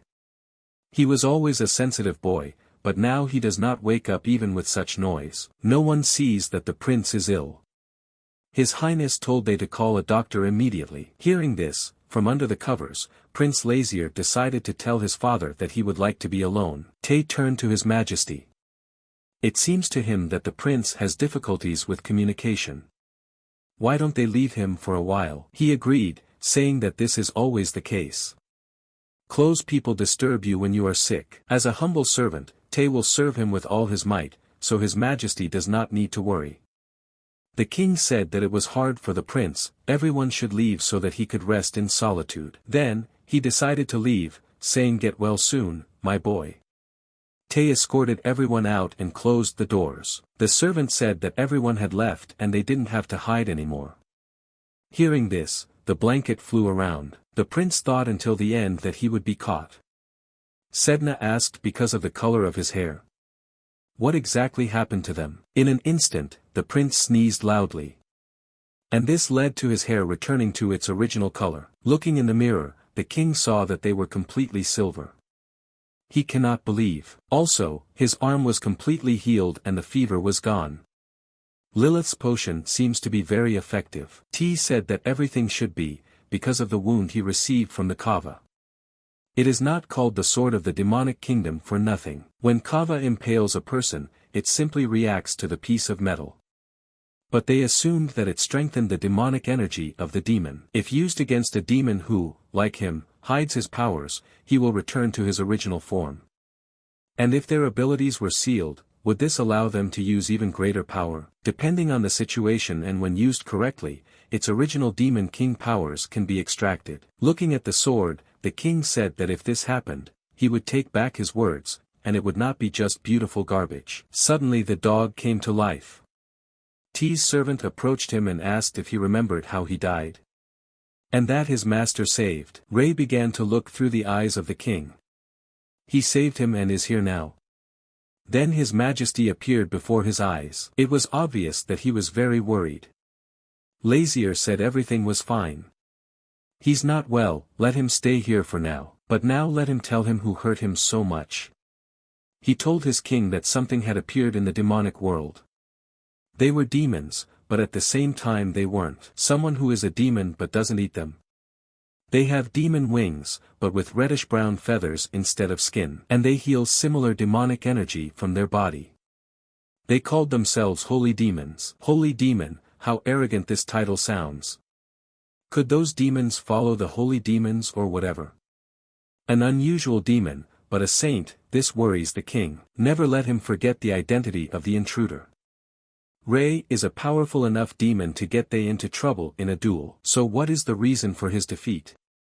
The only bastard capable of trampling it must have the strength comparable to a sky god or the king himself. Having asked for forgiveness from his king, he said that unfortunately he did not remember this. He asked to be killed because he could not fulfill the order of his king. He only remembers how they were able to get to the place he had locked. Oddly enough, subsequent memories disappeared, as if someone had erased them. The king told Ray Ravito, whether he was able to follow his orders or not, he is still his dog. Let him not dare to ask for death, being just a stupid dog. The king is the only one who can decide this. He is well done, you just need to obey him, his master. He must survive no matter what. This is the first rule he must follow as his servant. No matter how long Sedna sees him, it still delights her. Just think what a cute demonic dog. Lazier is more surprised that she is a sky fox. Does she think Ray is cute? She'd better stop thinking like that. As soon as he bites someone, he will not rest until he rips out this place, or kills him. In fact, he is very scary. His nickname in hell was Mad Dog, but does he listen to him? The king replied yes. In his eyes, even T, the demonic dragon, is a meek little sheep. Entering the room, Te asked if the king had called him. His Majesty replied that no, he did not call. Does he need to drink this disgusting medicine today too? The guy replied that this would help him recover faster. His Highness said that he is fine, he is already better. His fever has subsided, but he is still coughing. It is very important to treat a cold when it goes away. He should also drink tea after taking the medicine. After using his health as an excuse, his grumbling got a little worse. Just think, a mad dog when he's so cute. Exactly, if you think about it, foxes and dogs are similar. Sedna thought that if she took good care of him, maybe they could become friends. First, unidentified holy demons appeared. Second, the holy demons are in cahoots with Lucifer. Thirdly, as the future heavenly king and the current Embildon demon king, he is highly likely to be targeted by the holy demons. This is the conclusion from the current situation in hell. The king asked what T thinks about this. If he went after Lucifer, bound by a contract. The dragon replied that the best option was to fulfill the desire of the customer and return to his original appearance. The king thinks so too. So he suggested to hurry up. At today's meeting, he will break the walls of Gerera. Even if he goes to behead those who are against him. Did he fall asleep again? I thought it was because he hadn't fully recovered yet. He woke up, Sedna said hello. Did you wake up again? Many questions followed from Sedna. How does he feel? Is he better now? Can he say anything? Ray only asked where is his highness. Sedna said that he went to the meeting. Ordered her to look after him, so it's just the two of them now. She thought that he was not friendly, so it would be a little difficult with him. What is he doing? Ray replied that it was his duty to protect the demon realm. Even though he is small and cute, he is still a demonic dog. She likes it, even going after Lazier, both callous and stubborn. Does he want to return to his true form right now? But his body is still not fully recovered. Lazier had told him not to. Ray replied that he would then protect the king by being by his side. He can't just sit back. He's so stubborn. What should she do? She doesn't think he'll listen if he tries to stop him. Then she'll take him to Lazier. Will it still be okay? She has never tried to take on a human form before, but since she began practicing the transformation technique with Tay, she is confident that she will succeed. Sedna actually managed to turn into a human. Her hair is still pink. Is it because of the bells that Lazier gave her? Can heavenly powers transform like this? Ray asked. Sedna told him not to worry, she would take him to Laziera, his master. Walking out into the corridor, she greeted the maid. Seeing her, she was frightened and ran away screaming. Does she look so scary that the maid ran away at the sight of her? It's not good. What if Lazier thinks she's scary and won't love her either? Ray thought that this sky fox was just as annoying as T. Sedna did not understand why the maid left all this and ran away. Would she get in trouble if she lost all those things? Ray replied that maybe they need to get it back somehow. Should they ask the first passerby how to give her everything back? Seeing a man on the way, Sedna decided that they could ask him. There was a completely different atmosphere compared to the previous meeting.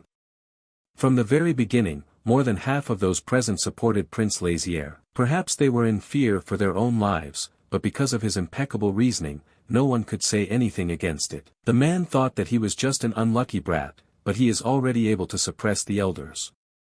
He is not the prince that was used. From this meeting, he believes that the owner of the country will not be the emperor, but Prince Lazier. Everything is leading up to this. Sedna approached him and said that the young girl left it. Could he take care of it? She did not know where to leave it, so she is very glad that she stumbled upon it. What is she, a monster, doing in the royal palace? He's so rude. What part of her is a monster? Sedna is so scary and disgusting. What is the purpose of her coming? Employees ran up to the screams and asked what was the matter. The man said that this something was running around the palace. He asked her again why did she come here? If she doesn't tell, they will kill her. Sedna asked what they mean. Tell me who she is, but what do they not know? The man said disgustingly, how should he know such a monster? She realized he didn't know her human form now. She is Sedna, the messenger of the ocean god, sent here to protect Lazier, don't they remember? The man shouted that she was a cunning beast. How dare you pretend to be the messenger of the ocean god? Sedna doesn't have that hair color, her hair is divinely blue. Ray started to growl. The man asked what happened to this dirty dog and kicked him. Sedna asked why he hit him. She cannot predict him, even if he is Jirera's opponent. He thought it was a monster similar to him. That's right, then he decided to kill them both. In the end, she showed herself to be real. Creepy beast. As soon as they swung their swords, someone flew past them and cut their swords into small pieces. The man asked who it was. Does he even know who he is? That this guy is here may be. What should they do? They keep calling this girl a monster. Is the king on her side, or will he destroy him too, Sir Nox Garvin? He asked his highness why he was protecting this monster. Wait, did he just say he was on her side? It seems Sir Garvin didn't understand something. He protects him any more and his body would have been torn to shreds. Sedna said it was true. If Lazier had not intervened, she would not have been able to restrain herself. Looking at her, Lazier said that her bell suits her very well, even when she is in human form. Turning to his highness, Garvin then asked this monster, that is, the lady really Sedna? She used to be in the guise of a fox. Sedna is the messenger of God. Does it matter what form it takes? Does he even understand his crime here? The man fell to his knees and asked to be killed. He also asked for forgiveness from the messenger of the ocean god. He made a huge mistake because he didn't recognize her. He even kicked Ray, who did nothing. He asked to forgive his pride, and said that he would accept any punishment that His Highness would appoint. Garvin really wants to be punished. Lazier asked him to raise his head for a second to punch him once. Sedna said that it was her fault and asked for forgiveness from the king. He tells her not to worry, Ray will not die from such a wound. This is a common loss of consciousness. T asked, what will happen to that aristocrat? He is okay. Lazier thinks he won't die from one hit either. T remembered that the prince had worked so hard to raise his reputation. What if the attitude towards him becomes the same? Lazier is assured that he will not say anything. The price for daring to attack the messenger of the ocean goddess is incredibly high. He hit him just a little on the weak point. Ray suddenly woke up. Sedna immediately ran up to him, saying that it was a great relief. He was very worried. That he has already moved his fur to another world. Ray felt pathetic. That in this guise he is of no use. He doesn't want to burden them any further. The king asked, then why didn't he stay instead of wandering around in such cold weather? He apologized and said he was sure. There is no point in staying the same. And Ray decided to show his true appearance. In an instant, before everyone's eyes, he turned into a man with red hair. Pumped up body and in black and red equipment. Servant Wyan entered the room. He addressed His Highness, saying that he had already escorted Sir Garvin back to the estate, as the king had ordered him to. He realized his mistake and will no longer create problems. The prince thanked the servant and told him to rest. Seeing the man in front of him, Wyan was surprised. The uniform doesn't look like he's a swordsman. Is it a martial artist? Looking around, Wyan remembered that he had not seen the puppy for a long time. The prince suggested that he look ahead. The man sitting in front of him, he is the dog raised by the king of Embildon. Wyan thought he was joking. But, judging by the aura emanating from him, he does not just know martial arts, or perhaps a secret-bred spy for His Highness. Is that why the king treats him like a dog? The prince said that now they will see Riam often, so at least try to remember his name. He understood everything. And decided to leave His Highness. T brought tea to His Highness. Seeing Sedna, he asked. Has she turned into a fox again? Sedna said the human body is very uncomfortable. In the form of an animal, she is much more comfortable. King Lazier announced that they would soon declare Gerar and Kanas brotherly nations and begin to work towards establishing good neighborly relations. And the first common thing will be the construction of a transport tunnel at the bottom of the sea. But how long will it take? Sedna proposed to open a sea route for ships. After thinking, the king said that if you do this, other states will certainly lay eyes on them, you can't take risks. Access to the sea will be open only to delegations. Sedna understood, although Kanas is the most powerful state in the human world. Their influence does not reach the west. But don't worry, the king has an ocean goddess. Sedna can deal with ships at sea, but what will he order to do with those who are on land? Can't he and Tay take care of this with all their might? They already have Ray. Lazier said that the damned prince desired the power of the whole world in his hands. And if he uses the power of demons, then this achievement will belong to none other than the Demon King, which leads to a direct violation of the contract. He is obliged to keep his identity secret and fulfill the contract on behalf of Lazier, Prince of Gerera. Ray then asked what his king thought about mobilizing troops. He replied that in the last 2,000 years, Gerera had not participated even once in wars. Even if they had any army, if a war suddenly broke out, they would be crushed like rotten tomatoes. Although he is not happy about it, the best option is to borrow forces from Kanas and take over the neighboring small states. Sedna asked if she could help him in any way. The king asked why, she could protect him. So that drops of water do not touch him. Arsted IX entered the room, he asked if the king had a minute. Lazier replied that he had plenty of time, but if it was nothing, he would get a blow for each of the words. The guy asked if it's too much. Looking at Ray, he said that it seems they have a new family member. He had not seen this red-haired person near the master before. The king said it was Ray Ravito, the demonic dog he raised. The guy asked, so Sir Ravito is also a demon. If he continues to talk nonsense, he will carry out the sentence. Arstide said no need, he will tell everything. Today he went outside the castle, and heard something very interesting. The king asked something interesting. He took him at his word, otherwise he would hit him. The guy said it was the absolute truth. Does His Highness know what rumors are now circulating almost everywhere? The demon king descended into Gerera. Unable to resist, the entire contents of the king's mouth flew towards Arstide. The king said that this was nonsense. He doesn't care, this is the demon king. Why should the king worry, even if he calls himself God? The guy said that the citizens were alarmed when they found out about these rumors. The king and ministers are now working on solving the problem, and this is a thought.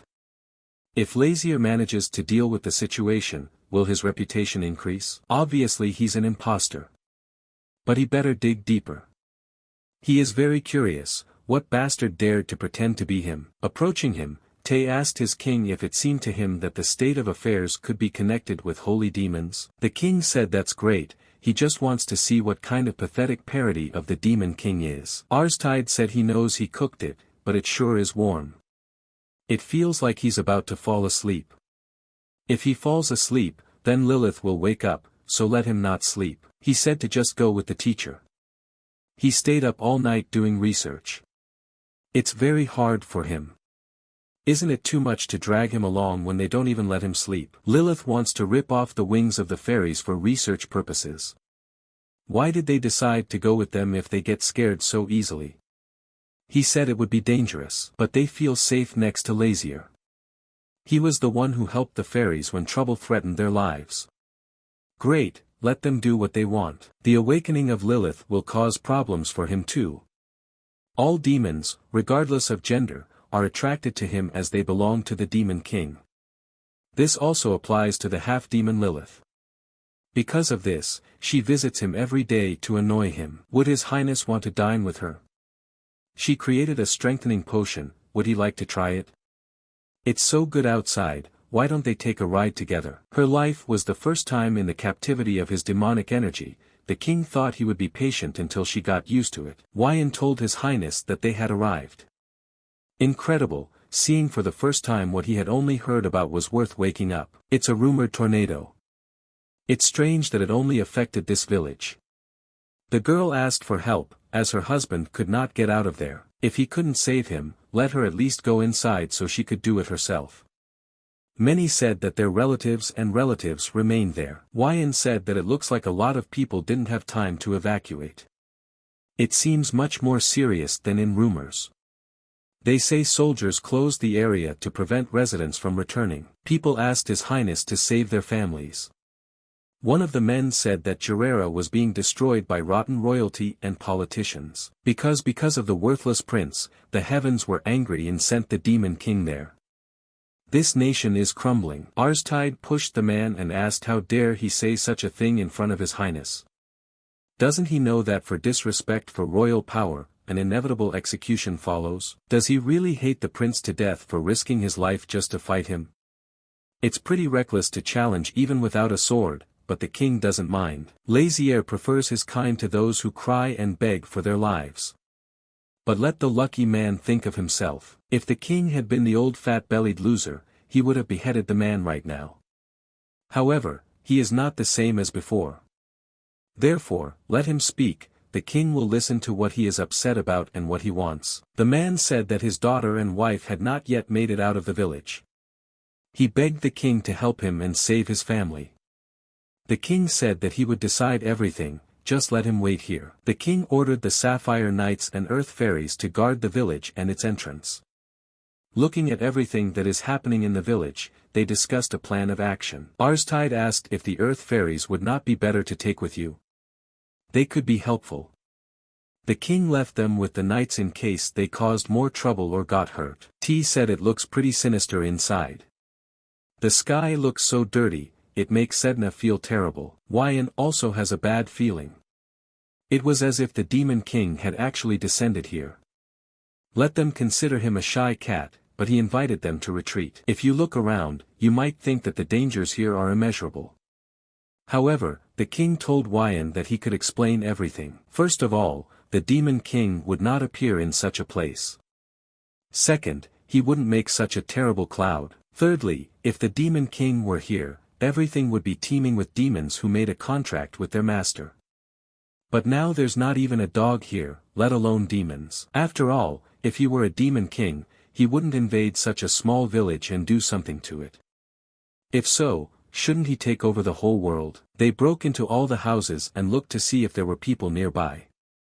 In one of the rooms, Arstide found people unconscious. He doesn't think she's dead. The guy tried to wake her up, but failed. Sedna said she looked like she was having a nightmare. Nightmare, maybe. As Sedna said, the girl seems to be having a nightmare. The king said that there are demons that can plunge you into a nightmare. Sedna said she knew about them too. The king said it was a subspecies of dream demons. Succubus and incubus. He feels demonic energy that he hasn't felt before. But it cannot be argued that the demon of dreams did it. The king thinks that dream demons tempt people in their sleep, they have no effect on people in real life. And if this was the work of the dream demon, a demon as weak as him would not be able to pretend to be the demon king. For those who oppose the king's power face only one thing, death. Wyan thought that His Highness was very knowledgeable about demons. Sedna probably taught him all this. Going out into the street, the king stood right in front of the tornado itself. Wyan shouted to His Highness not to get too close, it was very dangerous. The king asked Sir Wyan that the tornado wouldn't disappear even if you wake it up, right? The guy answered, but isn't it obvious? Then he'd better ask Sedna. The fox said that's right, it's better to leave it to her, she will figure it out. Did she succeed? Sedna said it interfered with her water dragon.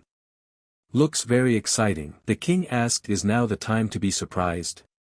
Sedna said it wasn't her fault. The well is too small, if she had access to the ocean, it would have disappeared by now. The king asked Eris to try it now. He replied that he could not do it. Is there a rule that the wizards of the magic tower must be geniuses in everything? This is not his speciality. He must be very proud. Then he doesn't think it will help. We'll have to change it to a teacher. The guy didn't understand what was going on. Is he really going to do it now? And they say that there is a spell that allows you to summon your masters in the magic tower. Wyan believes that this is true. But why is he going to that house? The king answered him because when you call your teacher with a spell, they appear naked. Wyan said that he learned something new today. His Highness is really very aggressive. If he wants to summon her, softer methods can be used. Looking at her, Wyan saw that she was wearing Sir Eris clothes. Seeing this tornado, Lilith was surprised, it really is huge. The king needs her to destroy him, is that possible? Lilith asked then will he return her? If he is satisfied with the result, he will give her something. The girl said that with his size it would be difficult, but definitely not impossible. After reading the spell, she sent the staff and said that let it burn like fireworks. Initially, nothing happened, Sedna had already managed to get scared. Lilith told the little lady that this was only the beginning. How dare she interfere with his work? What kind of bastard? She will soon regret it. How dare Lilith go against him, the Lord of Darkness, the most powerful in this world? Against him, the demon king of Embildon, but soon she will regret it. How can one disobey the Master of Darkness, the most powerful ruler that has ever existed, him, the demon king? T asked who is he? Laughing, he replied that he was disappointed that T did not recognize him. But there isn't much time left. Soon everything on this earth will belong to him, Embildon. He's confused, isn't he? Usually when he says that, everyone tries to run away. What's wrong with those bastards? Approaching him, Lazier asked if he was one of the self-proclaimed demon kings. Laughing, he said that yes, now he will tell a little about himself. With one blow from the king, the man was on the ground. His Highness said that he finally caught him, a human fraudster who pretends to be a demon king. But isn't it terrible that the so-called demon king is crawling under his feet? Looking at all this, Wyan wondered, is he really an impostor? It was impossible for the demon king to be defeated so easily by His Highness, who was a human. Let him not dare to say that name again. This is his name. Grabbing the king by the leg, he asked who dares to order the demon king. Lazier replied that this would not work. He will first correct this disgusting manner of communication and press him with all his strength to the ground. The more the king looks at him, the worse he feels. He beat him because he was angry, but he was unpleasant, because his face is very similar to the king. Just one look fooled any inhabitant of hell. If it weren't for these cheap feathers. Lilith asked, he is a holy demon, right? The guy asked, do they know about holy demons? Lilith asked him to tell his real name. The king was close to a breakdown. Lazier couldn't stand it. If he laughs one more time, the king will tear his ass in half. He replied that he already had it in two. But the king didn't say that he would divide it vertically. Lilith kept trying to find out what his real name was. Why is he imitating the demon king? And why does he want to be? He repeated once again that his name was the demon king Embildon. The king has already warned him, but apparently it does not reach. The best medicine for the mentally ill, beating. He said he was born for this purpose. To live like a demon king. Lazier asked him, then who gave birth to him for the purpose of becoming a fake demon king? He replied that he did not know. From the very beginning, he had the name of the demon king Embildon. He just happened to be born in this nation, but he was lucky to have his looks. Though he doesn't possess any of the king's powers. The king asked, so what does he want in this village? The man replied that he had put them to sleep. Sedna asked why he euthanized and not killed. Should he kill them to become more like the demon king? Even if he weren't, it wouldn't have been difficult for him to kill them all. He has no reason to do this, he just doesn't want to. Because after killing them he will be left alone. So he decided to just put them to sleep and keep them close at all times. Something began to happen to him. Wyan stood up to protect his highness, but the sleep spell affected him and he fell asleep. Looking around, the king realized that he had lost all his guards, they were all sleeping. The man dealt with these terrible people. If they hadn't lost consciousness, he really could have been beaten to death. He saw burning eyes. Is there someone here who hasn't fallen asleep? T approached him and said that this is a blessing dream that demons use. How nice that he decided to do this. Even though he's just a fake. King Embildon found this strange. How did Tay not fall under the influence of sleep magic? Having assumed her true form, Sedna said that it created a pile of disgusting smoke. Was the demon king surprised to see an angel in front of his eyes? Sedna introduced herself and clarified that she was a sky fox. But this is impossible. He heard that the celestial fox was sealed at the bottom of the ocean by the celestial king. Sedna said it was a secret, but she was released. And since he now knows about it, she can't let him live. An enraged Sedna rushed towards him. Since he dared to touch King Lazier, she cannot forgive him. He said that if she attacks him, then he will kill all those sleeping. Sedna stopped abruptly, asking what he meant. Everyone who fell asleep in that village was stuck in the dream he created. So he can kill them all inside this dream whenever he wants. Sedna ordered him to wake them up immediately. The king said no. When he wakes up the hostages, she will kill him. Sedna shrunk in size and promised that if he did this, she would not touch her. Embildon said he couldn't do it. Suddenly Tay crept up on him from behind, claiming that he simply didn't know how to do it. It seemed to Tay that up close he looked very much like the king. But his clueless expression and aura are completely different. Evil Sedna asked him if he seriously doesn't know how to wake them all up. He said that he was a holy demon who was born not long ago. Tay asked with a smile from all over his cheeks. When is it? The demon king replied that today is 99. Sedna was very surprised, not 99 years, but days. A child who was not even a year old pretended to be the demon king himself. Even for angels, it is impossible to mature so quickly after awakening from the fetus. Suddenly the magician Arsted woke up. Apologizing for interrupting, he asked. Are holy demons a new race? The king did not understand what was happening here. These guys seemed so scary to him. Arstide approached him with scissors in his hands and said that if he is a holy demon, can he take a sample for research? He shouted no. Lazier fell into some strange place. Around him are food and sweets. They begged to be eaten. The king did not understand what was happening around him. He speculated that it might be the work of a holy demon. The ability of dream demons is to give torment and happiness to those who sleep, forever controlling them. It's just a headache. If he were in his own body, it wouldn't be such a problem to get out of here. However, in the human body, this cannot be done without the help of the dream demon itself. Then there is only one way to get out of sleep. This is to find a hidden door. Bread with jam begs to be eaten. Bread with cheese says it's delicious too. He reads Lazier's mind and shows it because he suffered a lot during the diet. Well, try me, said the bread and cheese. Well, bite off a piece, just a piece, said the bread with jam. This is not a reward, this is torture. The enraged king shouted that he would kill them all. Reaching for the sword, he noticed that it was gone.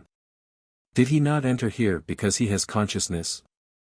That beautiful trash is useless even in this situation. Suddenly, Wyan came to the aid of the king. And asked if he was all right. Lazier said that everything was fine and asked if he had seen the rest of the jerks. No, he's first. Doesn't look like reality at all.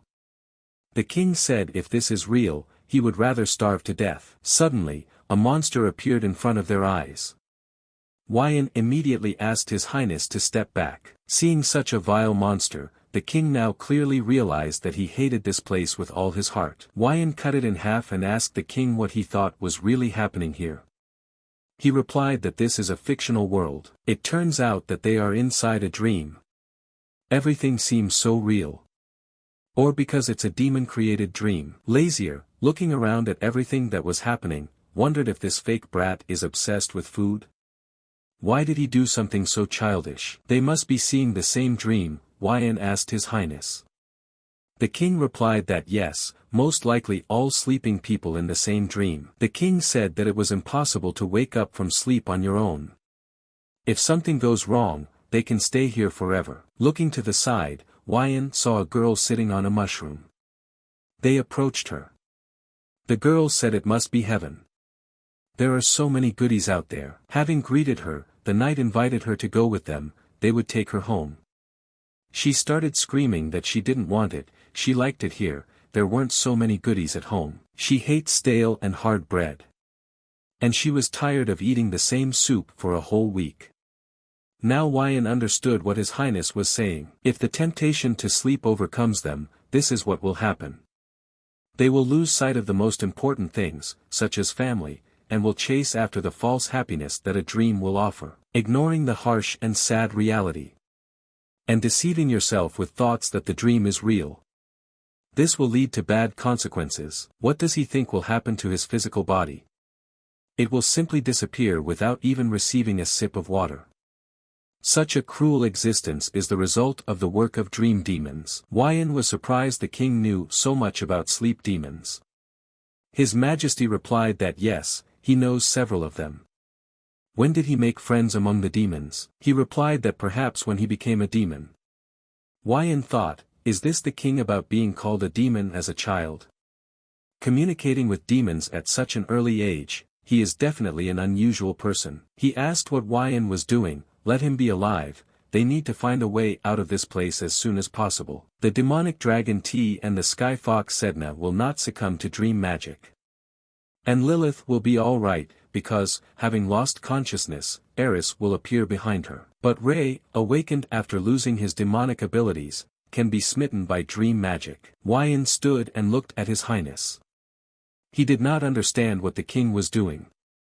And he can't understand what he's thinking at all. No reaction. So Ray didn't get into that dream. She and Wyan continued on their way when they suddenly heard barking. It was Ray, he was also caught there. Wyan couldn't figure out what was going on. The king explained to him that it was Ray, he had introduced them before. The knight remembered Ray in human form. So he's a mage. The king replied that no, he does not transform himself with magic. If the prince says that he is the same species as Sedna, will it become clearer to him? Wyan then asked, is Ray a sacred beast? He replied something like that. The king turned to Ray and asked if he could find a door that would lead them out of here. Tensing, Ray ran to the side. Turning to Sir Wyan, the king said that they would follow the beast. The guy agreed. Wyan asked His Highness, "Is this really the door they need?" The king asked did he believe him. He replied that he did, of course. They saw a huge tree in front of them. Turning to Ray, the king asked the door that they need is in this tree. Ray barked, indicating a positive response. The king invited Wyan to look at it together. The knight graciously agreed. Lazier was indignant that after those candy trees, an ordinary tree stands out too much. Walking around the tree, Wyan told the king that no matter where he looked, the door could not be found. The knight thought that maybe the door was somewhere above. He decided to climb a tree and check. Lazier did not understand why these worries. Just let him cut it down with a blade. After cutting down the tree, Wyan asked the king if the door he was talking about was round and white. His Highness thought that most likely the whole tree was a door. Good thing they cut it down. Lazier said he would go first, so let them follow him. Finally, they will get out of this food hell. The king slowly woke up from the voice of Tay, who tried to wake him up. Waking up, he said that it was a truly disgusting dream. His Majesty asked what is this place? T replied that it was an empty house in the village. Looking at the next bed, he saw Wyan and Ray sleeping there. The dream was clearly strange. The dragon told Lazier that this demonic bastard was still a child. He is only 99 days old. Although already 100, one day has already passed. So that's what happened. T said that he tried to find out as much as possible by threatening him while the king slept.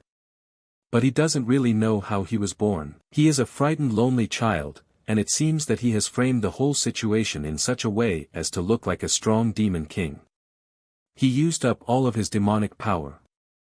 Now he is in an exhausted state. The king asked, did T mean to say that he had fallen into the trap of such an insignificant demon?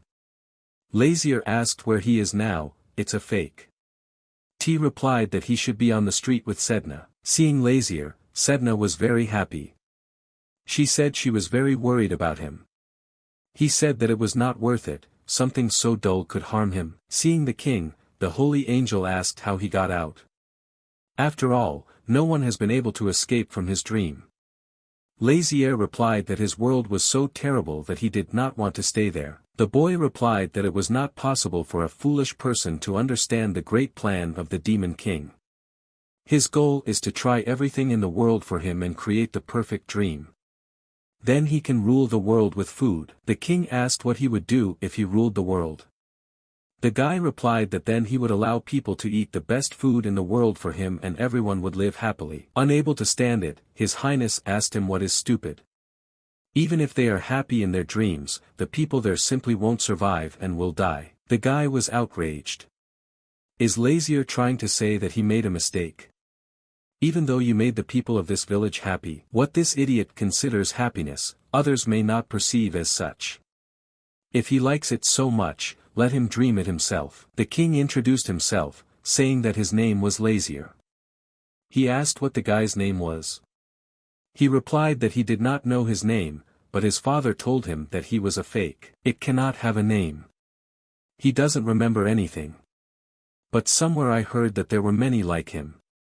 Perhaps, unlike him, they had names. He also heard that the king did not know how he got here, and who called him. He never met them, but he heard when he was inside the embryo. However, he is sure that his father knew about it. Lazier asked what kind of father are we talking about? The guy replied that about the one he did not know. Doesn't look like a lie. Sedna ran to the king and started talking about people from the village. The guy said he didn't know how to wake them up because he was too young. What should they do? People are in danger, can they help them, or? Without thinking twice, His Highness said that there was no need. After all, this is where the life of this bastard ends. Looking at everything that is happening, Sedna asked why he was breaking up. Lazier told her that it was just a shell. A real body containing unstable demonic energy cannot exist. The guy replied that he was right. That is why his father did not give him much energy. Sedna asked if he would die. He replied that yes, although there was much to be done. Even though it was a short dream, he really liked it. Disappearing, the guy left behind only one feather. Taking it in his hands, Lazier thought, no matter how you look at it, he is closer to the father of angels, not demons. People began to wake up and come to their senses. T stood next to His Highness and said that everything seemed to be over. Sedna looked at Lazier carefully. He was very unhappy that he could not find anything, and they made a fool out of him. On the way home, everyone was silent except for Tay. The occasion of the Demon King's descent has been renamed the Dream Demon Invasion. Since the case was solved a week ahead of schedule, his reputation skyrocketed. The king asked who cares about this. He was laughed at and they did not find anything about these holy demons. T said that they cleared his name of the slander that he had invaded the human kingdom. Sedna turned to Lazier with a question. If holy demons can take the form of a demon king, then one of them can become an angel king, king of angels Michael. It is worth imagining this disgusting face sticking its nose into other people's business, as it immediately becomes much worse. Lazier asked what about his arrogance? Maybe it was also a hoax. Tay replied that copying everything completely is not so easy. He lived an absurdly short time, and had no real abilities. Even if they decide to copy the King of Angels, they will be quickly caught, and it will not benefit them. Well, it didn't seem like he really had any unique abilities, Sedna said. If it were that simple, their world would have turned into chaos long ago. Eris asked even when is he so weak? T replied that of course, if there were demon kings all over the world, it would be a complete mess. T went on to say that if this happened, a war would break out between the angels and the demons. So they want to start a war, said Eris. Sedna was scared. War again. She won't do anything this time. She doesn't like the Angel King, but the war will only start over her dead body. Looking at Lazier, she continued to think. If a war breaks out, he, as the Demon King, will be in the very center of it, right? But she is an angel, and even if she really wants to, she will not be able to resist his orders. After petting the fox, His Highness told her not to worry. Nothing has happened yet. And judging by this fake, they have nothing to worry about. Tay said that you can compromise and they will worry half as much. Eris said that when they returned to the castle, the first thing they would do was study the specimen of this holy demon. They will know what it is. By the way, he asked if the king could provide financial assistance. Lazier said that stop joking and let them work normally. Everyone was almost asleep, when suddenly Lazier expressed the idea that he needed to meet with the King of Angels. 6 pairs of eyes looked at him. Sedna clearly did not expect this. The king said that he was not going to fight him. Lazier is not crazy, and he won't be able to see him in this form. If he finds out that the Demon King was imprisoned in a human body to fulfill a contract, then the war will begin much faster. They don't know all the details, but he doubts they know about the holy demons. So His Highness has 2 messages to deliver. Sedna asked with interest what these 2 messages were. First, someone created new demonic holy beings. Second, holy demons can copy their appearance, but unlike normal demons, they have dark red feathers. After all, they were born monsters and use the powers of dream demons. Only the feathers on their wings are more suitable for angels than for demons. And it looks like there is something else to say to this disgusting King of Angels. To be careful with an unauthorized fraudster. Everyone could see that he was still angry. If the king himself is not going to go, then who will he send? Thea. The guy said that being an angel, Sedna would be more suitable for this task. She replied that no, she would be sent to death as soon as they found out that she had broken the angel ring and escaped. Everyone was wondering who the king would send then. Lazier said there was someone perfect for the role. A little chicken serving as an angel of heaven. Lazier heard from Sedna that Jackie is especially good at getting information from angels. Even the Angel King himself would believe him if that bastard was researching information about the Demon King's descent and stumbled upon information about holy Demon Kings. Since he mentioned that the demons also faced a problem due to the change in appearance, the king hopes that he will receive an answer soon. Good thing he got the book first. Wyan came up to His Highness and asked how the king was feeling. He was informed that he stopped the crew due to nausea. The guy offered him medicine from the nearest pharmacy, but the king refused, saying that he was already better. Lazier asked Wyan if this was the same East Bank he was talking about. The guy replied that yes, thanks to the rocks and rough terrain it was nicknamed the Rocky Coast. The king doubts that the population there is large, so the construction of an underwater tunnel should not cause anyone inconvenience. He spent some time looking around, but apparently it was in vain. Addressing His Highness, Sir Wyong said that there was a small village nearby. The king obviously did not expect such a turn. Looking at the huge hole in the rock, His Highness asked the knight, "Is there really a village there?" "More like a beast's lair. They have 9 lives, how can you live where you risk being flooded?"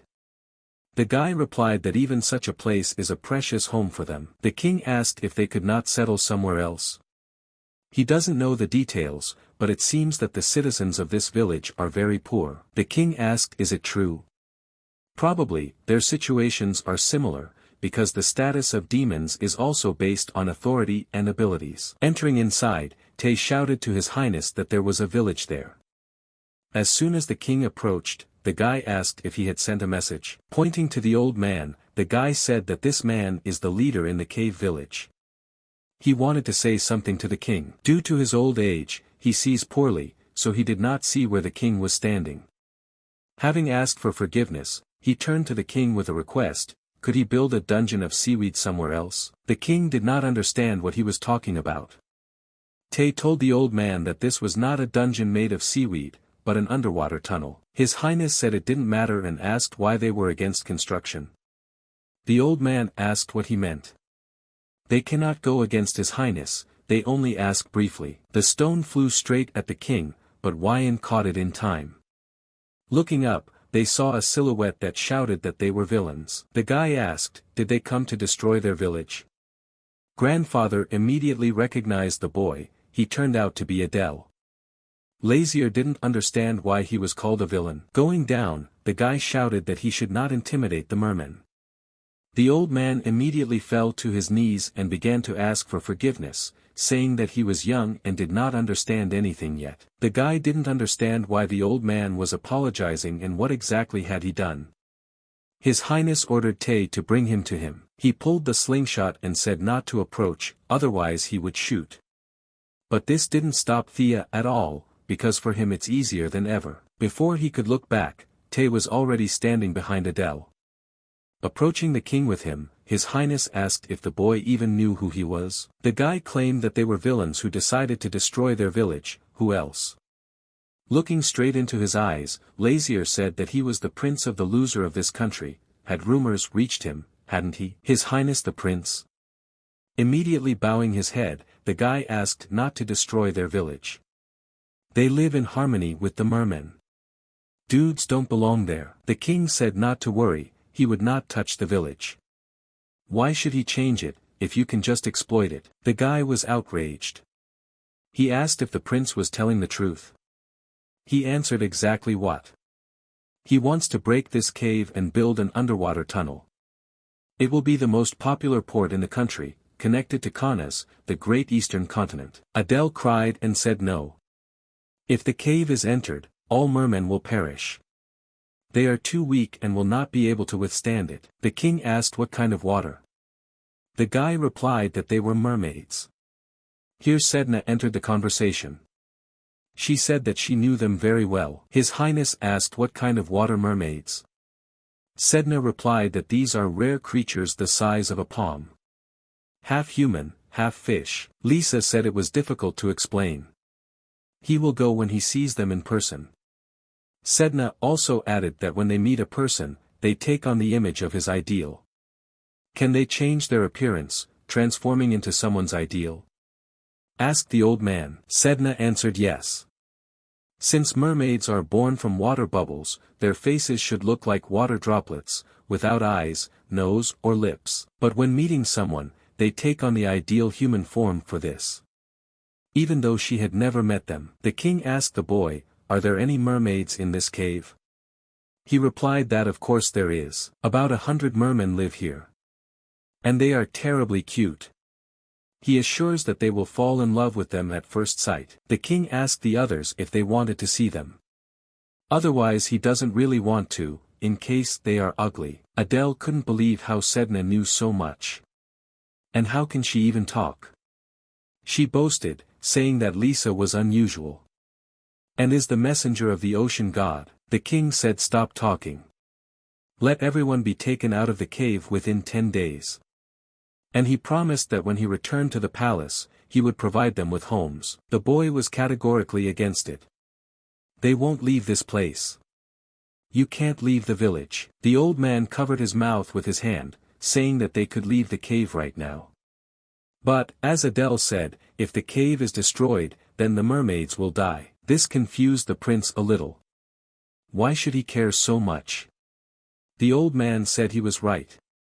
There are no reasons for this. Then in this case, the king warned that they would destroy the cave in 10 days. The elves approached Lazier with a request to look at the mermaids. They are very interested in what they look like. Sedna said she wouldn't mind seeing them either. Looking at her with a smile, the king thought why she was so cute. Suddenly a large wave approached them. Adele shouted to everyone that it was a tidal wave. She grows before our eyes. Let everyone go into the cave. Wyan approached His Majesty with a request to enter the cave. The villagers know how to deal with this. The guys went to rest. They thought they wouldn't make it. Sedna approached Lazier and said that she could stop this wave. The king was told that out of fright he had completely forgotten about it. Lazier asked the boy what kind of tidal wave was this. And why is the cave completely intact? Adele was simply silent. The king asked what he was avoiding answering. How often does this happen here? Suddenly, an old man approached them and said that he would explain everything to His Highness. But because it's for a long time. He offered to go with them to the village. He said that tidal waves suddenly come from the rocky shore, so there are no plants and animals there. Only birds and sea creatures were able to survive. Well, the villagers living in a specially protected cave. Having settled in this place, they found a baby mermaid, and since then the mermaids have been living with them. They could predict ocean attacks and find food. And thanks to them they live in comfort, not being afraid of waves. They also built houses for them. Sedna found it all strange. The ocean has always been uncontrollable, but why does its waves appear too often? The villagers believe that the god of the ocean is angry and sends trouble. The fox said that this could not be, this is a mistake. He's not that persistent. If the god of the ocean were angry, he would flood not only this cave. She is sure that she would have flooded the whole Gerera. The king noticed that the walls and floor were only slightly damp. Even with previous waves, why hasn't it flooded yet? Adele replied that even if water gets inside, it still evaporates quickly. And, strangely, when the sun is at its zenith, it becomes easier to breathe in the cave, as if the air is changing. Lazier thinks that since the tidal waves continue to flood the cave, but to no avail. Could it be that there is no magic involved? Something strange is going on here. He asked the kid, is this the village end of the cave? He replied that no, she goes a little deeper. Then let him lead them there. The old man warned His Highness that inside the cave was the home of the mermaids. They will not harm humans, but are very shy. So let's be careful. Prince Lazier said it was wonderful. They praised these mermaids so much that now they wanted to look at them. T asked the boy, is it still far? He said they were almost there. This is where the cave ends. After passing through this hole, they will see where the mermaids live. But there is only one option, it will come to crawl. But not this time, Lazier said. Smiling, he asked the elves if they could expand this hole. They replied that of course they did. The boy was shocked by what he saw. What is this, magic? He asked Thea. He said something like that. The ability of earth fairies. The guys went inside and looking around were shocked by the beauty of such nature. Here it is, the very lair of mermaids. Sedna ran to the edge of the cliff and saw one of the mermaids. Is this a type of water mermaid? She looked at her and screamed. Water, water. The mermaid was frightened and swam away. Too bad she didn't try to hurt her. Adele said that they should not be scared, they are weak in body and spirit, so they can easily die. Sedna apologized, she didn't know about it. The king asked the boy why she had a drop instead of a face. Didn't he say that when they see people, they change their appearance? He replied that they change their appearance only if they like the person. At that moment, a mermaid sailed up and turned into his mother. The prince asked if his ideal is his mother. The boy said he might. Although he did not know what she looked like, as she died during childbirth. The head of the village told him everything. This is the face of his mother. Adele asked if the king was not interested in who was ideal for him. His Majesty doesn't care. Sedna was also curious. The king asked why she needed this information. She just wants to know what kind of people he likes. He said he doesn't have an ideal. Those he likes are always nearby, including her and everyone else. Suddenly, the mermaids were all together. There are actually so many of them. The house of the mermen spoke the truth. The king saw that something was glowing under the water. He asked Tay what was there. He replied that it looked like a stone, but until they came closer they would not understand anything. Maybe he's magical. Ars Tide remembered that magic stones cannot glow without being activated. This is a well-known fact. To get the magic contained in them, they must be activated with a potion or magic formula. The king ordered Tay to check and bring it. He immediately dived into the water. It seemed strange to him why the water is warm, usually in the lake it is much cooler. He saw a luminous and warm stone. There is no way it can be filled with magic if no one touches it. Coming closer to him, the mermaids lined up in a circle holding hands. They are so desperate to protect him. After emerging from the water, he informed His Highness that they had a problem. The mermen protect the stone. He can never get it. Plus, it's not small at all. The king thought that he would have to take care of them in the beginning. Adele shouted at him that he couldn't do that. Let him not touch them. They are like family to them. If waves appear because of this stone, you need to get rid of it. But what will happen if the mermen die? Lazier thought. His reputation will deteriorate again due to rumors that will come straight from this village. Considering all his previous deeds, the king asked Theus why he thought the mermen were protecting the stone. He replied that he had no idea, since they did not talk. But maybe it's all about the eggs. They lay their eggs underwater.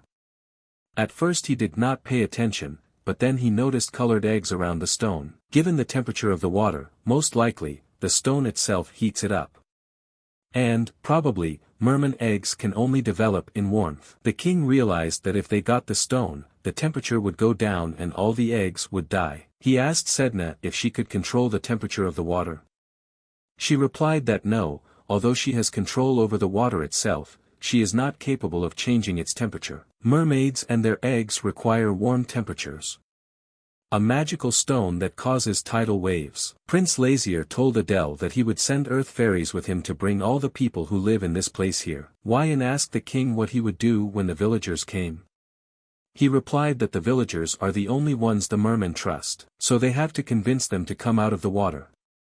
And maybe then they will be able to get the stone. If we have to look for another location, construction will be delayed and who knows how much more time will pass. Suddenly the stone turned green. It absorbs water. Like Lazier, he assumed that this stone was to blame for everything. Sedna asked Lazier what should they do now.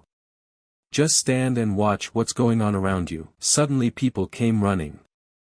What does it all mean? Asked the old man. The king said they were just in time.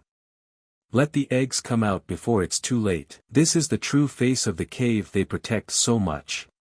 All the misfortunes that happened earlier are caused by this stone. It was because of the stone that tidal waves formed, and people could only live in a cave. Because this land is sacred. People said it was because this land is sacred. The king, furious, replied that they thought so. The reality is quite different. If it weren't for this cave, there would have been no waves or disaster here at all. The prince called them idiots. They do not yet understand that this cave is not a blessing, but a curse. People don't know what to do. Where should they move? And what about water ones? How can they leave them here? The king explained if they wanted to save them. Then let them pull out the eggs. You can't delay now. Looking at how people collect eggs, the guys noticed that the mermen are not afraid of them. Still, they are not strangers to each other. The girl turned to the mermaid and said, "The king and his friends say that they will die of drought if they stay here." Holding out her hand, she invited them to go together. Looking at each other, the mermen made their choice. He turned into a handsome guy. The girl thanked him for his trust. The woman approached her and asked who it was. She replied that it was her first love. They allow you to see who and when you want. Lazier thought, isn't this the greatest temptation for people? As far as he knows, people are too emotional. Thus, they could become a real bait. To attract all the riches and royal power in Gerera. He came just to inspect the tunnel construction site, but got much more than he expected from this trip. The old man turned to his highness with the question of what to do. The king replied that Sedna would lead them to the exit of the cave. We would not allow dehydration of the eggs. Running up to the king, Adele asked what about them. Lazier replied that he needed to deal with the magic stone first. If left in the cave, it will still be in danger.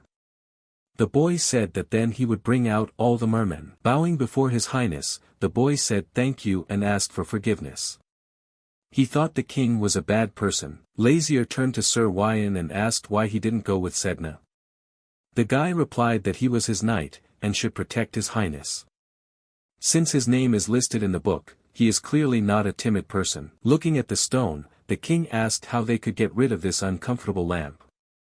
Huayan asked if he could cut her. His Majesty said that it makes no sense to cut off only the top. He sank deep into the earth. Turning to Theus, the king ordered him to pull out the stone. Huayan knows that T is an unusual person, but even he will find it difficult to pull out the stone with his bare hands. Before the knight had time to finish these words, the guy had already coped with the task. Holding it in his arms, Tay said that he was not that deep. He thought the cave was crumbling, but it's okay. Cha-Ayan stood with his mouth open. He asked his highness, is this stone really so light? The king said no, it's just that T is incredibly strong. Climbing up the stairs, Huayan told the guy to hold on, there was only a little left. They got out of the cave. Eris said that the power of earth fairies is amazing. Make a ladder connecting the cave and the shore. With such strength, they will instantly build an underwater tunnel. But the fairies complained of being tired, and that they wanted to sleep. The king turned to Ray, who took the form of a man and took the fairies in his arms. Eris said that it looks like they are very tired, they spent a lot of energy today. Looking at the sky, the king said that it was time for the children to sleep. While they were in the cave, night fell. Turning to his highness, Tay said that after midnight the new year would come. The king was surprised, so fast. T replied that yes, this year time flies by unnoticed. His first new year in the human body. He says it's the year of the salamander. The king asked Tay if he was happy. He replied that yes, he thinks this is a good year. Looking up at the sky, they saw a shooting star. Huayan turned to his highness, he said that now of course it's early, but happy new year. The king was outraged. At this rate, he'll faint again. He did not understand why there were so many documents. The king asked Tay if he had sent a letter to every nation. The guy replied that of course. Tay said that many countries offered alliances, but they rejected their proposals, as the king ordered. They made an alliance only with the Kanas Empire. His Highness said that an agreement must first be signed with each nation. He suggested proceeding carefully and slowly. The king asked how the work on the tunnel was progressing. They need to finish building quickly if they want to make deals with other nations. T said that the fairy queen has sent assistance, so the work is going quickly. Eris said they would finish ahead of schedule. What a relief, Lazier thought. He asked they what about mermaids? Is he talking about that village on the rocky shore? A mermaid trainer, Adele was surprised. Eris replied that yes, His Highness officially nicknamed this place the City of Mermaids. All villagers will be able to gain knowledge and resources to control the mermaids. This place will become a popular tourist destination and theme park for the mermaids to interact with other nations. The guy said they're building new houses for them, so when they're done, they'll help with the move. In the meantime, please let the mermaids take care. Don't worry, the kidnappers and murderers of the mermaids will be punished. Only they are able to maintain and manage them. Eris said that people would have to pay to see them, so their pockets would be full. The old man said that he did not know how to thank His Highness. The girl asked him if they were sure that there would be people willing to pay a lot of money to look at the mermaids. They say there are already famous merchants and nobles heading to Gerera to see the mermen. Looking at how the king was sleeping, T said that it seemed that he would not even notice if someone steal him. Tomorrow is the Ocean God Festival. The guy hopes the king will wake up in time. But now I need to change him into pajamas. T tried to wake His Highness, talking about what a beautiful morning it is and that it's time to open your eyes. Even Sedna and Ray woke up. The king asked they to shut up and not wake him up. He still won't get out of bed and doesn't care what day it is. The guy said that the Ocean God Festival begins today. How can a prince miss such an important event? The king said that's it. He got up. His Highness could not believe that he would have to pretend to be a buffoon every year. Sedna said if she doesn't want to, let her not go. That's what he wanted to say. Why did she even come up with such an event? She didn't know then. What should she do? If he does not like it, then she can get rid of this event. If it is the will of the ocean god, they will listen. The king said no, the festival must continue in the future. Although it is infuriating, it is an important event that demonstrates that the god of the ocean is protecting Gerera. His Highness asked if the main characters couldn't miss it, so it's time to pack up. Sedna agreed with the king. The king said that the event had come to an end, and they could do with a rest, so why the hell did they go to this festival? Sedna replied that she really wanted to go here. She admired a lot of people. In all these 2,000 years of holding the festival of the god of the ocean, she never managed to visit it. Where does she start, eat goodies, or go to the circus? Quian asked His Highness why he went with Sedna. He replied that he was not here of his own free will. Went with her because she might get into some trouble like last time. Besides, if he personally visits this festival, won't his reputation increase? Wyong said that he was right, this is really a great idea. Lazier asked Sedna what she was doing. The girl showed him the rabbit, she felt sorry for him. He's all alone and probably very scared. The king said that he had nothing to be sorry for. Sedna did not agree with him. Waiting for someone to pick you up is very sad. Doesn't he think so? He replied that he was not interested in such weak and helpless creatures. The girl asked, that is, the weak are unpleasant to him. It turns out that if she was an ordinary fox without any abilities, he would hate her too. Indeed, Lazier did not need her, but her powers. Because she is an angel, he chose her because of her angelic powers. Turning to Sedna, the king said that there are no ifs. He chose her because she is strong. And he doesn't regret his choice one bit. Then why be sad? She's with him now. Sedna said well, then let him buy her something tasty. Lazier asked what exactly. Everyone walked together holding a lollipop in their hand. Lazier didn't expect that candy alone could lift her spirits to the skies. Turning to His Highness, Wyand said that they were not children. The king replied that nothing could be done. Sedna wanted them all to eat some goodies together. The guy doesn't want to eat what the king bought him. He replied that no, he would eat everything with pleasure. He looked at Ray. Sedna asked that he didn't know how to eat it. Isn't there something like that in the demon realm? And showed him how. The guy told Sedna that an angel like her has a very beautiful voice. She asked Ray if he liked her voice. She didn't answer, he just said that her fears were wrong. Ray said that his master will not abandon anyone until they turn away from him first. Sedna said no way, even though he looked pitiful, he saved him. Even his name, Ray, was given to him by his master. His name is Ray Ravido. Therefore, he asked the angel not to worry. Sedna said that he was indeed right and thanked him. Then the guys ran somewhere, saying that they would soon start setting off fireworks and they needed to take their seats.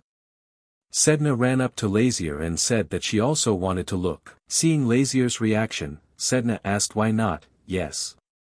The king replied that okay, let's go. She was very pleased to see fireworks. Sedna was extremely happy about the fireworks.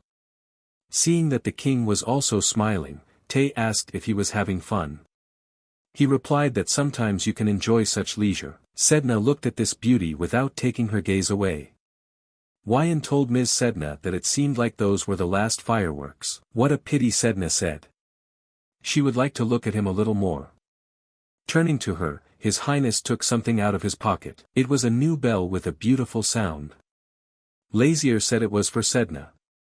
What should she do with the old one? She really liked it too. Items containing demonic energy have an expiration date. Therefore, it is better to change it before this period expires. Turning to Eris, the king asked to give him his sword. The use of kava for the purpose of causing harm does not necessarily entail a change in hair color.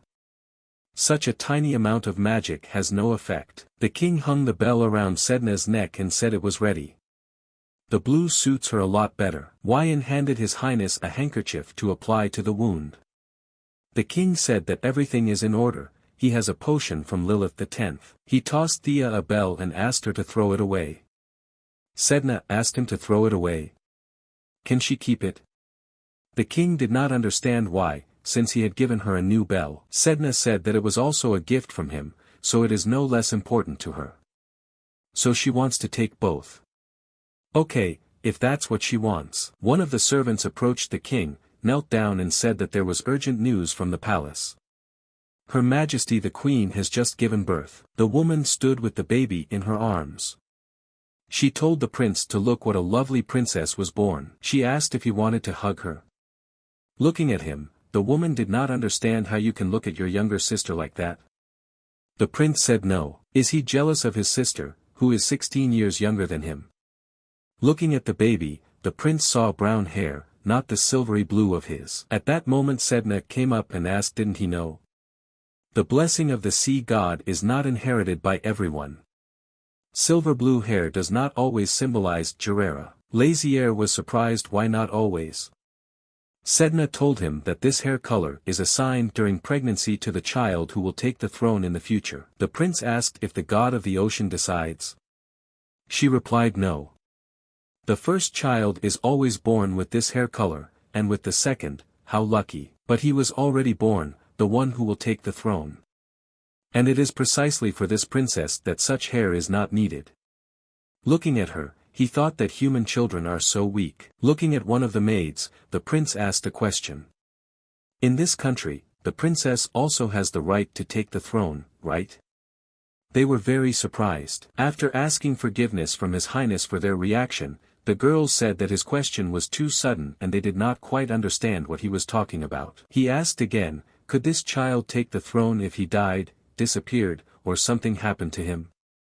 Because in this country women are very often discriminated against. Falling to her knees and turning to His Majesty, the girls said that they have no right to discuss the ruler given by God.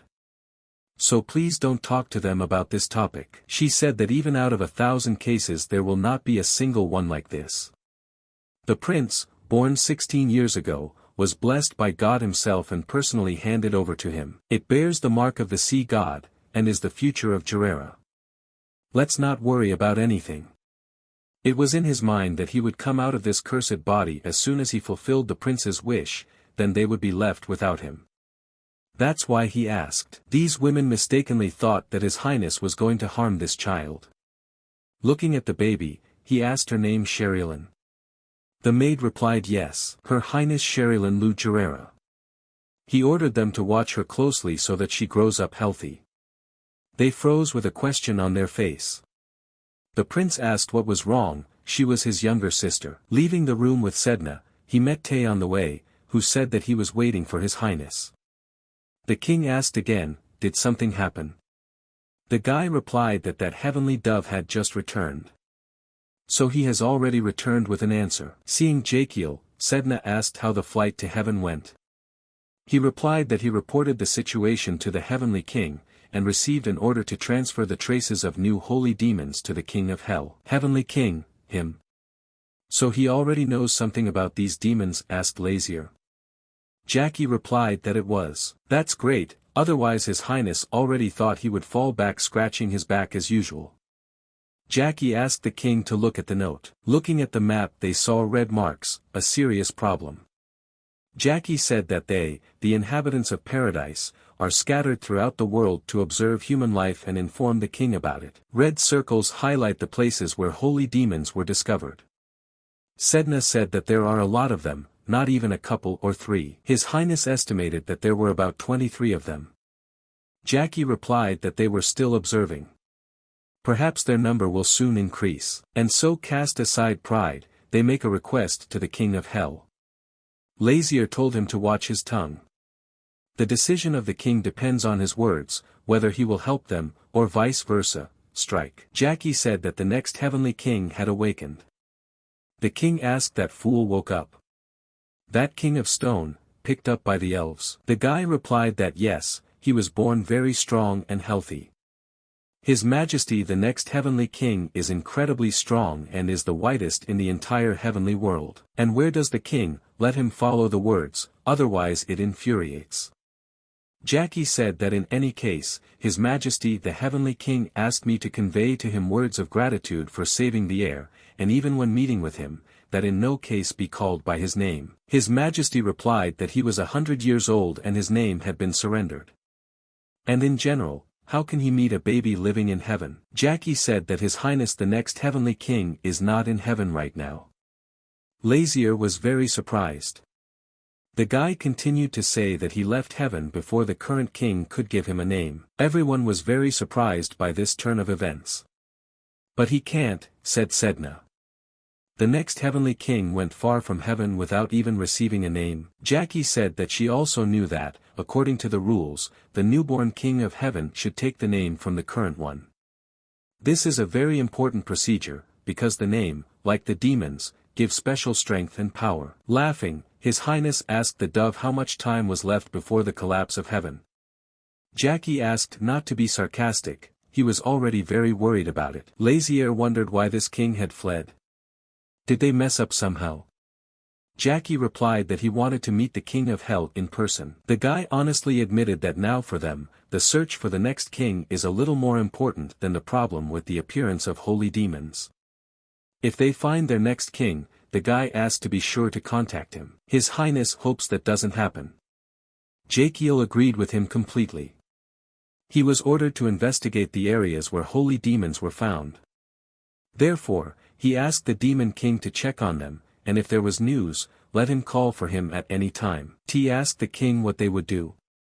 He replied that this clueless heavenly king was of no use, absolutely nothing. Sedna said that she hated the current king with all her heart, and would very much like a new one to replace him as soon as possible. But now it seems to her that this next heavenly king is even stranger. The problem with the next king, Lazier offered to just score on him. If he comes to meet him, the king will simply seize him and hand him over to heaven. As the map shows, the increase in the number of holy demons is his main problem now. Although, to be honest, the growth of their number is not so important. Here are their abilities. The guy who pretended to be the demon king last time had the power of nightmares, but it was quite weak and short-lived. But what happens if they can copy the powers of gods and demons at will? What if they managed to copy his powers, the king of hell? T said that it was impossible, since his strength was different from the strength of ordinary demons. No one can withstand such a powerful amount of magic. And the very existence of this force lies in their heart. Sedna said she thought so too. This is possible only by returning to the form of an unhatched egg. True, there is one who has already hatched from an egg, but did not become a king. What if this little guy falls into the hands of holy demons? Turning to Tay and Ray, the king said that they had an urgent matter that did not require delay. Sir Wyan asked the prince for forgiveness. He said that if the knight is really sorry, just keep quiet. He said that the prince left so suddenly, where was he going? The king replied that the temple. He's not talking about the temple of the ocean god, is he? Ray intervened in the conversation and asked, do they have any other temples? Next to them, after all, now Sedna, the representative of the god of the ocean, why should the king personally go to him? The king replied that in order to get information, he needed to talk to the priest. Wyan told him that then he could call one of them directly. Lazier replied that he needed to look for some books in the temple, just down the road and drop by. Sir Wyan said that he understood everything. Then he will go to prepare for the upcoming detour. The king replied that he clung like a tail. Upon entering the temple, the prince was greeted. The man said he was a high priest serving the god of the ocean. His name is Sol Mukha. May the blessing of the ocean god be with him. Sedna intervened and told the prince not to worry. She will continue to protect him. As soon as she realized that she had said a little not what she needed, she immediately changed the conversation. The king began to talk about what he had heard from someone. Is there a separate room with old books here? The priest said that yes, he would lead his highness, let him follow him. The man said that if the king found a certain book, they could help find it. Lazier said thank you, but he can handle himself. His highness mentioned that all temples are interconnected. He heard this somewhere. Is it true? He wonders if they can interact with each other regardless of country or religion. The priest replied that yes, they can. Even if the religion and deity are different, the divine power used for blessing is the same. It turns out that the connection with each temple is in the public domain. Yes, the king can contact them at any time using holy power. Maybe he has a place where he would like to convey his words. The king replied that yes, wherever possible. The priest was very surprised. Let him tell everyone that the prince of Gerera, Lazier, is looking for one person.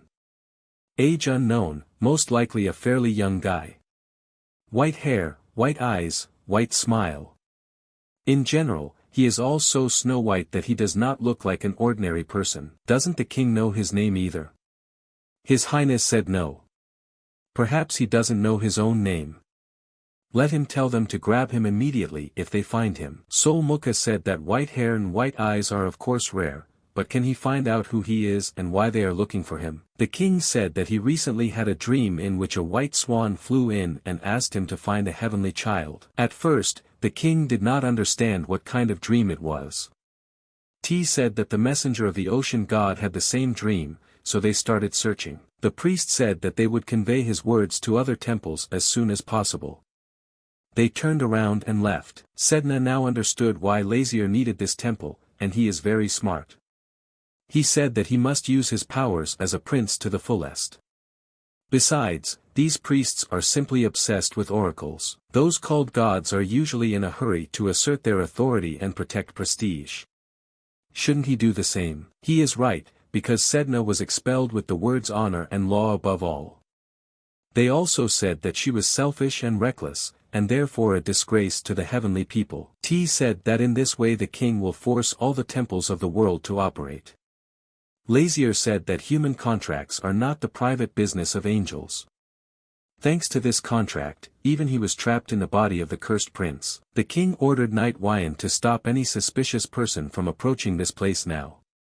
He said that he understood and went to guard the entrance. Sedna said that she hadn't heard much about contracts with demons, by the way. Yes, and about the temples, in principle, too. T said it was because demons don't have sacred powers. In order to gain them, people worship angels.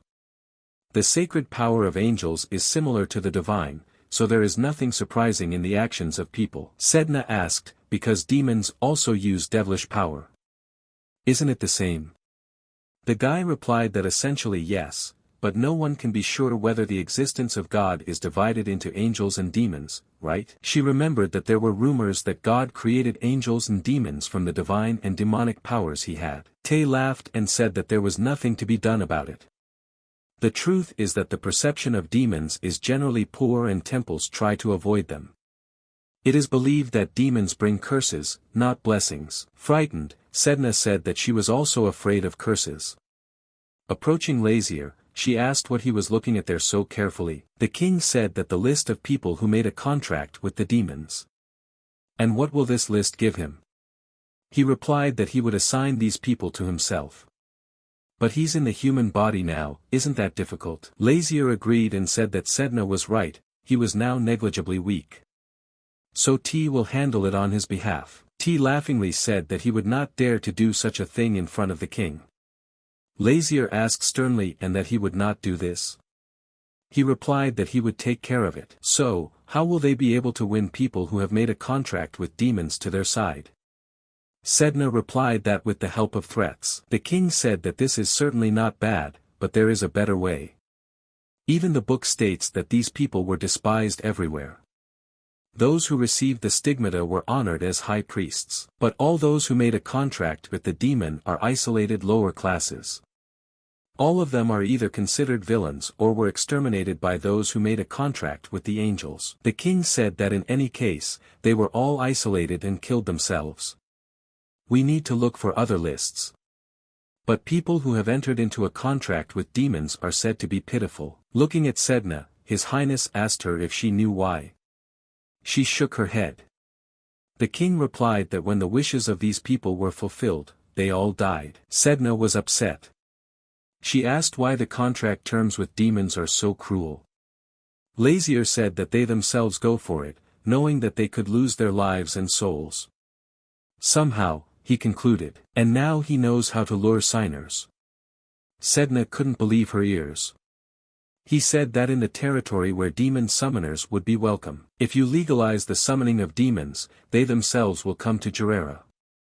T told his king that it was very dangerous. Gerera, of course, is quite lenient, even accepting demons like Blackie, but God forbid this becomes a pretext for attacks from other countries. Lazier asked, isn't that better? In any case, if he wants to rule the whole world, war cannot be avoided. They can use demands for equality for a discriminating minority to justify war. Tay asked if it was too early. Gerera is still very weak. Okay, they can cope with small countries, but if they collide with big powers, there will be no victory in sight. And the tunnel connecting Gerera and Kanas will be built for another year. At least until then, it's best to remain calm. Sedna agreed with this opinion. He was not going to fulfill the desire of his contractor through human forces, right? Lazier replied that his desire was not a problem for him. They don't know where the next heavenly king is, and it's an emergency where the holy demons are playing. In this confusing world, it will be hard to hold both the heavenly kingdom and the holy demons. And he turned to Theus Thanatos. The king asked since when had he become such a coward, trembling in the face of war. They handed Sir Wyan a note saying it was from the prince. In it, the knight read about a connection with a criminal organization. He checked with Tay, did the prince actually order him to do this? The guy answered yes, and asked to follow him. This is a secret mission and no one can say a word about it. Wyan asked does he know where to go? T answered how could he, his faithful servant, not know this? He was ordered to accompany the very clumsy Sir Wyan. T said he didn't have to take anything with him. This place is right next to the palace. Heading there right now. His task after the secret meeting will not be so easy. While walking through the forest, Wyan asked they if something bad had happened. He replied that he did not know, looking up said that the weather was too good, and he did not like it. He watered his houseplant once every 2 days, but it suddenly withered. Moreover, the birds flew into the room, shat and flew away. The gardener could not take care of the garden, the trees are in a terrible state. Also, the meat for dinner was too tough. Wyan asked, is it okay that T is not with the prince? How annoying, he said to Tay about the night. The prince hates him terribly. Wyan laughed and asked if something happened in the temple. Since then, his condition began to deteriorate. T said that he was right, and apologized for calling him not quick-witted.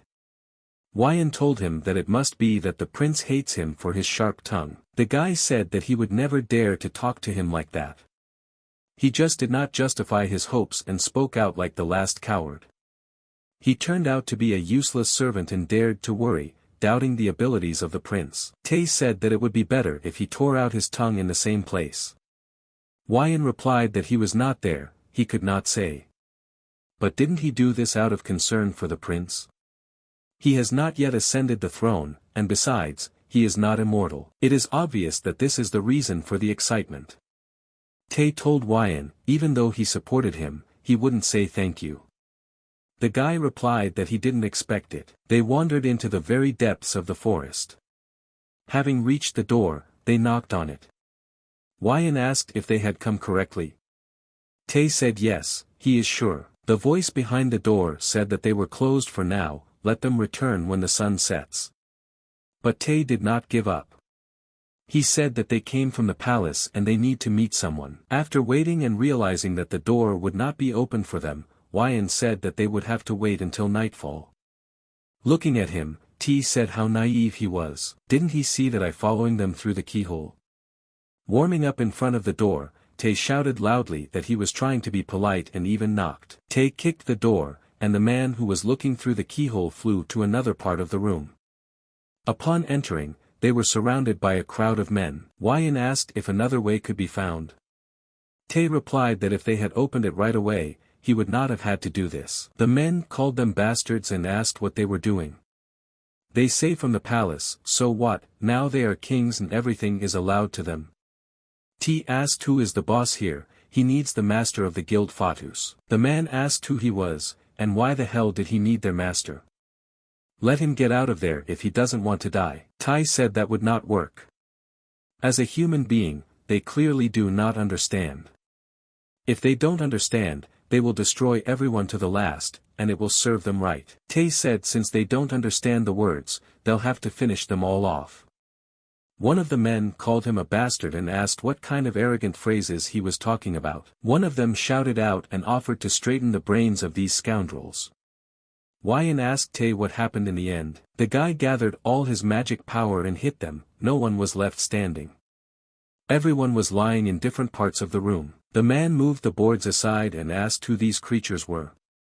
Tay had already told them that they came from the palace. Showing him the bracelet, the man's eyes immediately opened. This is the same silver bracelet, symbolizing royal power. Wyan asked for forgiveness for the inconvenience and said that they did not come to fight, but to talk. How about avoiding such unpleasant quarrels in the future? The man asked if they still wanted to negotiate after what they had turned their store into. Let them not even think that they will leave there alive. Wyan said that it seems his guesses about possible negotiations were wrong. Well, they asked for it themselves. Having quickly dealt with everyone, the guy stood and looked at them from the side. Tay Thanatos, I didn't send you here for this, said His Highness as he entered the room.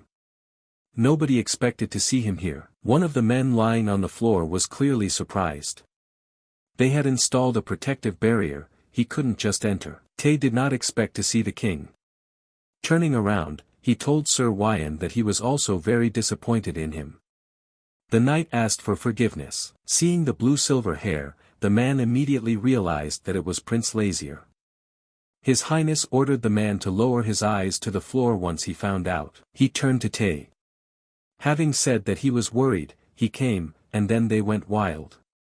Lowering his eyes to the floor, the guy asked for forgiveness and said that he had done something stupid. Pointing his finger at Tay, the king said since it was all his fault, then let him sort it out.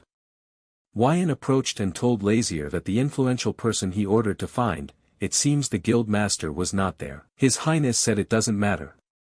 Even if he is not a guild master, the main thing is that he has at least some power in the Fatus guild. The man who had Lazier's foot on his head said that if they needed a guild master, he could connect them with him.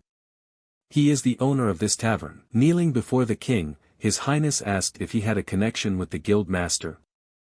The man replied that yes, let the prince just say it, and he will give him everything he needs. The man therefore begged not to kill them. Lazier said he didn't care about them. He brought him, a member of the Fatus guild, with a request. The prince himself asks for it. What should he do? There are many instances where royal requests led to wars. He's not getting him involved in some kind of disaster, is he?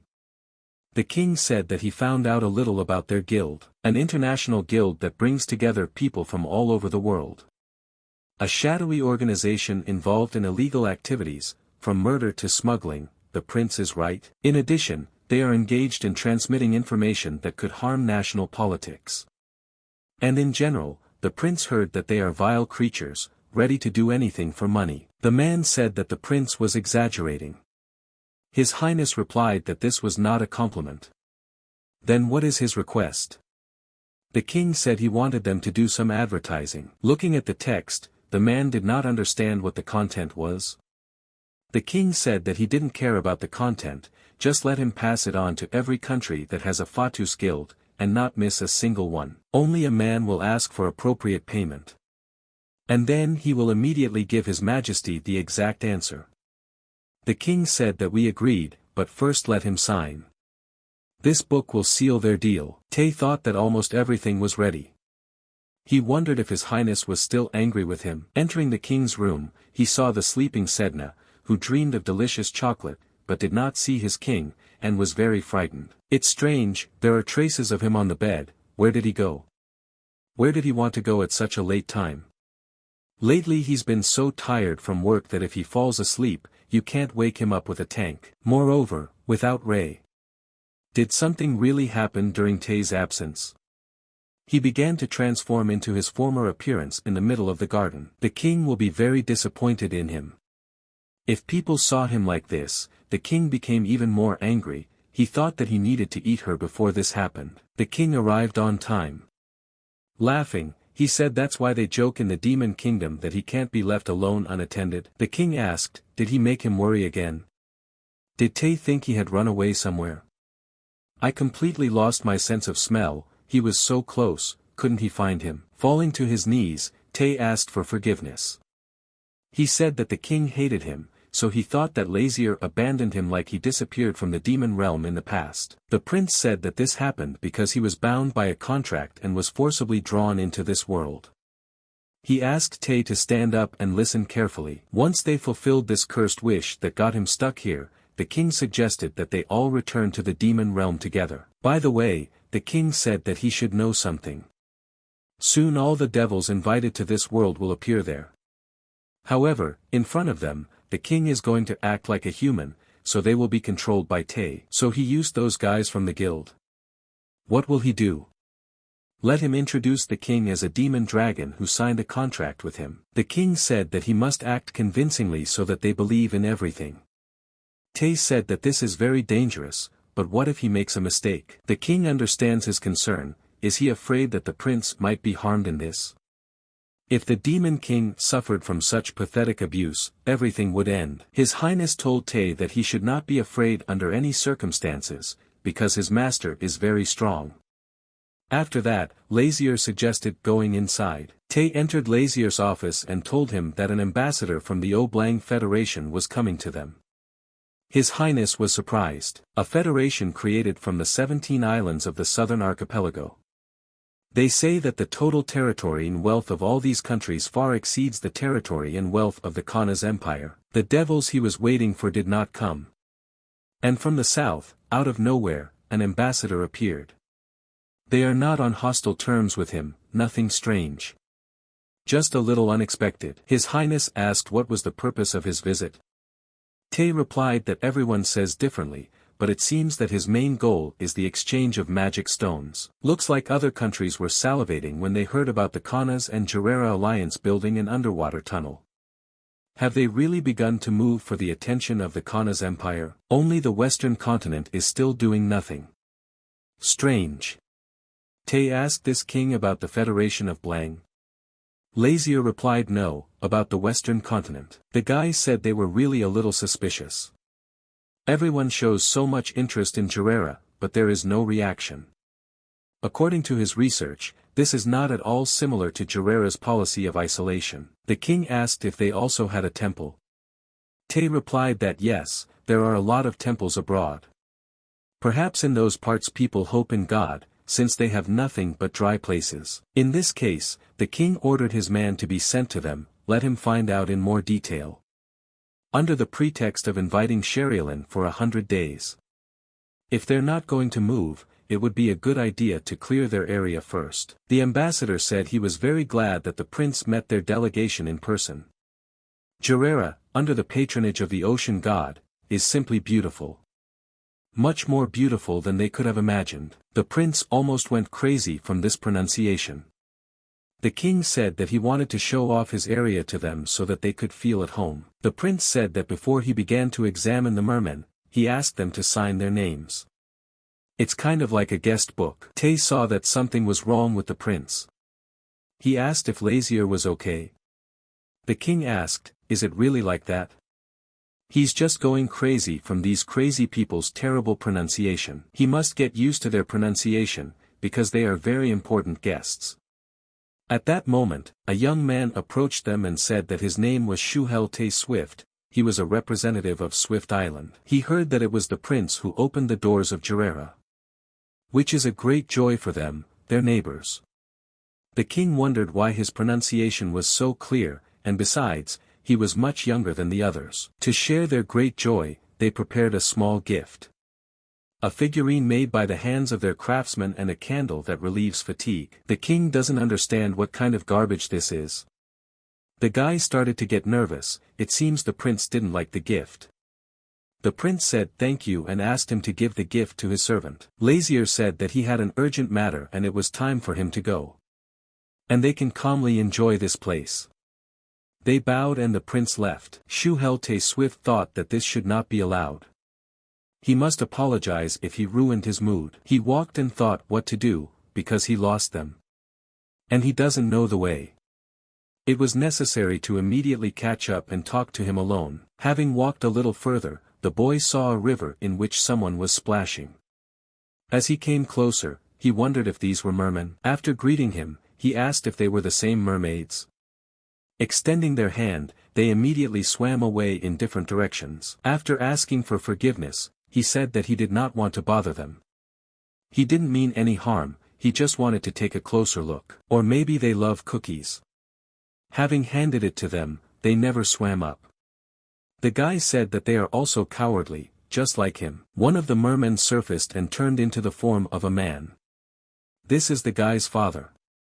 He heard that they show the image of a loved one. He said thank you for letting me see him again. Shuhelte Swift again handed them cookies in gratitude. Then Sedna came running behind him and shouted that he couldn't do that. Sedna screamed that they would die if they ate cheese or chocolate. Didn't they explain to him that you can't come close to mermaids and feed them anything? Pointing his finger at her, the guy shouted that she was a talking fox. Sedna replied that she was not just a fox, but a messenger of the god of the ocean. He was very surprised. Lisa said that although she looks cute, she is actually very scary. Seeing the blue and silver power on her, he wondered if she was the god of the ocean. He told her that she was not a messenger from the ocean god. So much powerful divine power does not emanate from the messengers. Sedna asked, does he see her strength? She's the goddess of the ocean, isn't she? The fox replied that even the priests who control the highest divine powers do not see her divine power. Sedna said that the guy was kind of strange. Is he really human? At that moment, Lazier, Wyan and Tay approached them. The prince asked what Sedna's words mean. Can you be more specific? Lazier said that she was from Swift, and asked to remember what her name was. Lowering his head, the guy said that his name was Shuhelte Swift. The king saw that he had special eyes, since he could see Sedna's divine power. The average person doesn't see anything like that, except that she can talk. In addition, he hid his identity and watched the prince from afar. Lazier asked what his goal was.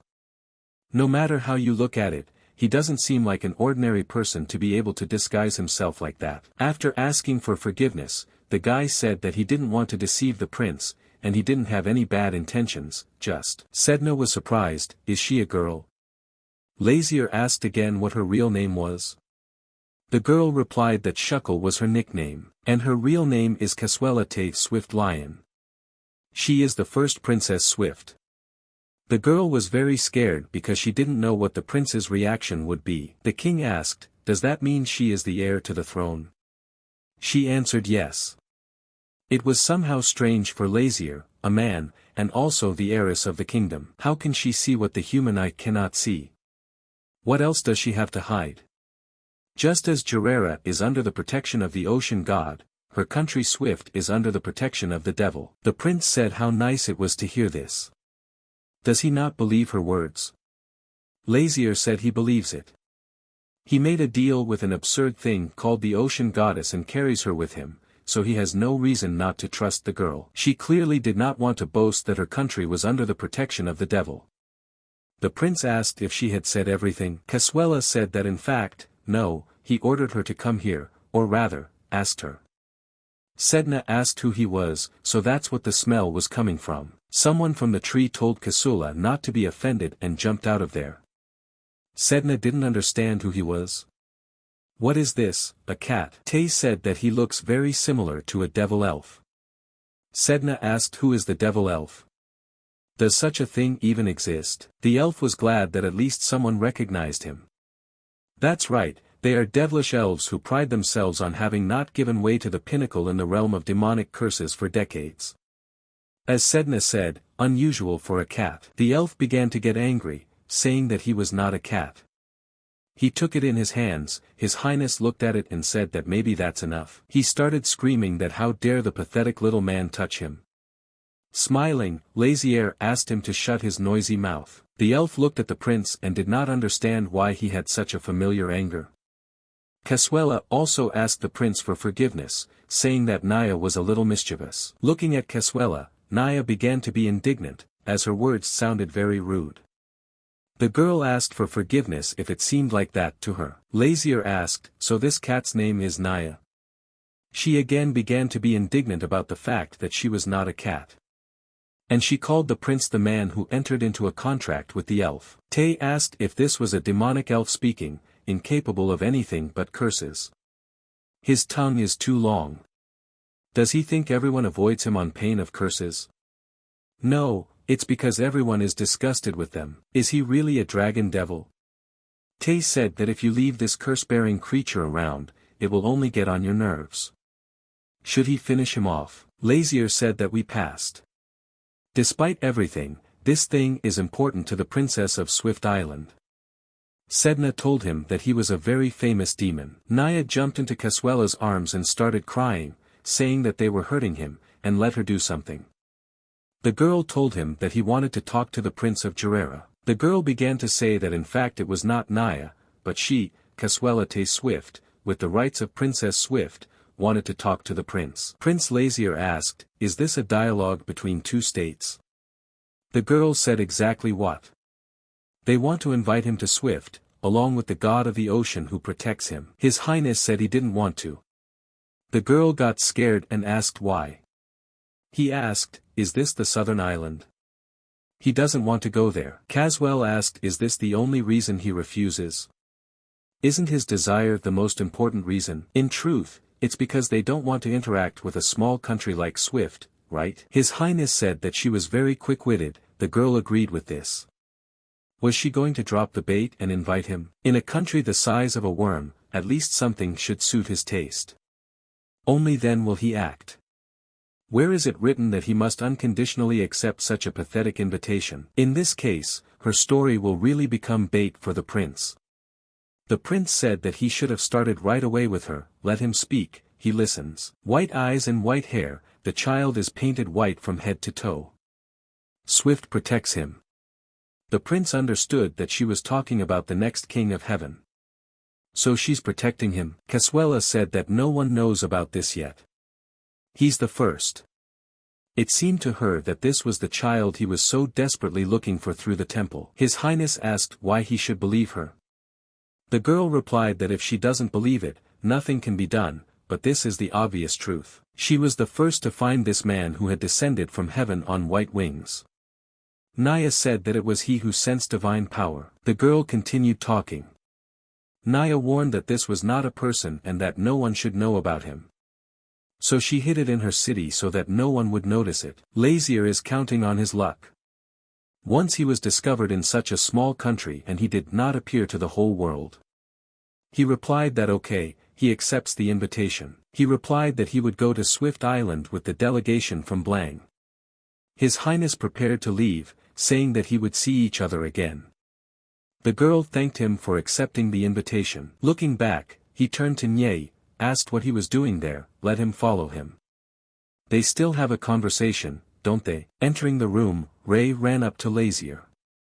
He asked him if he had a good rest. He is fine now, but due to the constant use of magic, his condition is getting worse. Until he is completely restored, let him rest in this body. Seeing that it was a devil dog, Naya hid. He asked what it was. Dragon demon, angel fox, now also a demon dog. What kind of devil's palace is this? Then Sedna came into the room and said that fox angels do not live in angelic palaces. Naya replied that of all, she is the most suspicious. He asked what the dragon demon was doing here anyway. She heard that they never part with the demon king. Tay replied that he had signed the contract. Naya couldn't believe it. The demon dragon left the demon king, and also signed the contract in a human body. He is first and foremost a demon, just like her, he made a special contract with a person. And yet the elves were suspicious. Does this person have a special soul? Lazier said, who knows? Seeing that he has gathered angels and demons here, doesn't he think it's interesting? In the future, there will be even more. Nia followed him because she felt something special, and even abandoned her contractor. And, most likely, she arrived in Gerera because she saw the leaflet. Naya replied that yes, in Swift she saw a leaflet in the language of demons. It was written there to gather in Gerera, which is why she arrived. Also at the bottom of the flyer was the mark of the demon king. Any demon will tremble at the sight of this sign. Looking at Lazier, she asked, is he a human, not afraid of the demon king? He does not look like an ordinary person, then who is he? Naya felt that the smell of danger emanated from him. It was strange that he was not even afraid of the demon king. Tay intervened in the dialogue. He said since Naya came because of that leaflet, the conversation would be short. He will convey the order of the demon king, is that okay? The elf asked to speak. While Naya continues to fulfill the contract with the person, as soon as she discovers those who call themselves holy demons, let her immediately report. Naya was clearly very surprised. The girls discussed among themselves what they had heard, that Prince Lazier was truly incredible. Judging by the fact that he persuaded them with just a few words, his negotiation skills are simply amazing. Hearing the conversations, Lazier thought this was due to the fact that they signed the book. Then Eris ran in and shouted that he had finally managed it. He had been working on his research for months, couldn't he be welcomed? The prince said that naturally he had to work. Does he even know how much money is spent on one laboratory the size of a midge? Can idle if the salary is not needed. Seeing his dissatisfied face, the prince became angry. Having asked for forgiveness, Eris said that he would relax his face. He told the prince that he had come up with something this time. He was holding some kind of box in his hands. The prince asked what it was. Eris replied that this is the thing that allows you to communicate with distant places. The prince asked, is this a magiphone? Eris shouted that he was also modernized. Magicaphone third with video communication. Lazier asked if there is a third, then there is a second and a first. The guy replied that these models do not play video and their work quality is unstable. The prince thought that at present international calls were only possible in Kanas and the Federation de Blanc. That is, thanks to this thing you can maintain contact with different countries. And the third magic phone he developed has a large amount of memory, including the history of calls and video communications. The third microphone can be taken anywhere and called anywhere in the world at any time. This is a modern magical gadget that saves and records images. And, for security reasons, he must obtain the prince's approval. His Highness said that Eris is great. Invented it at the perfect time. It will come in very handy soon. By the way, the prince asked, did he have a hand in the construction of the underwater tunnel? Eris said that he only added to the design, and the construction was the work of the elves. At the moment, he and the master are focusing on the development of magical gadgets from magic stone. Everything for the development of Gerera. The prince said that he could continue in the same spirit. For the development of Gerera says. Well, this development will become a springboard for war. There will be no war with the South Island Federation. As soon as he receives the signatures of the rulers of the countries with whom he will interact in the future, he will immediately be able to take them into his own hands. First, the prince will go to Swift, find the heavenly king, bring him back to heaven, and deal with those pesky holy demons. Then he will fulfill the wish of this damned prince, and it will all be over. Wyan approached the prince and said that everything was ready. He told Ray that they could already go. Lazier asked where Tay is. The knight replied that he was preparing the room so that he could rest. Entering the room, Lazier asked if the four of them would live there. Casuela asked for forgiveness, saying that they did not have time to prepare the room, so they might be uncomfortable. The prince said that it was okay, he was used to this. Turning to the girl, he added. Although she is a princess, she doesn't have to be so polite, she can call him by his name. The girl did not understand what to do. The prince continued to say that in private he would also call her Casuela. Lung and Lin called him a traitor to his compatriots. Nia said that she did not know that this would happen. And she also doesn't want to sail on the same boat with them. They hate these annoying and bloodthirsty elves who curse others and take living souls. Nia began to be indignant in response. The prince looked at this from all angles and asked them not to fight on the ship. Having flown up to him, the girls said that it's good, if Lazier doesn't want it, then they won't. Nia did not stop being indignant, saying that they were the first to start this, and they were making her look bad. The girls tried to calm her down, but in vain. Then Sedna woke up and said that because of their noise she could not sleep. She slept so sweetly, and they interrupted her sleep. Now Nia is responsible for this. She didn't understand what was her fault again. Let Sedna go and find fault with these unfortunate elves. Any more and she could have eaten Lazier's special 10-tier chocolate cake. She said that for the next festival, the ocean god again asked him to make one like this. Unable to bear it, Nia asked who he even was. By the way, she was interested in something else. She heard that when drawing up a contract, angels do not take the soul. They say they do not crave human blood or flesh. Then how do they replenish energy? Sedna replied that they accept prayers or offerings from people. For example, a crocheted scarf, or a fire filled with firewood, fresh leaves picked early in the morning. Without hesitation, Nea said that it was all trash. Sedna said that these are gifts of faith that the inhabitants of Gerera present to the god of the ocean. And the more she gets the things she likes, the stronger she gets. The young princes and princesses of Gerera come to her. The young prince, having become king, came to her again. And when she was kicked out of heaven and locked in the sea, she served as the god of the ocean for 2,000 years. Lazier is a very special person for her. He saved her from gloomy loneliness at sea. Therefore, she loves him very much. Looking around, Lazier said that it was better here than he expected. There is a bathroom, a gym, and even an exhibition hall. Sedna told Lazier that she wanted to go to an art gallery and suggested doing it together.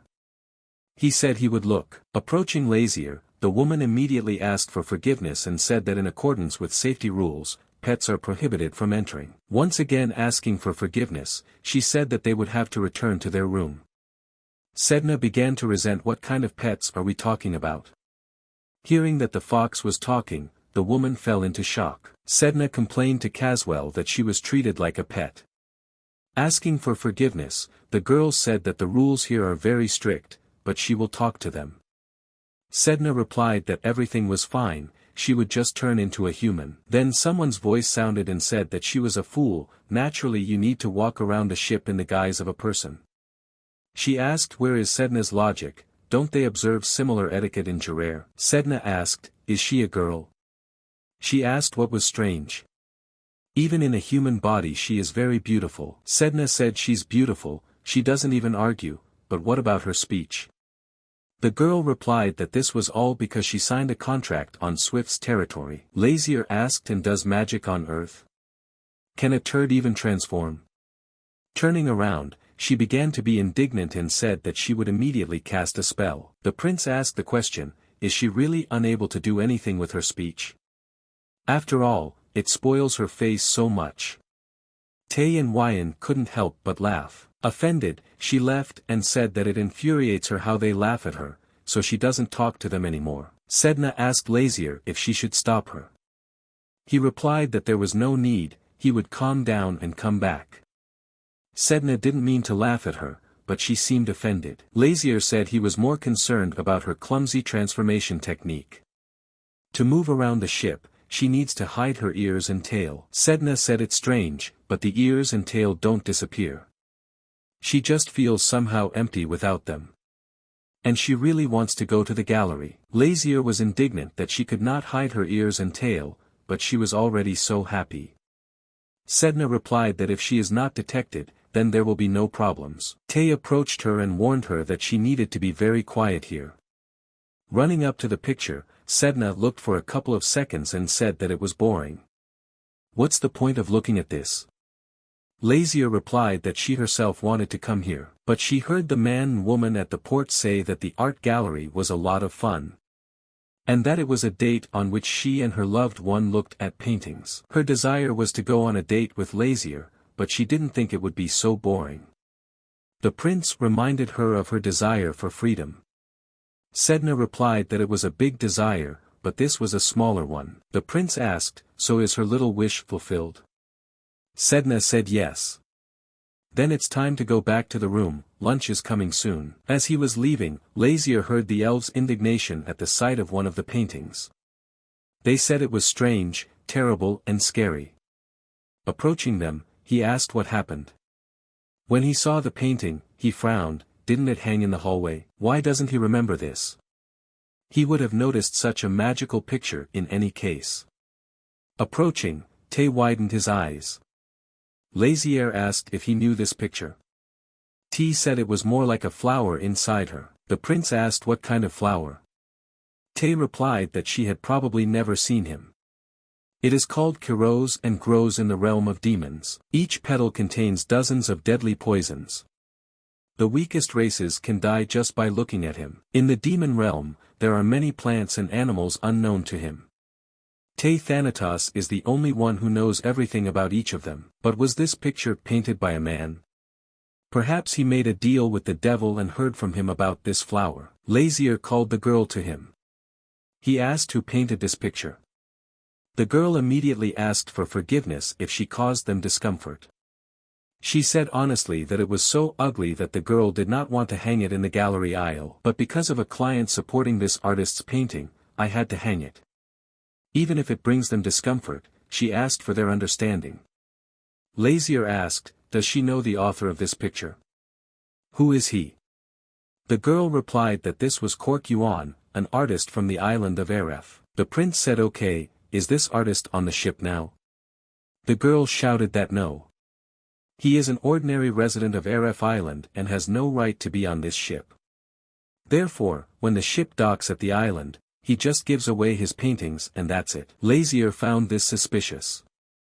The artist who painted the flower from the demon realm needs to know more about it. Shouting to the girl, he said that since the artist sends his paintings here, does that mean there are more of his works on the ship? Let him bring everything to his room now. Mistress Naya was on the uppermost deck. She walked from side to side and lamented that would not one of them come for her. Then someone called out to her. It turned out to be Caswell. She said that it was getting light, let Mrs. Naya go back to her room. It's hard for her to move around in the light of day, so let her calm down and come back. Without allowing the girl to finish, she began to be indignant that she would curse them all. She told Caswell that she couldn't stand them. The girl asked, does she mean Mr. Lazier? Naya replied that yes, it was him. Until he himself comes and apologizes to her, she will not go anywhere. She hates him so much, but at the same time she continues to call him master. Naya started screaming, is she crazy enough to call him master? It is very strange. What is he doing to her and why does she feel depressed? Naya didn't understand anything. Caswella thought that by the way, he seemed very close to the ocean goddess. She and Mrs. Naya also entered into a deal, but their relationship is completely different. They look so cool and confident. Maybe it's because their country is under the protection of the ocean goddess. Unlike her, he will never run errands for anyone and will not bow his head to anyone. They are both from royal families, but they live such different lives. She was even a little jealous. Naya dispelled Caswella's thoughts. She doesn't need Mr. Lazier, but the goddess of the ocean. Bring her to Swift Island and tie her up somehow. That's what she wants. Looking at her, Naya asked, she knows that if her wish comes true, her soul and body will disappear. Caswella replied that yes, she knows. She didn't get this far because of a stupid decision. She had been ready for this ever since she signed her contract with the devil. Looking to the side, Caswella said that they were almost there. Until then, she asked Mrs. Naya to help her. Nia said she was crazy. Even in death, she will be by her side. In exchange for her wish, she gave her her soul. Casuela replied that this was very good. It was necessary for her to initially wish for Swift to become a strong country. Then she would become Queen Swift and enjoy this life. The girl replied that it was pointless. No matter how strong Swift is, the enemies around them will become even stronger and threaten them. Casuela spoke about possible world domination. Naya replied that it was beyond her strength. With such a desire, she will not be able to help. Only if he becomes the Demon King. The girl said that she knows, so she will destroy Blang first. Nia said that after talking with the girl she felt much better, so she offered to go back. Walking back, Casuela and Naya heard screams that there was blood. When they ran up, they saw huge pools of blood. Touching it, the girl said that she had not curled up yet. Lazier said that he asked to bring him the paintings, and not a dirty piece of fabric. The man said that his name is Tom Lucas, he is the head of the ship's control headquarters. Having asked for forgiveness, he said that he would need Lazier's help. Came to the prince early in the morning, with only a bloody handkerchief, and still asks for help. He said that a person went missing this morning. For the safety of their clients, they are trying to identify the culprit. The prince was surprised. A man disappeared from the ship surrounded by water. The man said that it would be good if only he disappeared. A pool of blood and a handkerchief, the owner of which is unknown, were found at the scene. Lazier asked, "Isn't this a luxury ship that only royals and aristocrats can travel on? Are murders really being committed even on such a ship?" Tom Lucas asked for forgiveness and said that he had no excuses about this. To protect clients, they walk from room to room and count the number of people. The prince called Tay, who said that everything was ready. Lazier is responsible for everyone in this room. The man said thank you very much. Lucas said there was another person enlisted in this room, is he not here? Lazier replied that he did not know. The man said that then he would add him to the list of absentees and start looking for him. Seeing that Sedna was heading towards the door, the prince asked where she went again. She replied that there was a murder on the ship. Wasn't he curious? The king replied that not at all. Lazier told her that if she did anything again, he would be responsible for it. Offended, she said that she would sit quietly and would not take a step from here. Was he happy? Sedna began to say that if there is a killer walking around the ship, they are also in danger. Lazier laughed. He is in danger. On the contrary, this killer is in danger. Even if he tries to covet him, the prince will not leave a living place for him. But if you believe the calculations, the criminal cannot be human. Sedna asked how Lazier knows this. Just some kind of detective. He asked, is she really interested in where the information comes from? She said with admiration that yes. The prince replied that he just felt that way. The Sky Fox remembered that Caswell and Naya had not returned yet. Weren't they hurt by any chance? Lazier replied that Naya may look weak, but she is still a demon. No one gets hurt around her. Turning around, they saw the door opening. It was a girl, and she brought Lazier paintings by Cork Yuan. Looking at Lazier, Sedna asked, is this the author of those ugly paintings? The prince replied that they were not ugly at all, he liked them, they looked quite small. Lisa said that she most likely would not understand the beauty standards of demons. Looking at them, Tay said that the others were also based on the demon realm. You will often find such a tree in the realm of demons. But he often appeared where Tay lived. This is all very strange. Lazier said that with this arrangement, it seems that the 7 paintings create one common scene. It is impossible to do something like this without visiting the kingdom personally, especially this picture. It was like it was written right there, looking at Ray. Looking at the picture, Sedna said, this is what the real Ray looks like. But why is Ray so angry in the picture? It's more like he's not angry, he's sad. Looking at Laurier, Sedna asked if the demon realm really looks like this. The prince said yes, almost the same. The painting was painted as if being in the kingdom itself. Approaching the prince, Wyan asked if he had ever seen the landscapes from these paintings in real life. He replied that he saw it. Wyan asked to tell what kind of monster this was, pointing to the image of Ray. Lazier replied that he was not a monster, but a demon dog. And he is very close to him. They heard screams about a new murder, everyone was called to the dining room. 3 more people have disappeared, how do we understand this? Exactly what is going on here? People were discussing that this was definitely murder. Others said that there were no corpses, so abduction was possible. Not even a day has passed, and already 4 people are missing. One of the women shouted, what if their ship was cursed by the god of the ocean? This means they will all die or the ship will sink. The man shouted that it was possible that the god of the ocean had cursed this ship and was taking people to the bottom. And what they were guilty of was somehow too cruel. If she, the goddess of the ocean, gets angry, she will not curse the ship, but will simply destroy it. She doesn't even know how to curse. Someone is very angry right now, but why? Didn't she call herself the goddess of the ocean? Lazier walked and said that she was so hot-tempered. Maybe then I'll hang a sign on myself, I'm the goddess of the ocean. She was insulted, is she a monster or a murderer? Sedna asked what she did wrong, why did they do this to her? Lazier replied that she knew that they had nothing to do with it. She burst into tears and said that others don't know about this. Why should she endure insults for something she didn't even do? Lazier said that it's good, he will find the real criminal, will it do? Sedna was surprised, will he look for him for her sake? Does he really know who it is? The prince replied that no, why is that? However, he has a way to catch it. Sedna asked if it was true, Lazier replied yes, so they will do it. If they don't take care of it, there will be even more problems.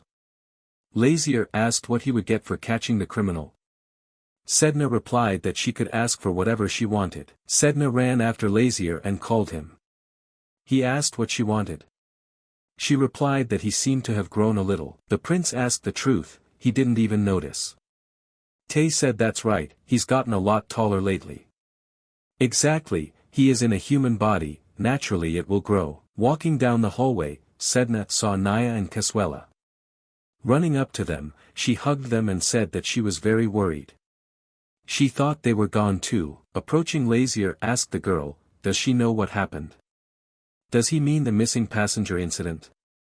She did some research on the case, so she came back late. Lazier asked and how did you find out anything? She replied that she was very sorry, but no. However, she was sure of one thing. Caswella said the culprit is not human. Lazier agreed. Sedna asked but why were those 2 sitting outside and not going inside? Ray appeared in front of them. The girl said that they could not enter because of him. Approaching him, he asked Ray how to properly guard the room. Nia complained that the dog had bitten her. She turned back into a demonic elf and asked who would like it at all. The weak creature entered into a contract. Tate turned him towards him and said, he understands that Naya talks a lot. Tay himself is the same. But her crazy words are incomprehensible to Tay, saying not to force him to reveal his true nature. Letting her go to the floor, he said okay, it seems she understood. Then Lazier spoke. Everyone already knows what is happening, but these are not disappearances. All those missing may already be dead. Caswella said that the likelihood of such an outcome is extremely high, since a lot of blood was shed. The prince said that in any case we need to try to find the criminal. And he asked for help in ensuring the ship's safe arrival on Swift Island. Today they will lure this scoundrel there. Everyone was on guard. The girl said it was too late. How much longer will you have to wait? Lazier replied that she could sleep, but he himself asked for help. She must at least do something. Lazier replied that she was sleeping or not, it made no difference. The prince said that he just needed more loot, so he asked for help. It flashed through her thoughts that she didn't understand what he was doing at all. If Lazier said so, then he will start. Taking the sword in his hands, Wyan immediately understood what was going on and he asked what again. The prince put the sword to his palm and made a cut. Caswella got scared and asked what he was doing. Smiling, His Highness replied that he was luring. The prince said that now he would clearly smell the smell and crawl here. Naya was surprised, although she was very weak, but is this magic? She asked Lazier if he thought it would work as bait. Even an ant won't come running to this. The girl realized that he must come to the smell of blood. Then the criminal is definitely not human. Something strange began to happen in the art gallery. Lazier ordered Naya to protect Caswella. The elves had just woken up and did not understand what was happening. He ordered Lord Wyan to keep an eye on them. Sedna saw that the flower was coming out of the picture, so that's who the culprit was. Looking at everything that was happening around, His Highness said that it was great, let everyone crawl out, he was really looking forward to them. Looking at Lazier, Sedna wondered if he had known about their involvement all along. All the monsters that were depicted in the paintings crawled out. The same flower was approaching them. Wyan told the prince that he would figure it out. Sedna turned to Lazier. He told her that no, not demons, just copies of them. The artist Korn Yuan, or rather his skills, is better than Lazier thought. Sedna said that Lazier initially knew about these animated paintings and their actions, incredible. The prince replied that no, he had no idea that they could do that. The paintings could be intermediaries or the location of a circle for summoning monsters. If he had drawn not demons, but angels, angels would have appeared. This means they are all fakes. Nia suggested getting rid of them as soon as possible. The guys agreed with this proposal. Looking at all this, Sedna said that they were definitely fakes. And very weak. Listening to her words, Lazier thought, maybe the Heavenly King who appeared on Swift Island is also a fake. After asking for forgiveness, Lazier said that the cat had torn all the paintings. She's his bully. The man said it's okay, don't worry. These terrible pictures only caused problems. However, they were loaded onto the ship, shouldn't the damage be compensated? The man said no, let the prince not worry about it. Because of their friendship with Aref, they had to accept them, but these paintings are useless. The problem is that the missing people have not yet been found. They found neither criminals nor corpses. If there are casualties, what should they do next? Lazier told the man not to worry, everything would be fine. Looking at the horizon, he said that Aref Island was already visible. The prince can step off the ship for a moment and look around. The country is small and tribal, but the people there are kind. People with outstanding artistic taste will find something to see. Interestingly, the island itself is in the shape of a giant whale. Lazier said that he had heard a lot. The name of Aref Island is the name of a giant sun whale, right? Caswella looked from side to side and did not understand what those sounds were. Lazier said he doesn't know, he also heard them for the first time. Sedna said that Aref greets her like that. Lazier asked if she knew this kid. Sedna replied that yes, she had seen him since she was a baby. Aref used to be the size of her tail, but now it has become a huge island. Lazier was surprised, the size of a tail. And the story about the species of the sea god. Initially, God was very small and fragile. The first time they met, he almost died. Due to his weak heart, he even suffered from the anxiety of small fish. Caswella asked Mr. Lazier where he was going to go. He asked why she should know this. He's not doing this because he doesn't want to go to Swift Island, is he? She warned that they were staying here for a short time, so they didn't have much time. If they suddenly miss a ship, the next one will have to wait until tomorrow. He said it didn't matter, he needed to meet someone. If she is interested, she can follow him. The girl was surprised, to meet someone. He said that he received a gift, you need to make a response. It's about Kork Yuan, but how will he find him? The island may be small, but without any information it will be difficult to find it. Lazier asked why no information. Here she is. Behind Ray, the smell of magic from the pieces of the painting will lead Ray to the artist. Naya was very suspicious. A man who made a deal with the devil uses the demon's dog as he pleases. As a newborn, I have one wish. Meet the night. The sun loves the night, and the night loves the moon. The moon loves the day, and the sun loves the day. We chase each other, catch and absorb. But we will never let go. It'll be this way forever. Seeing Ray, the man thought he was a homeless puppy and asked if something happened. Hungry? He began to stretch his hand towards him, asking, did he lose his owner? At this moment Lazier also stood up. He said that the dog bit him because it had an owner and there was no need to touch it. Lazier told Kork Yuan that he lived high, left the earthly world and became a sage. Why did he even get here? it's impossible to find him. Looking at His Highness, he said it was you. He offered to go through, he knew that he wouldn't be able to hide for long. Showing him a piece of fabric, Lazier asked the author of this picture, isn't he? He replied that it was true, it was an invitation for demons. So he sent the paintings and attacked them with animated monsters to lure them here. Kwok said that calling them aliens was a bit too much.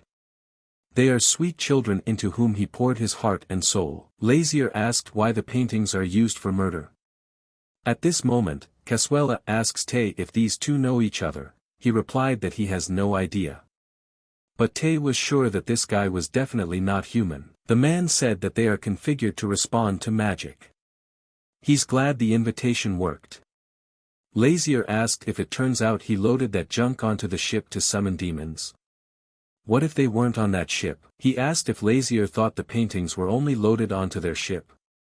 They are on all ships traveling this route. And why call them trash anyway? The prince asked why the demons were summoned. He replied that he just liked them. Looking at him, Lazier asked, is he a holy demon? Korn asked who these even are, relatives of demons. Does he really not know? Too cunning, the prince cannot understand his thoughts. If he is a holy demon, there is no need for him to pretend to be a human. In general, if we exclude the factor of suspicion, it is impossible to distinguish him from a person. He asked whether Lazier suspected him because he drew the demon realm in such detail. He said that he always dreams about it. The sky where day and night merge and the sea is painted red. And there are also various demons there. Does he see the demon realm in such detail in his dream? How long has he been having these dreams? He replied that he didn't know, maybe since birth. Here Sedna intervened with the question, could a demon be born a human? Looking her straight in the eyes, Korn said that she was beautiful. The fox is clearly from cold skies, but this pink color seems very warm to him. This means that this color is obtained when angels touch demonic magic. He said it was incredible, an angel completely saturated with demonic energy. Nobility itself. Just a harmony of light and darkness. He asked if he could draw her, just one drawing, honestly. Sedna asked Lazier for help. The prince told him to watch himself. Lazier's thoughts haunted him. How did he know that Sedna was an angel? The bell on the neck hides divine power, so it is impossible to recognize it. When he saw Naya, he was surprised. There was also a demon cat. This was the first time he had seen this. She said it was also the first time she saw a brat like him. Is he not afraid of her? He asked, if not afraid, can you draw her? Naya replied no. Lazier asked if he had ever painted angels. Korn replied that no, only demons. Lazier told the others that the thing they found on Swift Island might be real. Korn asked that thing. One way or another, he realized that Korn Yuan had a special talent. It may not explain further. He asked if Lazier was interested in anything else. You can ask anything, he will answer. The prince said that he was not a holy demon and had never drawn angels. He doesn't need anything more from him. Lazier said that he just wasted his time on him. Asked him to wait, he asked the prince a question, doesn't he wonder why he sent an invitation and called the demons here? All his life he dreamed of seeing demons in real life and drawing them. Angry, Lazier asked what Gina saw in him. He just wants to draw a real demon, and not the one in the dream. I asked to be allowed to draw just one drawing. Lazier said that he was tired of him, let him leave him alone. Korn asked then if he could go behind and draw, he wouldn't get on my nerves. The prince said he could do whatever he wanted. He asked me to wait for him, now he'll quickly collect his tools. The prince told Wyan to wait at the foot of the mountain, but for some reason he was delayed. They're finally back, but who is the guy in the mask with them? Is it really Korn Yuan? Walking next to Lazier, Sedna asked him whether it was possible to take such a suspicious person with him. Suddenly he is in cahoots with the holy demons. Lazier replied that that was why he took him with him. The only way to keep an eye on him is to keep him close. In addition, he has a special talent, so perhaps he will come in handy somewhere. Sedna said that this is also true. Lilith and Eris will be very happy when they see him.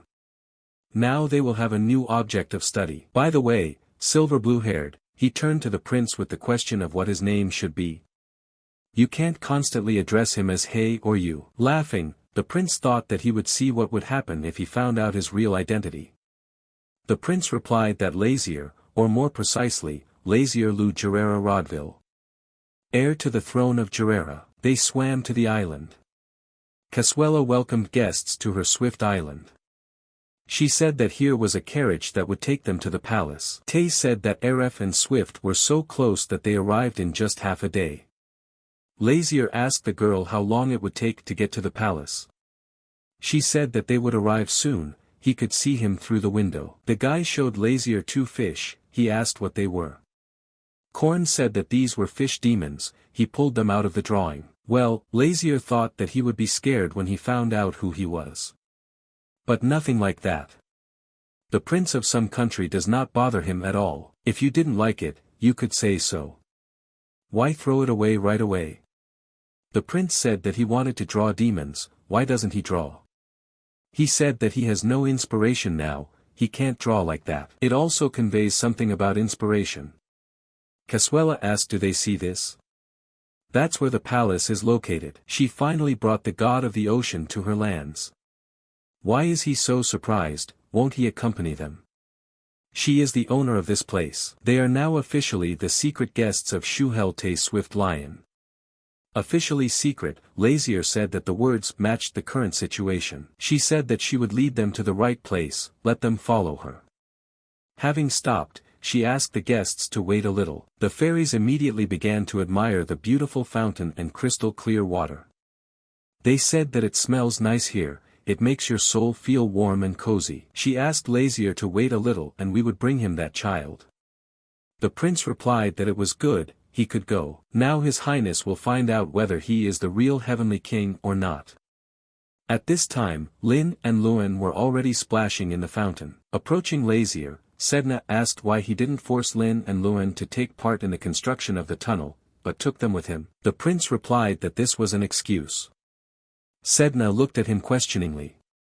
He said that he promised the fairy queen that he would show them his world. So he takes them wherever he is in order to keep his word. Then something began to happen to Sedna, she told Lazier about it. She began to feel very dizzy. At some point, she stopped responding to Lazier altogether.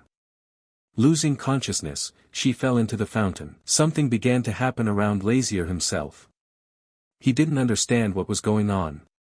A magic circle appeared from the sky. Tay, Wyan and Ray rushed to his aid, but Lazier shouted at them not to come near. What magic circle? His Highness realized that this was not a magic circle at all, but a calling circle. Most likely they figured out Sedna, which is why they came for her.